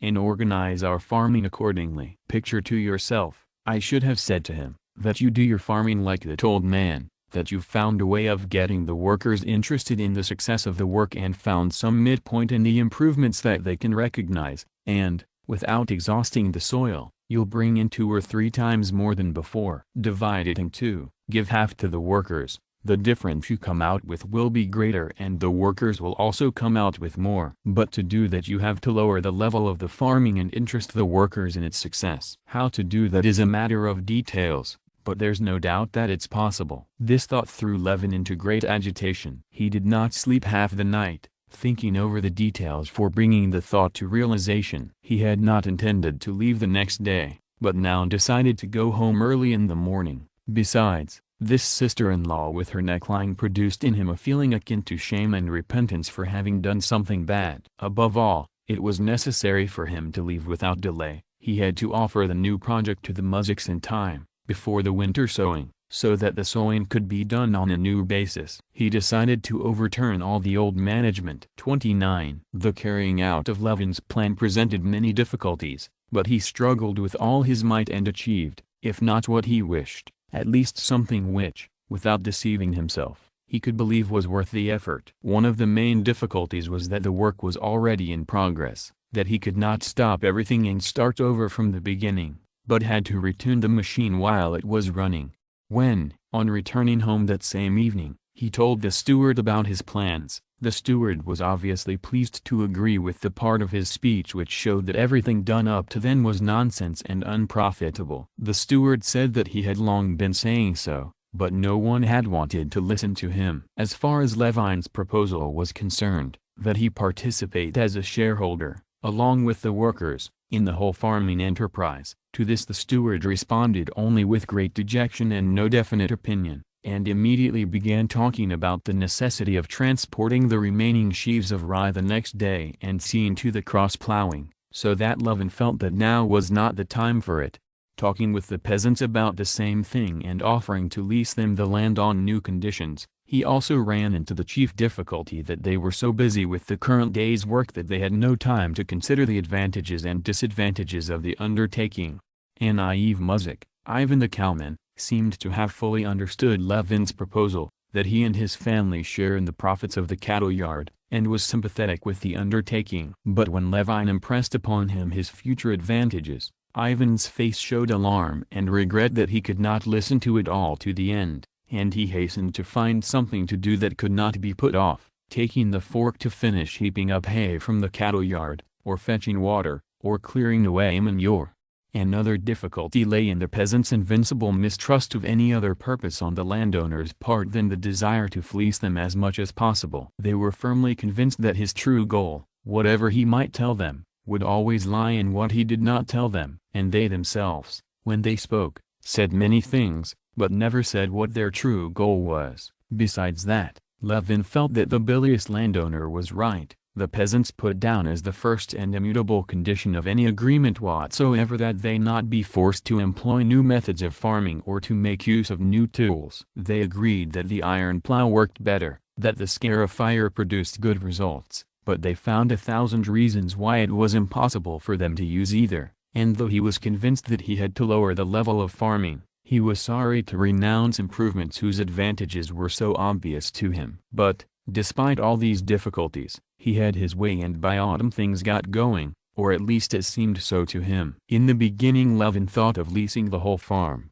as it was, to the peasants, workers and steward, on new conditions of partnership, but he soon became convinced that it was impossible, and he decided to subdivide the farming. The cattle yard, orchards, kitchen gardens, meadows, fields, divided into several parts, were to constitute separate items. Naive Ivan the cowman, who understood the matter best of all, as it seemed to Levin, chose an association for himself mainly from his own family, and became a participant in the cattle yard. A far field that had lain fallow and overgrown for 8 years was taken with the help of a clever carpenter Fyodor Dostoyevsky by 6 Muzhik families on the new associative terms, and the Muzhik leased all the kitchen gardens on the same conditions. The rest remained as before, but these 3 items were the beginning of a new system and fully occupied Levin. True, in the cattle yard things went no better than before, and Ivan strongly resisted the heating of the cow barn and making butter from fresh cream, maintaining that cows that are kept cold need less food and that sour cream butter does you best, and he demanded a salary as in the old days, not concerned in the least that the money he got was not a salary but an advance against his share of the profit.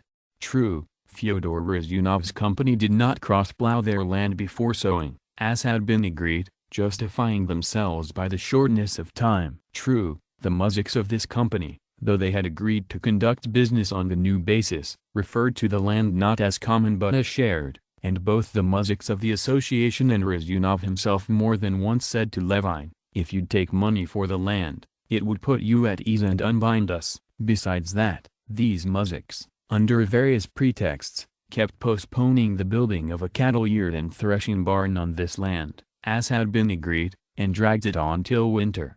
True, Sharev wanted to take the kitchen gardens leased to him and let them out in small parcels to the Muzhiks. Evidently he had completely misunderstood and, it seemed, deliberately misunderstood, the conditions on which the land had been leased to him.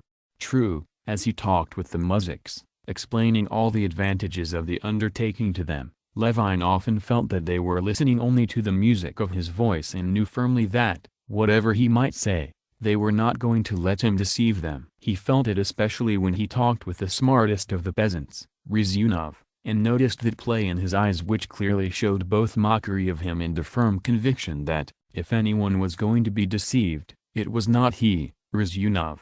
But, despite all that, Levin thought that things had got going and that, by strict accounting and having it his way, he would eventually prove to them the advantages of such a system, and then everything would go by itself.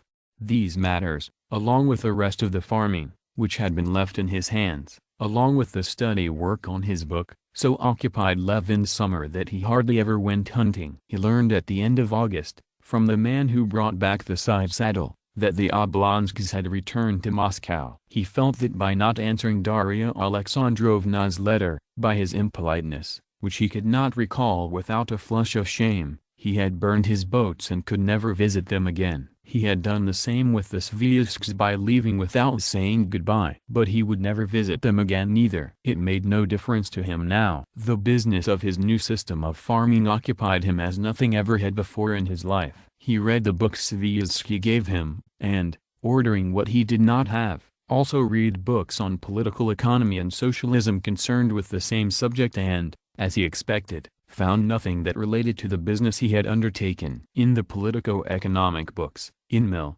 30, for instance, whom he studied at first with great fervor, hoping at any moment to find a solution to the questions that preoccupied him, he found laws deduced from the situation of European farming, but he simply could not see why those laws, not applicable in Russia, should be universal. He saw the same in the socialist books. These were either beautiful but inapplicable fantasies, such as he had been enthusiastic about while still a student, or corrections, mendings of the state of affairs in which Europe stood and with which Russian agriculture had nothing in common. Political economy said that the laws according to which European wealth had developed and was developing were universal and unquestionable. Socialist teaching said that development according to these laws led to ruin. And neither the one nor the other gave, not only an answer, but even the slightest hint of what he, Levine, and all Russian peasants and landowners were to do with their millions of hands and acres so that they would be most productive for the common good.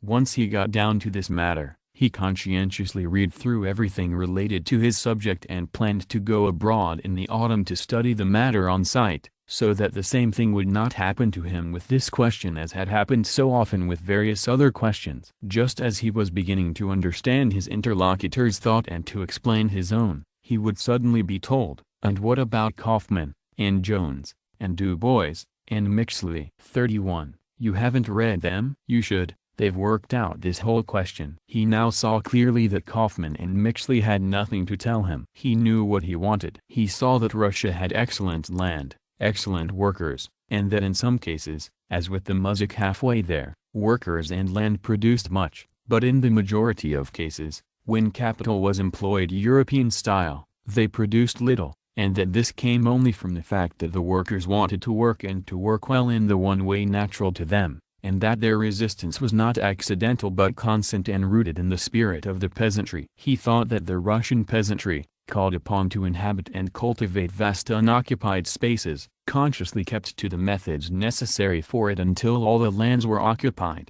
and that these methods were not at all as bad as was usually thought. And he wanted to prove it theoretically in his book and in practice on his estate. 30. At the end of September lumber was delivered for the building of the cattle yard on the land allotted to the association, and the butter from the cows was sold and the profits distributed. The practical side of the farming was going excellently, or at least it seemed so to Levin. Now, to explain the whole thing theoretically and to finish his book, which, according to Levin's dreams, was not only to bring about a revolution in political economy but was to abolish that science altogether and initiate a new science, of the relation of the peasantry to the land. The only thing necessary was to go abroad and study on site everything that had been done there in that direction and to find convincing proofs that everything done there was not what was needed. Levine was waiting only for the delivery of the wheat, so as to get the money and go abroad. But rain set in, which prevented the harvesting of the remaining grain and potatoes and put a stop to all work, even the delivery of the wheat. Mud made the roads impassable,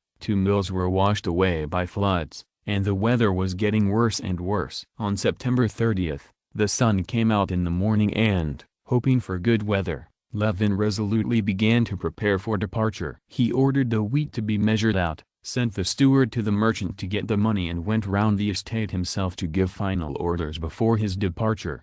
Having done everything, wet from the streams that poured from his leather jacket either down his neck or into his boots, but in a most cheerful and excited mood, Levin returned home towards evening. The weather grew still worse towards evening. Hail beat so painfully on his drenched horse that he walked sideways, twitching his ears and head, but Levin felt fine under his hood, and he glanced cheerfully around him, now at the turbid streams running down the ruts, now at the drops hanging on every bare twig, now at the white spots of unmelted hail on the planks of the bridge, now at the succulent, still fleshy elm leaves that lay in a thick layer around the naked tree. Despite the gloom of the surrounding nature, he felt himself especially excited. Talks with the peasants in a distant village had shown that they were beginning to get used to their relations. The old innkeeper at whose place he stopped in order to dry off apparently approved of Levin's plan and himself offered to join the partnership to buy cattle. "I need only persist in going towards my goal and I'll achieve what I want," thought Levine, "and so work and effort have their wherefore. This is not my personal affair. It is a question here of the common good. Agriculture as a whole, above all the position of the entire peasantry, must change completely. Instead of poverty, universal wealth, prosperity; instead of hostility, concord and the joining of interests. In short, a revolution, a bloodless but great revolution, first in the small circle of our own region, then the province, Russia, the whole world. Because a correct thought cannot fail to bear fruit. Yes, that is a goal worth working for. And the fact that it is I, Kostya Levine, the same one who came to the ball in a black tie and was rejected by Mr. Strubutsky and is so pathetic and worthless in his own eyes, proves nothing. I'm sure that Franklin 32 felt as worthless and distrusted himself in the same way, looking back at his whole self. That means nothing. And he,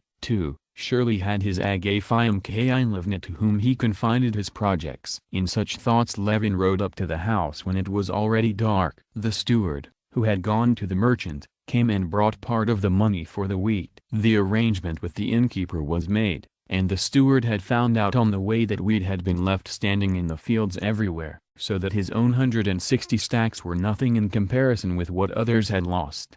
After dinner Levin sat down in his easy chair with a book, as usual, and while reading continued to think about his forthcoming trip in connection with his book. Today the significance of what he was doing presented itself to him with particular clarity, and whole paragraphs took shape of themselves in his mind, expressing the essence of his thinking. This must be written down, he thought. This should constitute the brief introduction that I considered unnecessary before. He got up to go to his desk, and Laska, who lay at his feet, also got up, stretching herself, and looked back at him as if asking where to go. But there was no time to write it down, because the foreman of the work details came, and Levin went out to them in the front hall. Having done the detailing, that is, given orders for the next day's work, and received all the muzhiks who had business with him, Levin went to his study and sat down to work. Laska lay under the desk. Agafia Mikhailovna settled in her place with a stocking. Levin had been writing for some time when suddenly, with extraordinary vividness, he remembered Kitty, her refusal and their last encounter. He got up and began to pace the room. No point being bored,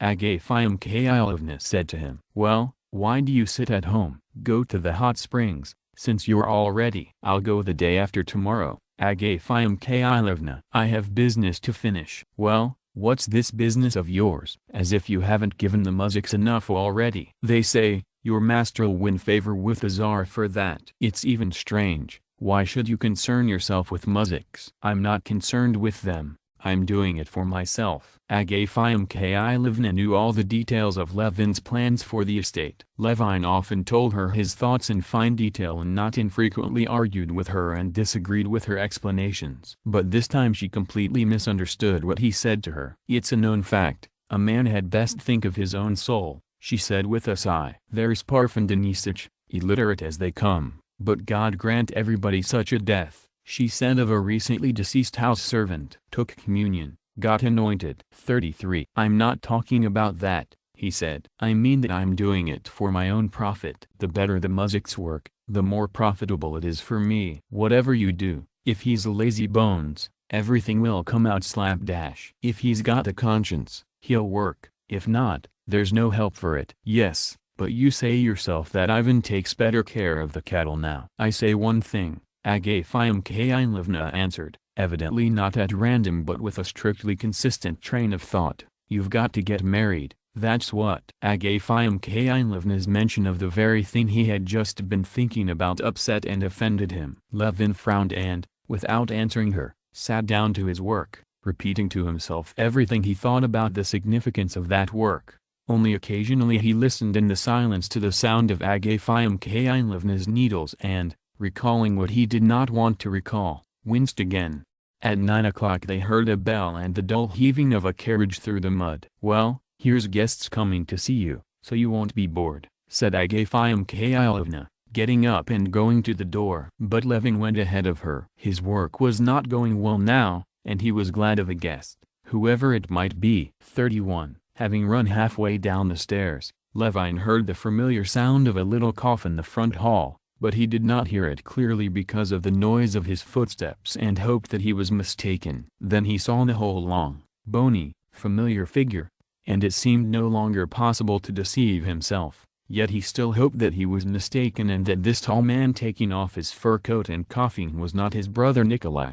Levin loved his brother, but being with him was always a torment. Now, under the influence of the thought that had come to him and of Agafia Mikhailovna's reminder, he was in a vague, confused state, and the imminent meeting with his brother seemed especially difficult. Instead of a cheerful, healthy stranger for a guest, who he hoped would divert him in his state of uncertainty, he had to confront his brother, who understood him thoroughly, who would call up all his innermost thoughts, would make him speak his whole mind. And that he did not want. Angry with himself for this nasty feeling, Levin ran down to the front hall. As soon as he saw his brother up close, this feeling of personal disappointment vanished at once and was replaced by pity. Frightening as his brother Nikolai's thinness and sickliness had been before, he was now still thinner, still more wasted. He was a skeleton covered with skin. He stood in the front hall, twitching his long, thin neck and tearing his scarf from it, and smiled with a strange pitifulness. Seeing this smile, humble and obedient, Levin felt his throat contract spasmodically. "You see, I've come to visit you," Nikolai said in a dull voice, not taking his eyes off his brother's face for a second. "I've long been wanting to, but I wasn't feeling well. Now I'm much better," he said, wiping his beard with big, thin palms. "Yes, yes," Levin replied. And he felt still more frightened when, as he kissed him, his lips felt the dryness of his brother's body and he saw his big, strangely glinting eyes up close. A few weeks earlier Levin had written to his brother that, following the sale of a small, as yet undivided portion of their inheritance, he was now to receive his share, about 2,000 rubles. Nikolai said that he had come to receive the money and, above all, to visit his own nest, to touch the soil, in order to gather strength, as mighty heroes do, for future action. Despite his increasing stoop, despite his striking thinness in view of his height, his movements were, as usual, quick and impetuous. Levin led him to his study. His brother changed with particular care, something he had never done before, combed his sparse, straight hair and, smiling, went upstairs. He was in a most gentle and cheerful mood, as Levin had often remembered him in childhood. He even mentioned Sergei Ivanovitch without anger. Seeing Agafia Mikhailovna, he joked with her and asked about the old servants. The news of the death of Parfen Denisovich had an unpleasant effect on him. Fear showed in his face, but he recovered at once. "Well, he was old," he said and changed the subject. "So, I'll live with you for a month or two, and then, to Moscow. You know, Mikhail has promised me a post, and I'll be going into the service. Now I'll arrange my life quite differently," he went on. "You know, I sent that woman away." "Marya Nikolaevna?" "Why, what for?" "Ah, she's a nasty woman. She caused me a heap of troubles." But he did not say what those troubles were. He could not say that he had chased Marya Nikolaevna out because the tea was weak, and above all because she looked after him as if he were an invalid. "And then in general I want to change my life completely now. I've certainly committed some follies, like everybody else, but money is the least thing. I'm not sorry about it, as long as there's health, and my health, thank God, has improved." Levin listened and thought and could not think of anything to say. Nikolai probably felt the same. He began asking his brother about his affairs, and Levin was glad to talk about himself, because he could talk without pretending. He told his brother his plans and activities. His brother listened but obviously was not interested. These two men were so dear and close to each other that the slightest movement, the tone of the voice, told them both more than it was possible to say in words. Now they both had one thought, Nikolai's illness and closeness to death, which stifled all the rest. But neither of them dared to speak of it, and therefore everything else they said, without expressing the one thing that preoccupied them, was a lie. Never had Levin been so glad when an evening ended and it was time to go to bed. Never with any stranger, on any official visit, had he been so unnatural and false as he had been that day. And his awareness of and remorse for this unnaturalness made him more unnatural still. He wanted to weep over his beloved dying brother, and he had to listen and keep up a conversation about how he was going to live. As the house was damp and only one room was heated, Levin had his brother sleep in his own bedroom behind a screen. His brother lay down and may or may not have slept, but, being a sick man, tossed, coughed and grumbled something when he was unable to clear his throat. Sometimes, when his breathing was difficult, he said, "Ah, my God." Sometimes, when phlegm choked him, he said vexedly, "Ah, the devil." Levin lay awake for a long time, listening to him. His thoughts were most varied, but the end of all his thoughts was one: death. Death, the inevitable end of everything. presented itself to him for the first time with irresistible force. And this death, which here, in his beloved brother, moaning in his sleep and calling by habit, without distinction, now on God, now on the devil, was not at all as far off as it had seemed to him before. It was in him, too. He felt it. If not now, then tomorrow. If not tomorrow, then in 30 years. Did it make any difference? And what this inevitable death was, he not only did not know, he not only had never thought of it, but he could not and dared not think of it. I work, I want to do something, and I've forgotten that everything will end, that there is death. He was sitting on his bed in the dark, crouching, hugging his knees and thinking, holding his breath from the strain of it. But the more he strained to think, the clearer it became to him that it was undoubtedly so, that he had actually forgotten, overlooked in his life one small circumstance, that death would come and everything would end, that it was not worth starting anything and that nothing could possibly be done about it. Yes, it was terrible, but it was so. Yet I am still alive. And what am I to do now? What am I to do? He said in despair. He lit the candle, got up carefully, went over to the mirror and began to examine his face and hair. Yes, there were gray hairs on his temples. He opened his mouth. The back teeth were beginning to go bad. He bared his muscular arms. Yes, good and strong. But Nikolka, who was lying there breathing with the remains of his lungs, had also had a healthy body once. And he suddenly remembered how as children they had gone to bed at the same time and had only waited for Fyodor Bogdanich to leave before they started throwing pillows at each other and laughing irrepressibly, so that even the fear of Fyodor Bogdanich could not stop this overflowing and effervescent consciousness of life's happiness. And now this crooked and empty chest. And I, not knowing what will become of me or why, the devil. What's this pottering about? Why aren't you asleep? His brother's voice called to him. I don't know, just insomnia. And I slept well, I don't sweat now. Look, feel the shirt. No sweat? Levin felt it, went behind the partition, put out the candle, but did not sleep for a long time. He had just partly clarified the question of how to live, when he was presented with a new, insoluble problem, death. So he's dying, so he'll die towards spring. So how can I help him? What can I say to him? What do I know about it? I even forgot there was such a thing. 32. Levin had long ago observed that when things are made awkward by people's excessive compliance and submission, they are soon made unbearable by their excessive demandingness and fault-finding. He felt that this was going to happen with his brother. And indeed, Brother Nikolai's meekness did not last long. The very next morning he became irritable and diligently applied himself to finding fault with his brother, touching the most sensitive spots. Levin felt himself guilty and could do nothing about it. He felt that if they both had not pretended but had spoken, as the phrase goes, from the heart, that is, only what they both actually thought and felt, they would have looked into each other's eyes, and Konstantin would have said only, "You are going to die. To die, to die." And Nikolai would have answered only, "I know I'm going to die, but I'm afraid, afraid, afraid." And they would have said nothing else, if they had spoken from the heart. But it was impossible to live that way, and therefore Konstantin tried to do what he had tried to do all his life without succeeding, and what, in his observation, many could do so well, and without which it was impossible to live. He tried to say what he did not think, and kept feeling that it came out false, that his brother noticed it and was annoyed by it. On the third day, Nikolai provoked his brother to tell him his plans again and began not only to condemn them, but deliberately to confuse them with communism.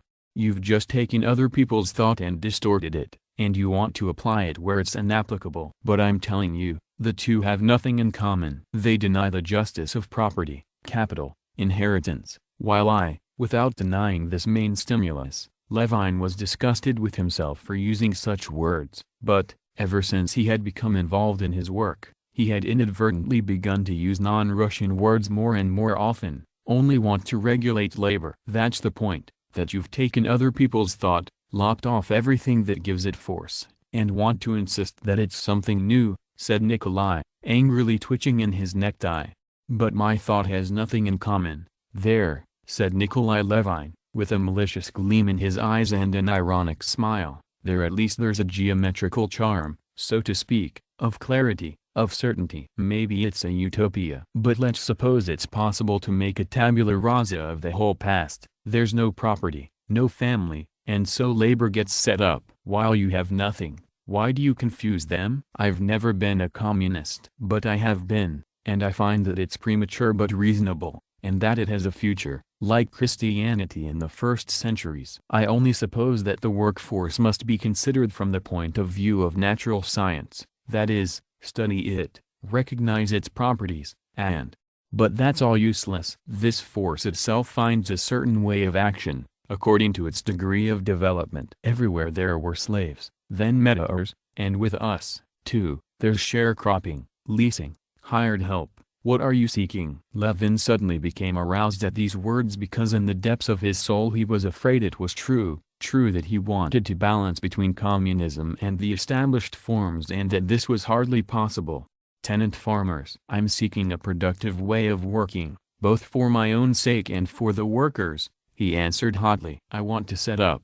You don't want to set up anything, you simply want to be original, as you have all your life, to show that you don't simply exploit the muziks but do it with an idea. Well, so you think, and let's drop it. Levin replied, feeling the muscle on his left cheek quivering uncontrollably. You have no convictions and never had any. You only want to coddle your own vanity. Well, splendid, then leave me alone. And so I will. And it's high time, and you can go to the devil. I'm very sorry I came. No matter how Levin tried afterwards to calm his brother down, Nikolai would not listen to anything, saying that it was much better to part, and Konstantin saw that for his brother life had simply become unbearable. Nikolai was already on the point of leaving when Konstantin came to him again and asked him in an unnatural manner to forgive him if he had offended him in any way. Ah, magnanimity, Nikolai said and smiled. If you want to be in the right, I can give you that pleasure. You're right, but I'm still leaving. Only just before his departure Nikolai exchanged kisses with him and said, suddenly giving his brother a strangely serious look, anyhow, don't think badly of me, Kostya. And his voice trembled. These were the only sincere words spoken. Levin understood that they implied, you see and know that I'm in a bad way and we may never see each other again. Levin understood it, and tears gushed from his eyes. He kissed his brother once more, but there was nothing he could or knew how to say to him. 3 days after his brother's departure, Levin also left for abroad. Running into Strubytsky, Kitty's cousin, at the railway station, Levin amazed him with his gloominess. What's the matter with you? Strubytsky asked him. Nothing, it's just that there's not much here in the world. Not much. Come with me to Paris instead of some mall house. You'll see how cheerful it is. No, I'm finished. It's time for me to die. A fine thing, Strubytsky said, laughing. I'm just ready to begin. I thought the same not long ago, but now I know that I'll die soon. Levin said what he had really been thinking lately. He saw either death or the approach of it everywhere. But his undertaking now occupied him all the more. He had to live his life to the end, until death came. Darkness covered everything for him, but precisely because of this darkness he felt that his undertaking was the only guiding thread in this darkness, and he seized it and held onto it with all his remaining strength.